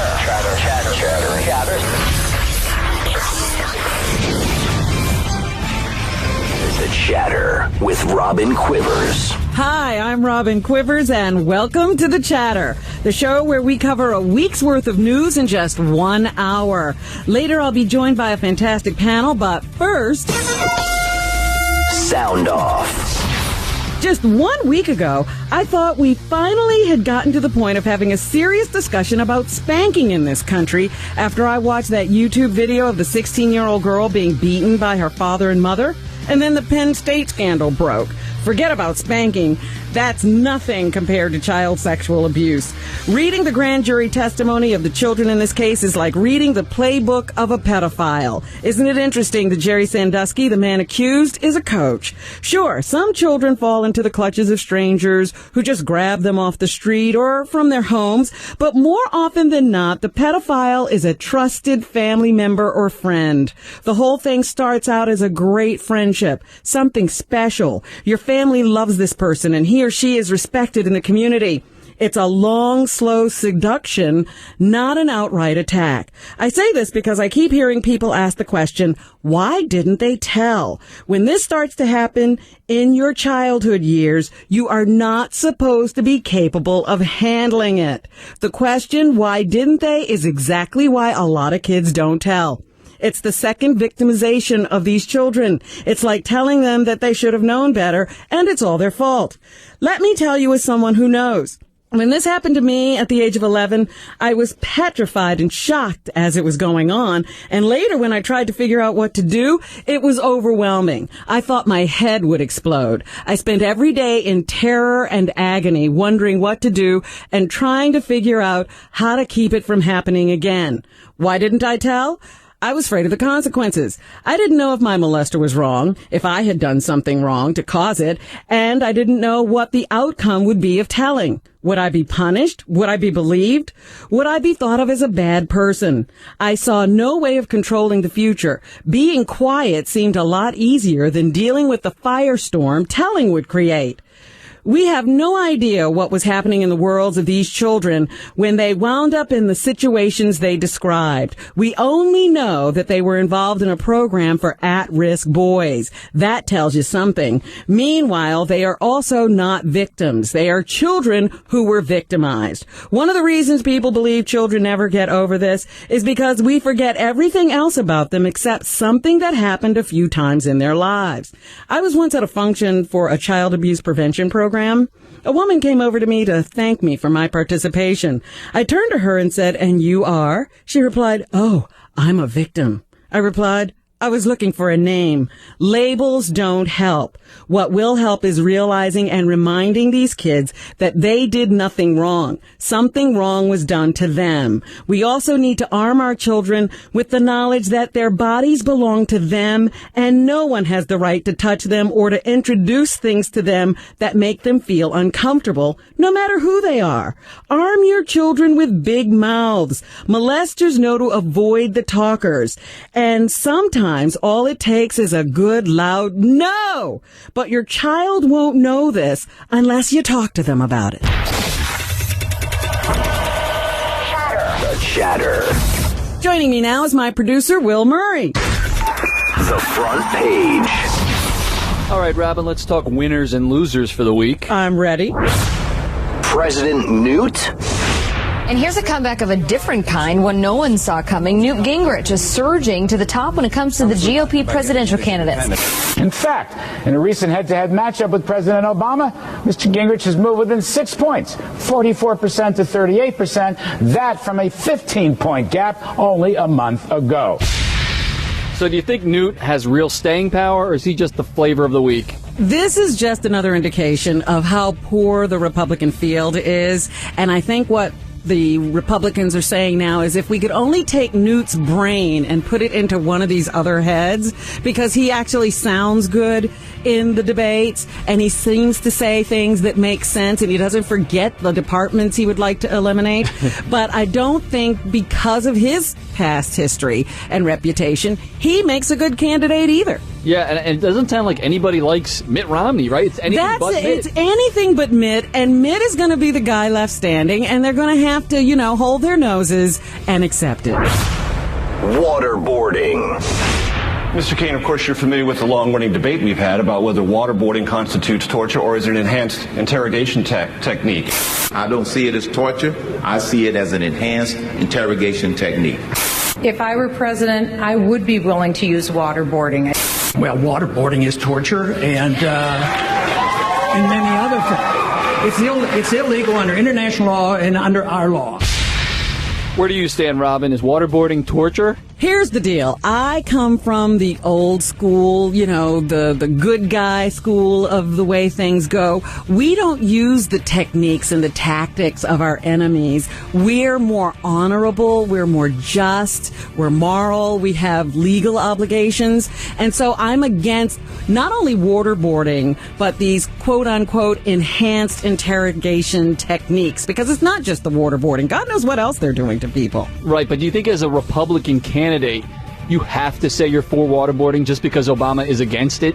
I think as a leader, you have to do exactly what some of the people on this panel did. Call us into question in terms of our morals and our ethics. Showering with Sandusky. For the first time since his indictment on 40 counts of sexually abusing 8 boys, Jerry Sandusky spoke out against the charges. I have horsed around with kids. I have showered after workouts without intent of sexual contact. Are you sexually attracted to young boys, to underage boys? Am I sexually attracted to underage boys? Sexually attracted? No, I enjoy young people. I mean, that's a question you should never have to hesitate when answering. So I think I loved, the phrasing. It wasn't a no. It was just, I enjoy young people. Yeah, right. So do you think he helped himself at all doing this interview? Absolutely not. But this is a guy who probably has no inclination that he did anything wrong. As it's that same old idea. We were just having fun. Everything was fun. And he really didn't check with the kids. He's saying they all had fun. He was actually having fun. Zuccotti Park eviction. The mayor's office has just ordered protesters out of Zuccotti Park. Police ordered everyone to leave, saying the park had become unsanitary and hazardous. We have an obligation to enforce the laws today to make sure that everybody has access to the park so everybody can protest. That's the First Amendment, and it's number one on our minds. Mayor Bloomberg says the occupiers will be allowed back in after the park is cleaned, but under stricter rules. Protesters won't be allowed to set up tents, sleeping bags, or tarps. All right, so Bloomberg says they're allowed back into Zuccotti Park. They're just not allowed to bring their camping equipment. Did he violate their First Amendment rights? Well, of course he violated their First Amendment rights, and everybody else in government is violating their First Amendment rights. By not letting them camp? By not letting them protest the way they've decided they want to protest. To actually say that it's not protesting to build a city inside a city is ridiculous. That's happening all over the world. It's happened before. Other societies allow it to happen. We have decided that no, we're disturbing people. Like protests and civil unrest are always comfortable for everybody else. But this is the first test for the Wall Streeters. Are they going to be broken by this, or can they survive it, and will they grow? And what do you think? I think they're going to grow. I think this was the shot heard around the world. All right, there you have it. Let's move on to some predictions. All right, earlier this week, the Supreme Court agreed to rule on Obama's Health Care Act. Do you think the court will determine the insurance mandate is constitutional? I don't see how you can demand that everyone in the country do something that they may not want to do, and that's part of the health care program, that everybody has to have health care insurance. But it doesn't work without it. Well, that's why I think it's wrong. I think you can give everybody something, but you can't demand they pay for something. All right, so you think it's going down? I think it may go down. All right. The NBA players rejected the owner's latest offer on Monday, putting the season in serious jeopardy. Will there be an NBA season this year? Not if they keep on this tact, because the NBA just sort of dissolved their union, and now they get to be a trade organization, and they take this to court. And if it goes to court, that takes anywhere from 60 to 120 days to work its way through the courts, and that means no season. I got to be honest, I don't think anybody's going to miss an NBA season. I don't think so either. I think that they should look at the fact that nobody cares and say, what is wrong with our sport? Right. College basketball is way better. All right. Gabby Giffords, shot in the Tucson shooting. She just did this great interview with Diane Sawyer. It looks like she says she wants to come back and actually work for Congress again. Do you think that's going to happen? I think that's a laudable but lofty goal for her. Yeah. I mean, seeing how she expresses herself, I don't know that she's ever going to get to the level of being the congresswoman she was before she was shot. So it doesn't look good for going back to Congress. But her recovering will be, she has a good family support system, so she'll have a good life. But Congresswoman, I'm not sure. The Chatter. That's enough predictions for this week. After the break, I'll be joined by actor and comedian John Fugelsang, Fox News' Andy Levy, and the very funny Amy Schumer for a segment we call Pick and Choose. I'm Robin Quivers, and this is The Chatter on Howard 101. The Chatter with Robin Quivers. We'll be right back. Howard 101. There is more so-called chatter going on. Now, back to The Chatter with Robin Quivers. We're back, and I'm very happy to introduce this week's panel. This guy's an actor and comedian who's been killed on CSI. He appears regularly on Bill Maher, MSNBC, and Fox News, and he performed for U.S. troops on their humanitarian mission to Haiti. He's interviewed 2 Beatles and is currently on tour with the Stephanie Miller Sexy Liberal Show. Please welcome the wildly talented John Fugelsang. Good morning. Good afternoon. Welcome. Thank you, kids. And for a bonus plug, tell me, what is the third department Rick Perry wants to eliminate? The one he couldn't remember at last week's debate? The third department that Rick Perry wants to eliminate is the one that the oil industry has paid him millions of dollars to remember to eliminate, and that's the Department of Energy. Very good. Wow. Shill, baby, shill. Plug away. Plug away. What do you want to plug? Well, I'm doing this political comedy tour with Hal Sparks and Stephanie Miller, and we just played Detroit. Aretha Franklin came to see us, and Lily Tomlin joined us on stage in L.A., but we're bringing the Sexy Liberal Comedy Tour to Buffalo this weekend. If you ever wanted a reason to go to Buffalo besides getting stabbed, come on down. Okay, very good. He's a commentator and humorist who appears regularly on Fox News Channel's Red Eye with Greg Gutfield. He served in the Army before joining NBC News as an associate producer. He worked as a publicist for the Academy Awards and was an executive producer for the Directors Guild of America. Please welcome the very funny Andy Levy. Wow. Thank you very much. I'd forgotten half of those. Nice credentials. Wow. And for a bonus plug, what is the name of the assistant Penn State coach who allegedly witnessed Jerry Sandusky raping a 10-year-old boy? That would be Mike McQueary. Very good. That's a funny plug name. away. Sadly, I have absolutely nothing to plug. You know what? I'm just going to go ahead and plug my Twitter feed. Go ahead. It's at AndyLevy.com. Oh, no, that's Twitter. Yes. At Andy Levy, sorry. There are those who wouldn't mind seeing McQueary get plugged, Andy. You could always. I was going to say, that was pretty good timing, plug away. And she's a finalist on NBC's Last Comic Standing and has performed on Late Night with Jimmy Fallon and The Ellen DeGeneres Show. She was featured on HBO's Curb Your Enthusiasm and was a standout on Comedy Central's Charlie Sheen Roast. Please welcome the seriously hilarious Amy Schumer. Thank you. And welcome, Amy. And for a bonus plug. Can I just forfeit now? Presidential hopeful John Huntsman claims he was John Huntsman? number one Like a huntsman? at creating jobs when he was governor of what state? China. Yeah, I'm going to go with China. I have no idea. No clue. We mean the, contiguous 48. Yeah, thanks. Sorry, Huntsman. I'm a huge fan. All right, no plug for you. It was okay. That's okay. I was going to just plug Andy's Twitter. Thank you for joining Huntsman's us. kids didn't know the answer to that one. Let's get started with Pick and Choose. Pick and Choose. All right, this one is pretty easy to understand. I'll give you 2 options. You choose one, and then you have up to 30 seconds to explain your choice. Here we go. John, what is more damaging to a presidential campaign? Herman Cain's sexual harassment allegations or Rick Perry's oops performance in last week's debate? I would say Rick Perry's oops performance is more damaging because Herman Cain's not actually running for president. And I love Herman Cain. I think he's like one of those guys on Survivor that you don't want to see win, but you want him around because he makes the show less boring.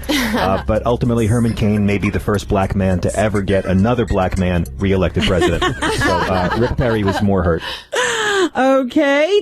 Andy, what do you think? Yeah, I would also go with Perry, but mainly for the reason that Herman Cain, at least as of now, the sexual harassment things haven't seemed to hurt him with Republicans in the polls. Well, the polls are dropping. He's dropping a little in bit. the polls. Yeah. But only Herman had that problem. That doesn't hurt in the Republican poll. The other thing is, at this point, neither one of them is going to be president at this point. So I would say it hurts them both equally. Well, you got to choose. You got to choose. Come on. Okay. Then I'll go with Perry. Perry's hurt by the debates. Okay. And Amy, do you know that there are debates going on? No, but I feel bad for Rick Perry because Steven Tyler's always gotten a lot more heat than him. He is always like the forgotten guy in Aerosmith. But no matter what happens with Herman Cain, like for me, I just now every time he opens his mouth, I just think like rape. Like he's just rapey. That's what I think. So he eliminated himself it for really me. has.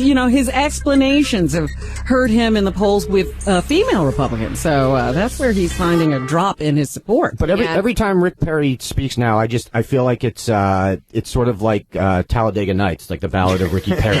Well, it's getting to me more and more Bush-like, where you wonder if he can finish the sentence. Yeah, except Bush rehearsed before debates. That is true. Yeah, Bush is Rick like Socrates. Likes winging it, yes. Is this show about politics? It's news in it's general. news? Oh, okay, We may get to something you've heard of. Okay. You're going to walk, aren't you? Anal? Andy, we're starting with you this time. Who would do a better job hosting the Academy Awards? Eddie Murphy, who just stepped out, or the guy who just stepped in, Billy Crystal. That's right. I've just had a Rick Perry moment. Yeah. Billy Crystal. Absolutely, Eddie Murphy. I can't believe they went back to Billy Crystal. It's just... I don't know. I guess they've completely given up on trying to... For years they've been saying, well, we got to get young people to watch the show. I guess this year they just said, fuck it, we don't care anymore. Well, I think that's what they were going for with Brett Ratner and Eddie Murphy. Right. And then that whole thing fell apart and they just went classic old school. Well, Brett Ratner was just he's a douche. I don't know why they picked him in the first place is beyond me. He was always going to say something stupid. And... I thought you meant he was helpful to women. No, I think he's probably hurtful to women, actually. He's a bad douche. I think he promised them Eddie Murphy. No, I think that is literally the only reason they picked him. Yeah. But, I couldn't be less excited about Billy Crystal. Right. Okay, Amy. I think Billy Crystal is a better choice. I think Eddie Murphy is an actor now. He doesn't have the performer. It's a muscle. It's you a have muscle. to keep strong. I think Billy Crystal's still performing all the time. He's kind of ready to go. I think Eddie realized he'd have to go back into the clubs and get ready to be quick on his feet and host a show. I think he wasn't up to it. He doesn't like to work anymore, does he? No, he has a huge house in a bowling alley. He's like, why do I have to leave my house? I get it. I don't blame him, but I don't think he's ready to host that. John? Like There Will Be Blood, Eddie Murphy. John, what do you think? I'm with Andy. I would have much preferred to see Eddie Murphy do this. I saw Eddie Murphy do stand-up when I was a teenager on the Raw tour, and it was wonderful. And I was really, really excited to see him getting his chops back. I think if they told him that the Oscars was a horrible children's film, he might have shown up to do it. But I'm happy for Billy Crystal because he does have a red phone and a pole in his house. He slides down in case the Academy ever calls. He's right there. I was just surprised they didn't end up going with Chris Tucker because I thought anytime you can't get Eddie Murphy, you go to Chris Tucker. That's correct. Yeah, but then who do you get to direct? They probably were looking at a situation where they didn't know anyone who knew a young comedian. So they went with Billy Crystal. And it's all because Brett Ratner has the same policy towards rehearsals that Rick Perry has. He did say that. And I think that it was very exciting to think of Eddie Murphy doing this show, but Billy Crystal will do a yeoman job, and he'll remind us all that he's a good comedian, and he'll also remind a lot of people of who he is. What an obstacle to overcome, though. It's like he's hosting. Everyone's just going to be looking at him angry the whole time that he's not Eddie Murphy. Yeah, but he'll work with that. Yeah, okay, that's true. Yeah. And it is an older audience that watches the show. They will True, love they him and won't be get happy. any And new the ratings will be viewers. higher than James Franco. Unless there are a lot of Twilight. Of course. Twilight nominations. Take it all. It'll definitely be better than last year when nobody Hannity hosted. Yes, Exactly. True. absolutely. That is true. Okay, Amy, which sports figure had a worse week? Joe Paterno, who was fired as the coach of Penn State, or Washington Nationals catcher Wilson Ramos, who was abducted for ransom in Venezuela. He was later freed after police exchanged gunfire with the kidnappers. Okay, definitely Paterno. I mean, have you ever been to Venezuela? It's really nice. It's like really, You've been to some of those islands? Yeah, the islands are good. I got my hair braided. I went to a foam party. It was dope. Yeah, I think Paterno's having a pretty bad week. Nobody wants to be abducted, but at least now he's like a hero. He's freed. He's freed, and now he's a hero. He's going to get a book deal. Paterno is just like at home watching McLaughlin, like crying. Yeah, it's a sad demise to a career. Yeah. John, what do you think? I watched McLaughlin at home crying, actually. Oh, maybe I was thinking of you. Yeah, probably. It's the same graphics in 1987.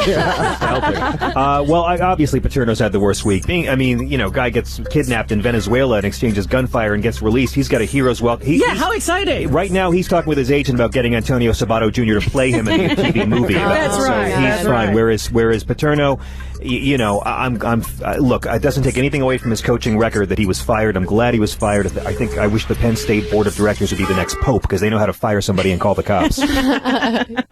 Well, the thing that killed me was they also went to the trophy and they scratched his name off. I mean, how much can you erase a guy? Yeah. Well, it depends on how much you hate child rape this week. Okay, and Andy, Speaking of child rape, Andy, how do you land? Where do you land on this one? I'm gonna go against the grain and say Ramos had the worst week because he got no press coverage whatsoever because of Paterno.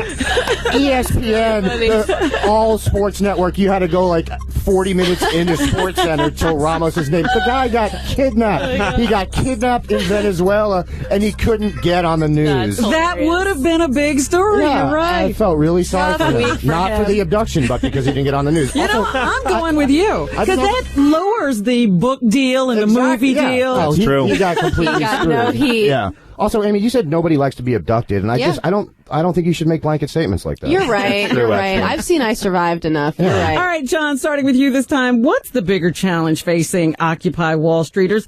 Violent protesters or Zuccotti lung, the sickness spreading through the movement? Well, Zuccotti lung is also called winter, and you're outside. So I would say violent protesters, because all the Occupies, and I've been to about 7 or 8 of them around the country, they all espouse nonviolence. So if anybody's throwing crap through windows, they're not part of the gang, and there's a lot of outside agitators coming in there. Absolutely, I agree. So. And I said somebody ought to realize that these are people who are trying to foment unrest. They're not the real protesters. Exactly, Robin. The 2 biggest threats they have are winter and douchebags with bricks. And do you think they're going to survive winter now that they've been told no sleeping bags, no I would have thought that the winter was going to kill it off, but thank you, Mr. Bloomberg. He has inspired a whole new generation, and they're going to march tomorrow 10 times the size. Great. I love it. Amy, we're going to go to you next. What was the question? The question is Zuccotti lung or violent protesters hurting the Wall Street protest more? Well, I don't know. I really don't know. But for me, it would be Zuccotti lung. Like I've gotten all fired up and gone down there, and then I'm like, it's cold, and I'm like a little hungry, and then I go home. How long do you last? Last time it was like almost 32 minutes. Nice. Yeah, well, I get hungry really fast. I am so glad how you stand for your convictions. I'm a fighter, okay? I'm a team player unless I get one hunger pang. Andy, what about you? I think it's definitely the violent protesters is the problem. I think, as John pointed out, it's not fair to say that all of them are violent. But unfortunately, it's been in multiple cities. We've seen multiple incidents of violence happening, and it just doesn't look good. And the other thing is, if you call yourself the 99%, you sort of have to. They are part of the 99%. Yeah. If you're going to make your movement that encompassing, then you sort of have to own it. Yeah, but I don't say, I don't tell people to break up parades because pickpockets show up. Exactly. Right. No, and I completely agree with that. I don't look. I think the vast majority of the people occupying are nonviolent. They're peaceful people, but they've been hijacked. If they brought guns and had hung tea bags on their hats, they'd be protected by the police right now. Andy, P. Diddy and the Reverend Al Sharpton are scheduled to speak at rapper Heavy D's funeral on Friday. Which one would you rather be eulogized by? Great question. That's a great question. Is there a none of the above option?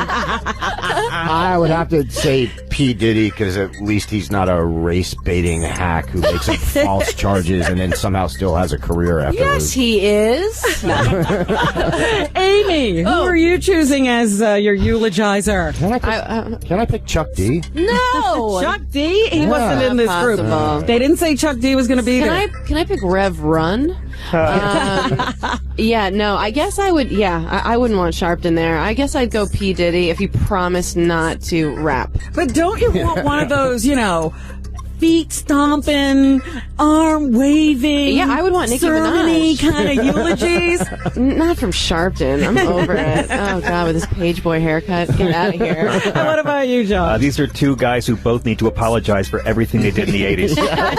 It's kind of hard to say because Al Sharpton has a career because Tawana Brawley wasn't really abducted, and P. Diddy has a career because Biggie really was shot. Yeah. But I guess I would say I'd like to have Diddy dance because that's what he does well. Yes. Not rap, thank you. And I would like to have Al Sharpton raise the roof because he can certainly make people forget about your entire past, and that's what I would need in my youth. All right. Well, you make a point. He is the orator. Yes. And this is his house. Yeah. So they might as well have him do it. Exactly.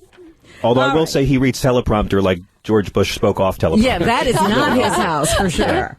That's great. We've gotten all of those opinions out of the way.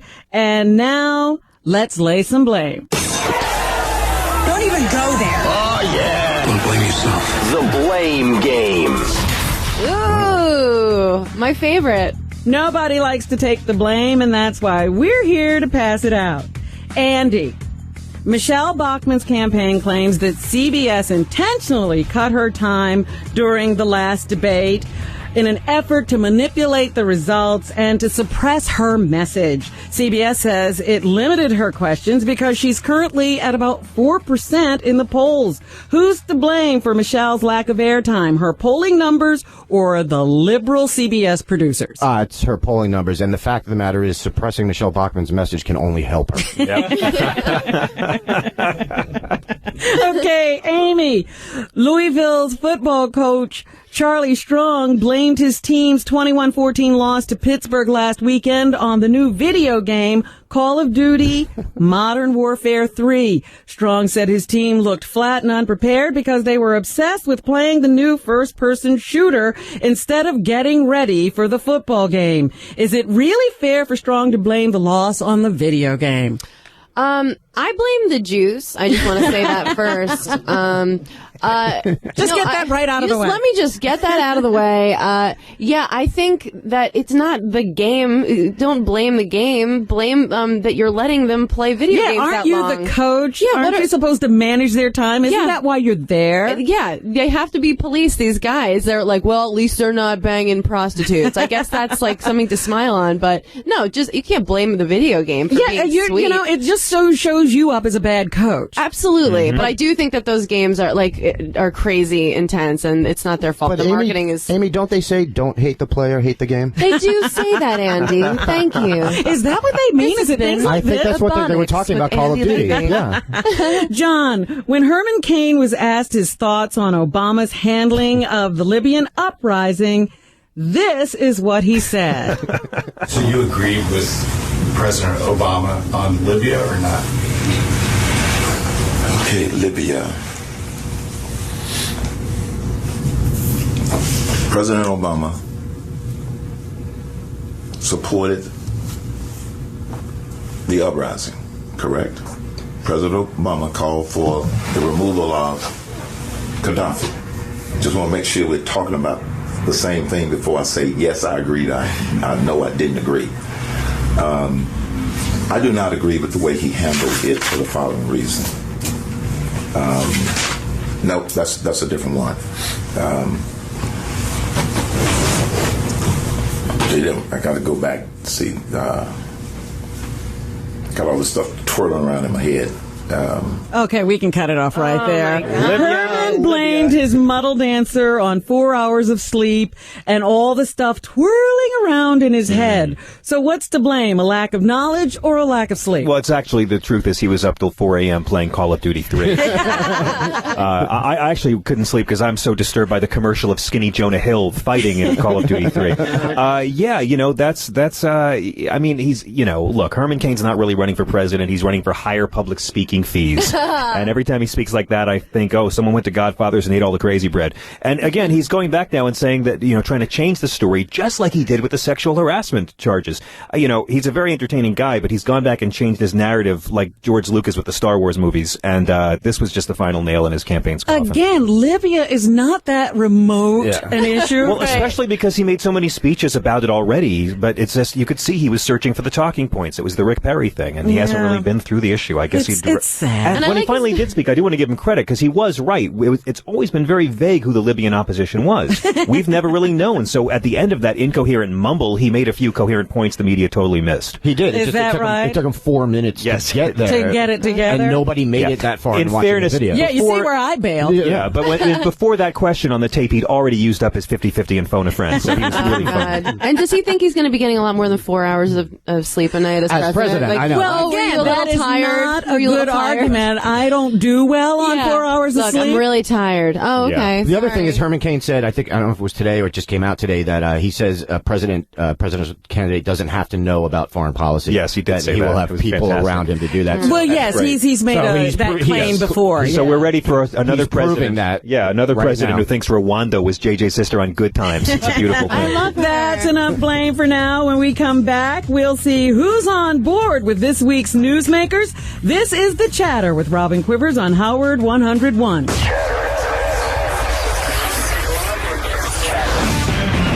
Chatter with Robin Quivers. We'll be right back. Howard 101.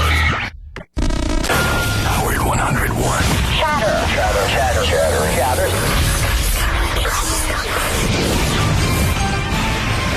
We're back with more of The Chatter with Robin Quivers. Welcome back to The Chatter on Howard 101. Today I'm joined by actor-comedian John Fugelsang. Don't miss him this Saturday night at Shea's Performing Arts Center in Buffalo and December 10th at the Parker Playhouse in Fort Lauderdale. For additional information, go to sexyliberal.com. Commentator Andy Levy. Watch him weekdays at 3 a.m. on Red Eye with Greg Gutfield on Fox News Channel. And the great Amy Schumer. Go see her December 1st through the 3rd at Foxwoods Casino in Connecticut. And for additional information, go to amyschumer.com. She's so pretty. Now back to the show. All aboard. Okay, a Toronto zoo recently separated two apparently gay African penguins named Buddy and Pedro, who groom each other and swim together. Zookeepers argue that the species is endangered, and it's important that they mate with females, even though they show little interest in the opposite sex. Are you on board with separating these two lovebirds, John? Well, as hard as it is to be a gay penguin, there's so much more stigma when you're African, and we can talk about this because in the community, in the African community, in the African community of penguins, it's look, you're already a penguin in Africa, so you're kind of out, you're a real minority to begin with, and then to be a gay African penguin, it's just, it's like being a lesbian Scientologist, although they get a lot done in a day. So no, I think the solution is to bring in Marcus Bachman's reparative gay community, where he can come in and actually suck the gay out of them, because they're gay barbarian penguins who need discipline. Well, what if they take these penguins, separate them, put them in a bunch of female penguins, and they still don't mate? Exactly. We saw Brokeback Mountain. It doesn't work that way. Andy, what do you think? Well, I think the saddest part of the story is these African penguins are named Buddy and Pedro. Those are not African names. Those are slave names. Those are slave names. Those are slave names. No, they are slave names. Mm-hmm. We need to return them. They need to get their actual names back, get their heritage back. But it's Buddy Abawanga or something. Oh, all right. It's Buddy. Yeah, right. No, what do you...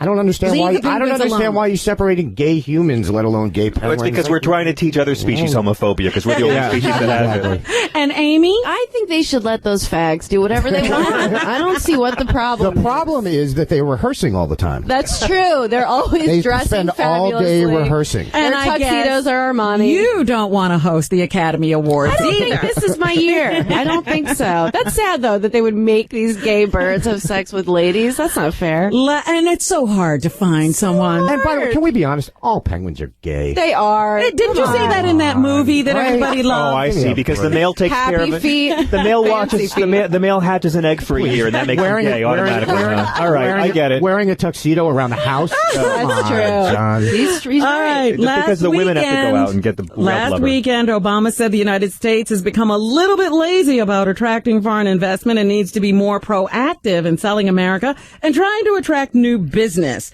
Mitt Romney says Obama doesn't understand this country if he thinks Americans are lazy. Are you on board with Obama's claim that America has become lazy when it comes to attracting more foreign money, Andy? Sure. I don't know. Such passion. I just think this is exactly what I would expect a Kenyan-born Muslim president to say. You know, those lazy Americans, they only have one job, if that. Exactly. No, look, the fact of the matter is, I think Obama has a point. I think, we've kind of, and the funny thing is, conservatives jumped all over Obama for saying that.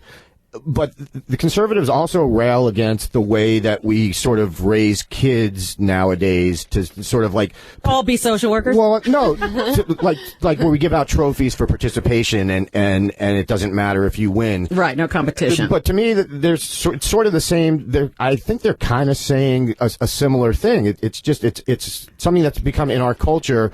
It's not right for the kids, but it's okay for adults. Well, exactly, and I just. I don't know if Obama. I think all Obama was trying to do was kind of spur on people to sure, absolutely try a little harder. So I mean, they say you want the private sector to step up. That's what he's basically saying. Yeah. Amy, weigh in here. Are you on board? Again, I forgot what we're talking about. Andy talked for so long. We need to get more proactive and go out there and get that foreign money. Okay. Well, I don't know how we do that. So, but I think it's real, it's like, I don't know it starts in the home. Like, I don't know how to do that. I just tell dick jokes. And as someone who tells dick jokes all over this country, I can tell you that we are lazy. Mitt's kidding himself. The people I see. Mitt doesn't know Americans. Mitt has no idea. And most of these people have never picked up a Mitt because they're so fat. They wish they could sit home and just be fed through a tube and watch Judge Judy until they die. So saying we're not lazy is just ludicrous. John? Robin, I only came here because I wanted to hit on Amy. Do it. Okay, well, yeah, here's the thing. Mitt Romney lied. That's what he does. He said that Obama said Americans are lazy. Right. Obama didn't say that. He said Americans have become lazy about attracting foreign investment because American consumers have no money anymore. Because Ronald Reagan and Bill Clinton and George Bush sold us all a bag of goods. And Bill Clinton, of course, presided over NAFTA, which has screwed a lot more young people than NAMBLA ever could, and that sent our jobs overseas. Repeal NAFTA, bring our jobs back. We'll have money to spend and lots of foreign companies who want to invest here. So you're on board with the president. And let the drug mules bring their products into this country if you want foreign investment. That's the one business we've got that works. I'm tired of swallowing these condoms every time I go to JFK from Bolivia. I'm so sick of it. I think I'd be a good mule. Like, I feel like I'm built to mule You're volunteering. Drugs. Yeah, if anybody's out there listening, not a big deal. I muled my way through college. Hey, I'll tell you something. If you wear ladies' underwear, they won't give you the full body inspection because they think you're going to like it. That's a little tip for you guys. I just want to say something because Amy said something earlier. And you sell yourself short a lot. You said you only tell dick jokes. You also tell rape jokes. That's true. Thank you. I wasn't aware of that. You're right. Parents of students at a Los Angeles area elementary school were outraged when it was revealed former porn star Sasha Grey was invited to read to first and third graders last week. Grey, famous for her roles in such films as Butt Sex Bonanza and Swallow This 12, was participating in Read Across America and says she remains committed to the program. Are you on board with the former porn star reading to kids, Amy? Yeah. What's the problem? Shocking. Well, I don't think she should get shocked in front of the kids. That's something she should do on her own time. But as long as she's reading a children's story and not I saw her fuck Bonanza, who cares? I saw her on The View this morning defending her right to do this. And she said reading meant so much to me as a child. And she turned into a porn star. It's fundamental. I don't think that these kids, they're in elementary school. They're not going to know what she does. I saw but you I wonder, play Leaky Submarine. do they just say that Sasha Grey, the actress, because she is trying to work mainstream now? Or do they say, well, she how should they how intro her to the kids? They're kids. Tell them that she's a fucking clown. Nobody knows. Well, don't say sorry, I curse. she can't be with the kids either. No. But, when the kid goes home and say, oh, yeah, this beautiful lady Sasha Grey was in class today, the dad might get upset. The dad's not going to get upset. He's going to be like, tell me more about this story and talk slower. The dad's going to Good night, Moon. Was she facing backwards? The dad's going to pretend he doesn't know who that is. Yeah. Well, I'm outraged. All right, you guys obviously know more about this than I was outraged to hear that Sasha Grey is a former porn star because really the community needs her work still, and since she's left, it's gone way downhill. But she acted in a Soderbergh film. She's been in Entourage. She's smarter than most of the broadcasters I know. She's actually a very smart lady, and I saw The View today just because I wanted to hear them say the sentence, and they did say it. Thank you, Sasha Grey. Up next, Diane Keaton. That's my dream three-way. And so, I think that, it's good for her because I'm tired of hearing all this. It's like the courtesans. You don't mind that whole thing. You're not going to have Listen, you get rid of porn and your AT&T stock is with worthless. The letter A for the rest of her life. No, you get rid of porn and the economy collapses, okay? And your hotel stock collapses. Porn is keeping telecoms afloat right now, and the hypocrisy of a society that makes porn such a billion-dollar industry yet scorns them publicly, it's kind of disgusting. And she has a lot more integrity than a lot of her critics. Too much sense. Andy? Before I get to my point, you said she was in Swallow This 12? Yes. Yeah. Do you remember? No. Here's my. I want to know: is that the 12th in the series of Swallow This, or is it Swallow This 12? It came up after. It's the 12th. Yeah. Okay. But it answered. I think. Okay. Answered none of the questions from 11. No, 11 leaves you with a real cliffhanger. Didn't even address it. It was like Game of Thrones. I'm sick of them already. Because I just Swallow This 12 sounds like they're just trying to get money out of the fans. Need a speculum. All right, I'll go ahead and be the weenie on this. It's probably not a great idea to have a porn star reading to young kids in an elementary school. Actually, what she said was, they should have informed the parents. She's perfectly fine with her background, and the parents found out afterwards, and then there was right. And I'm perfectly fine with her background too. I agree with John. I think the whole nation is completely hypocritical when it comes to porn. As someone who worked background for her films. All right, the train has left the station. Let's find some heroes.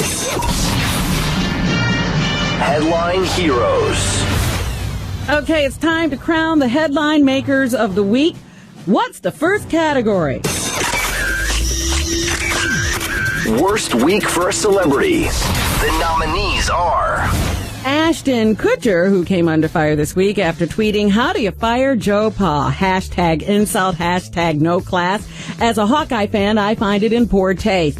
Kutcher later tweeted that he didn't have the full story and thought Paterno was fired for performance reasons, even though Penn State was 8-1 at the time. Or was it Kat Von D, who announced that recently met the 19th woman Jesse James cheated on her with during the last year? Or was it Patti LaBelle, who's accused of screaming obscenities at a toddler and throwing a punch at the toddler's mother? LaBelle was reportedly angry the child nearly ran into her in a Manhattan apartment lobby. John. Well, I have to pick my favorite of these superstars.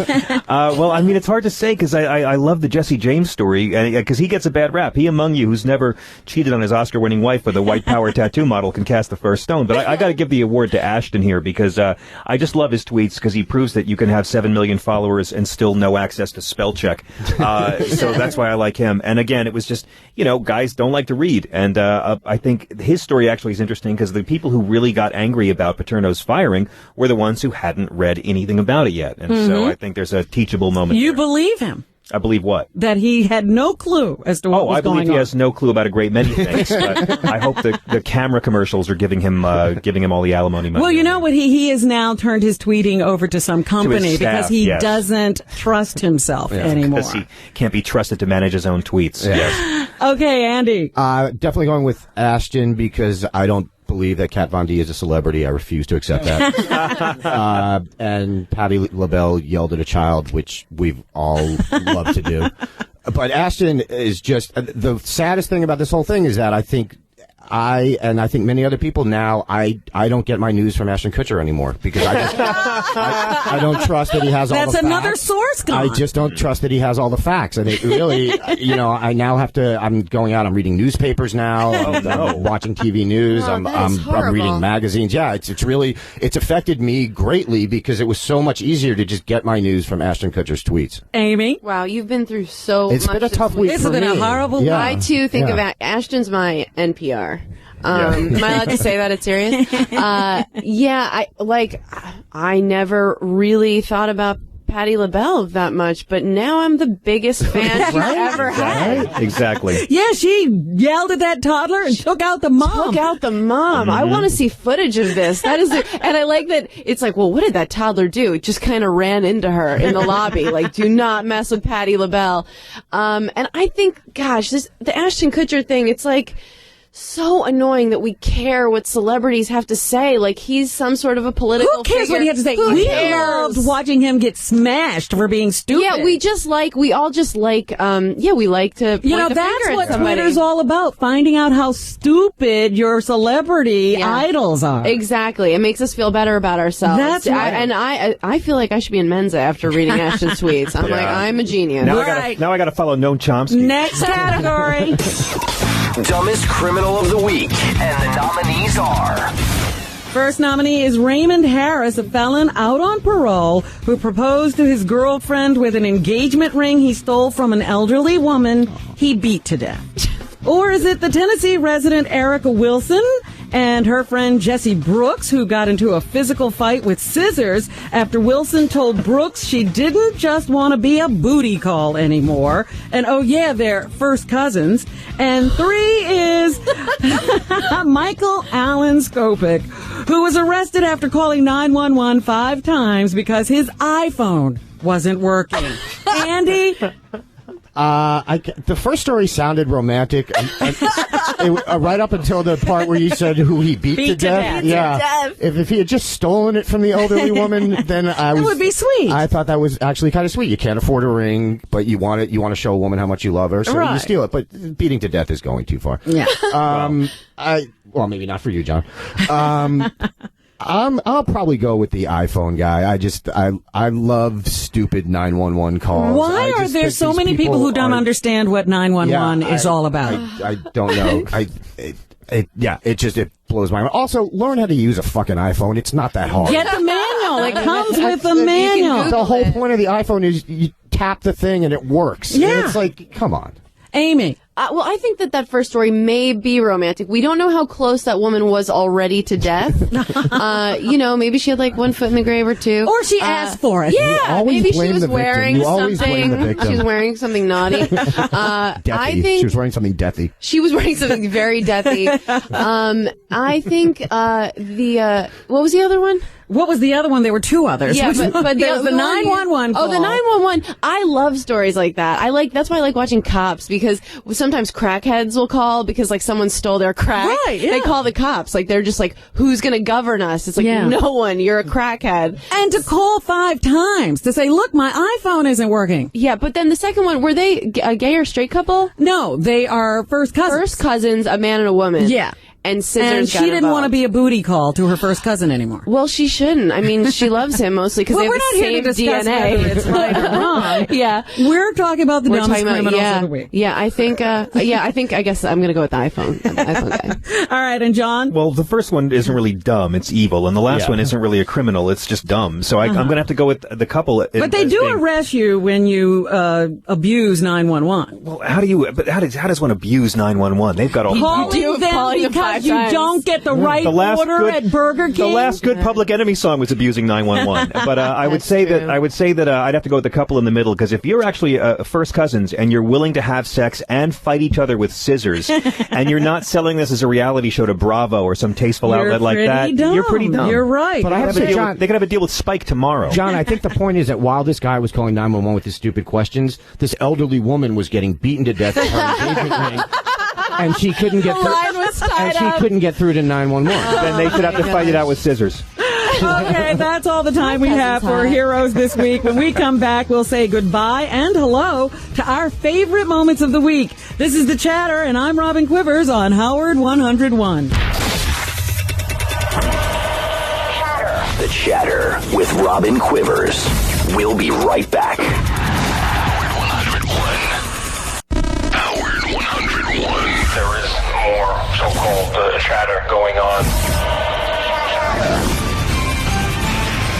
Now, back to The Chatter with Robin Quivers. Welcome back, and we have time for one more. Hellos. Can't you just say hello like a normal person? And goodbyes. I just came to say goodbye. Okay, John, anything you want to say hello and goodbye to this week? Yes, I'll say hello to Mitt Romney because he's going to be your nominee for the next year and a half Republican Party, so get used to him. He looks like Satan had a kid with Ward Cleaver. If I could be that stiff for 90 minutes, I'd work in gay porn. So get used to him, and I'll say goodbye to Rick Perry. I've enjoyed watching the two of them fight. It's sort of like Just for Men ad gone wrong, and these guys hate each other so much they could both sing lead in the Eagles. But Rick Perry, I'm willing to pay Gene Wilder to call him and say in the Willy Wonka voice, "You get nothing, you lose. Good day, sir." And Andy? I'll say hello to Newt Gingrich, even though I agree with John. It's going to be Mitt Romney is going to be the nominee, but Newt Gingrich is... This is his turn. This is his turn to be the anti-Romney. Of the week. Well, I think it might be of the month, because I think he's the last one left. Huntsman is still there. Okay, and I will say goodbye, in addition to Rick Perry, I will say goodbye to Herman Cain, because this is the beginning of the end. This is the end for him? Yeah. All right, and Amy, who are you saying hello and goodbye to? Well, just yesterday I decided I wanted to say hello to the HBO show Enlightened. Have you seen it? It's really good. I haven't checked it out yet. Great. I see the promo. It's really great. Yeah? And I'm questioning my sexuality watching Laura Dern. And she's having so a good. girl cry? I certainly am, which leads me to my goodbye. I'm going to say goodbye to the Noovering, because now that I'm not in a relationship... You're not going to need it. I'm not going to need it. I'm like, hopefully I won't be having any unprotected sex soon, unless it's like against my will. So yeah. And Herman Cain says you have to have that baby. If I'm going to see Herman Cain, the Noovering will go back in, and I'll say, sorry, I forgot about you. Put you in early retirement. Yeah, put a Noovering on it. That's right. All right. And I'm saying hello to the holiday season. Thanksgiving is a week away, and Christmas isn't far behind. Unfortunately, with the economy tanking and jobs at a premium, people may not have as much to be thankful for this year, but the holidays are always a good time to enjoy family and friends, so the best to you and yours, and goodbye to the chatter until next year. Howard will be doing 4 days a week in the month of December, so we won't be back until January. The show is a work in progress, but we hope that you've enjoyed it and you've had as much fun listening to it as we've had doing it, and we'll see you once again in 2012. And that's the show for this week. I'd like to thank my panel, John Fugelsang, johnfugelsang.com, Andy Levy on Twitter at Andy Levy, and Amy Schumer, amyschumer.com. Thanks for joining us, and we'll see you again soon on The Chatter right here on Howard 101.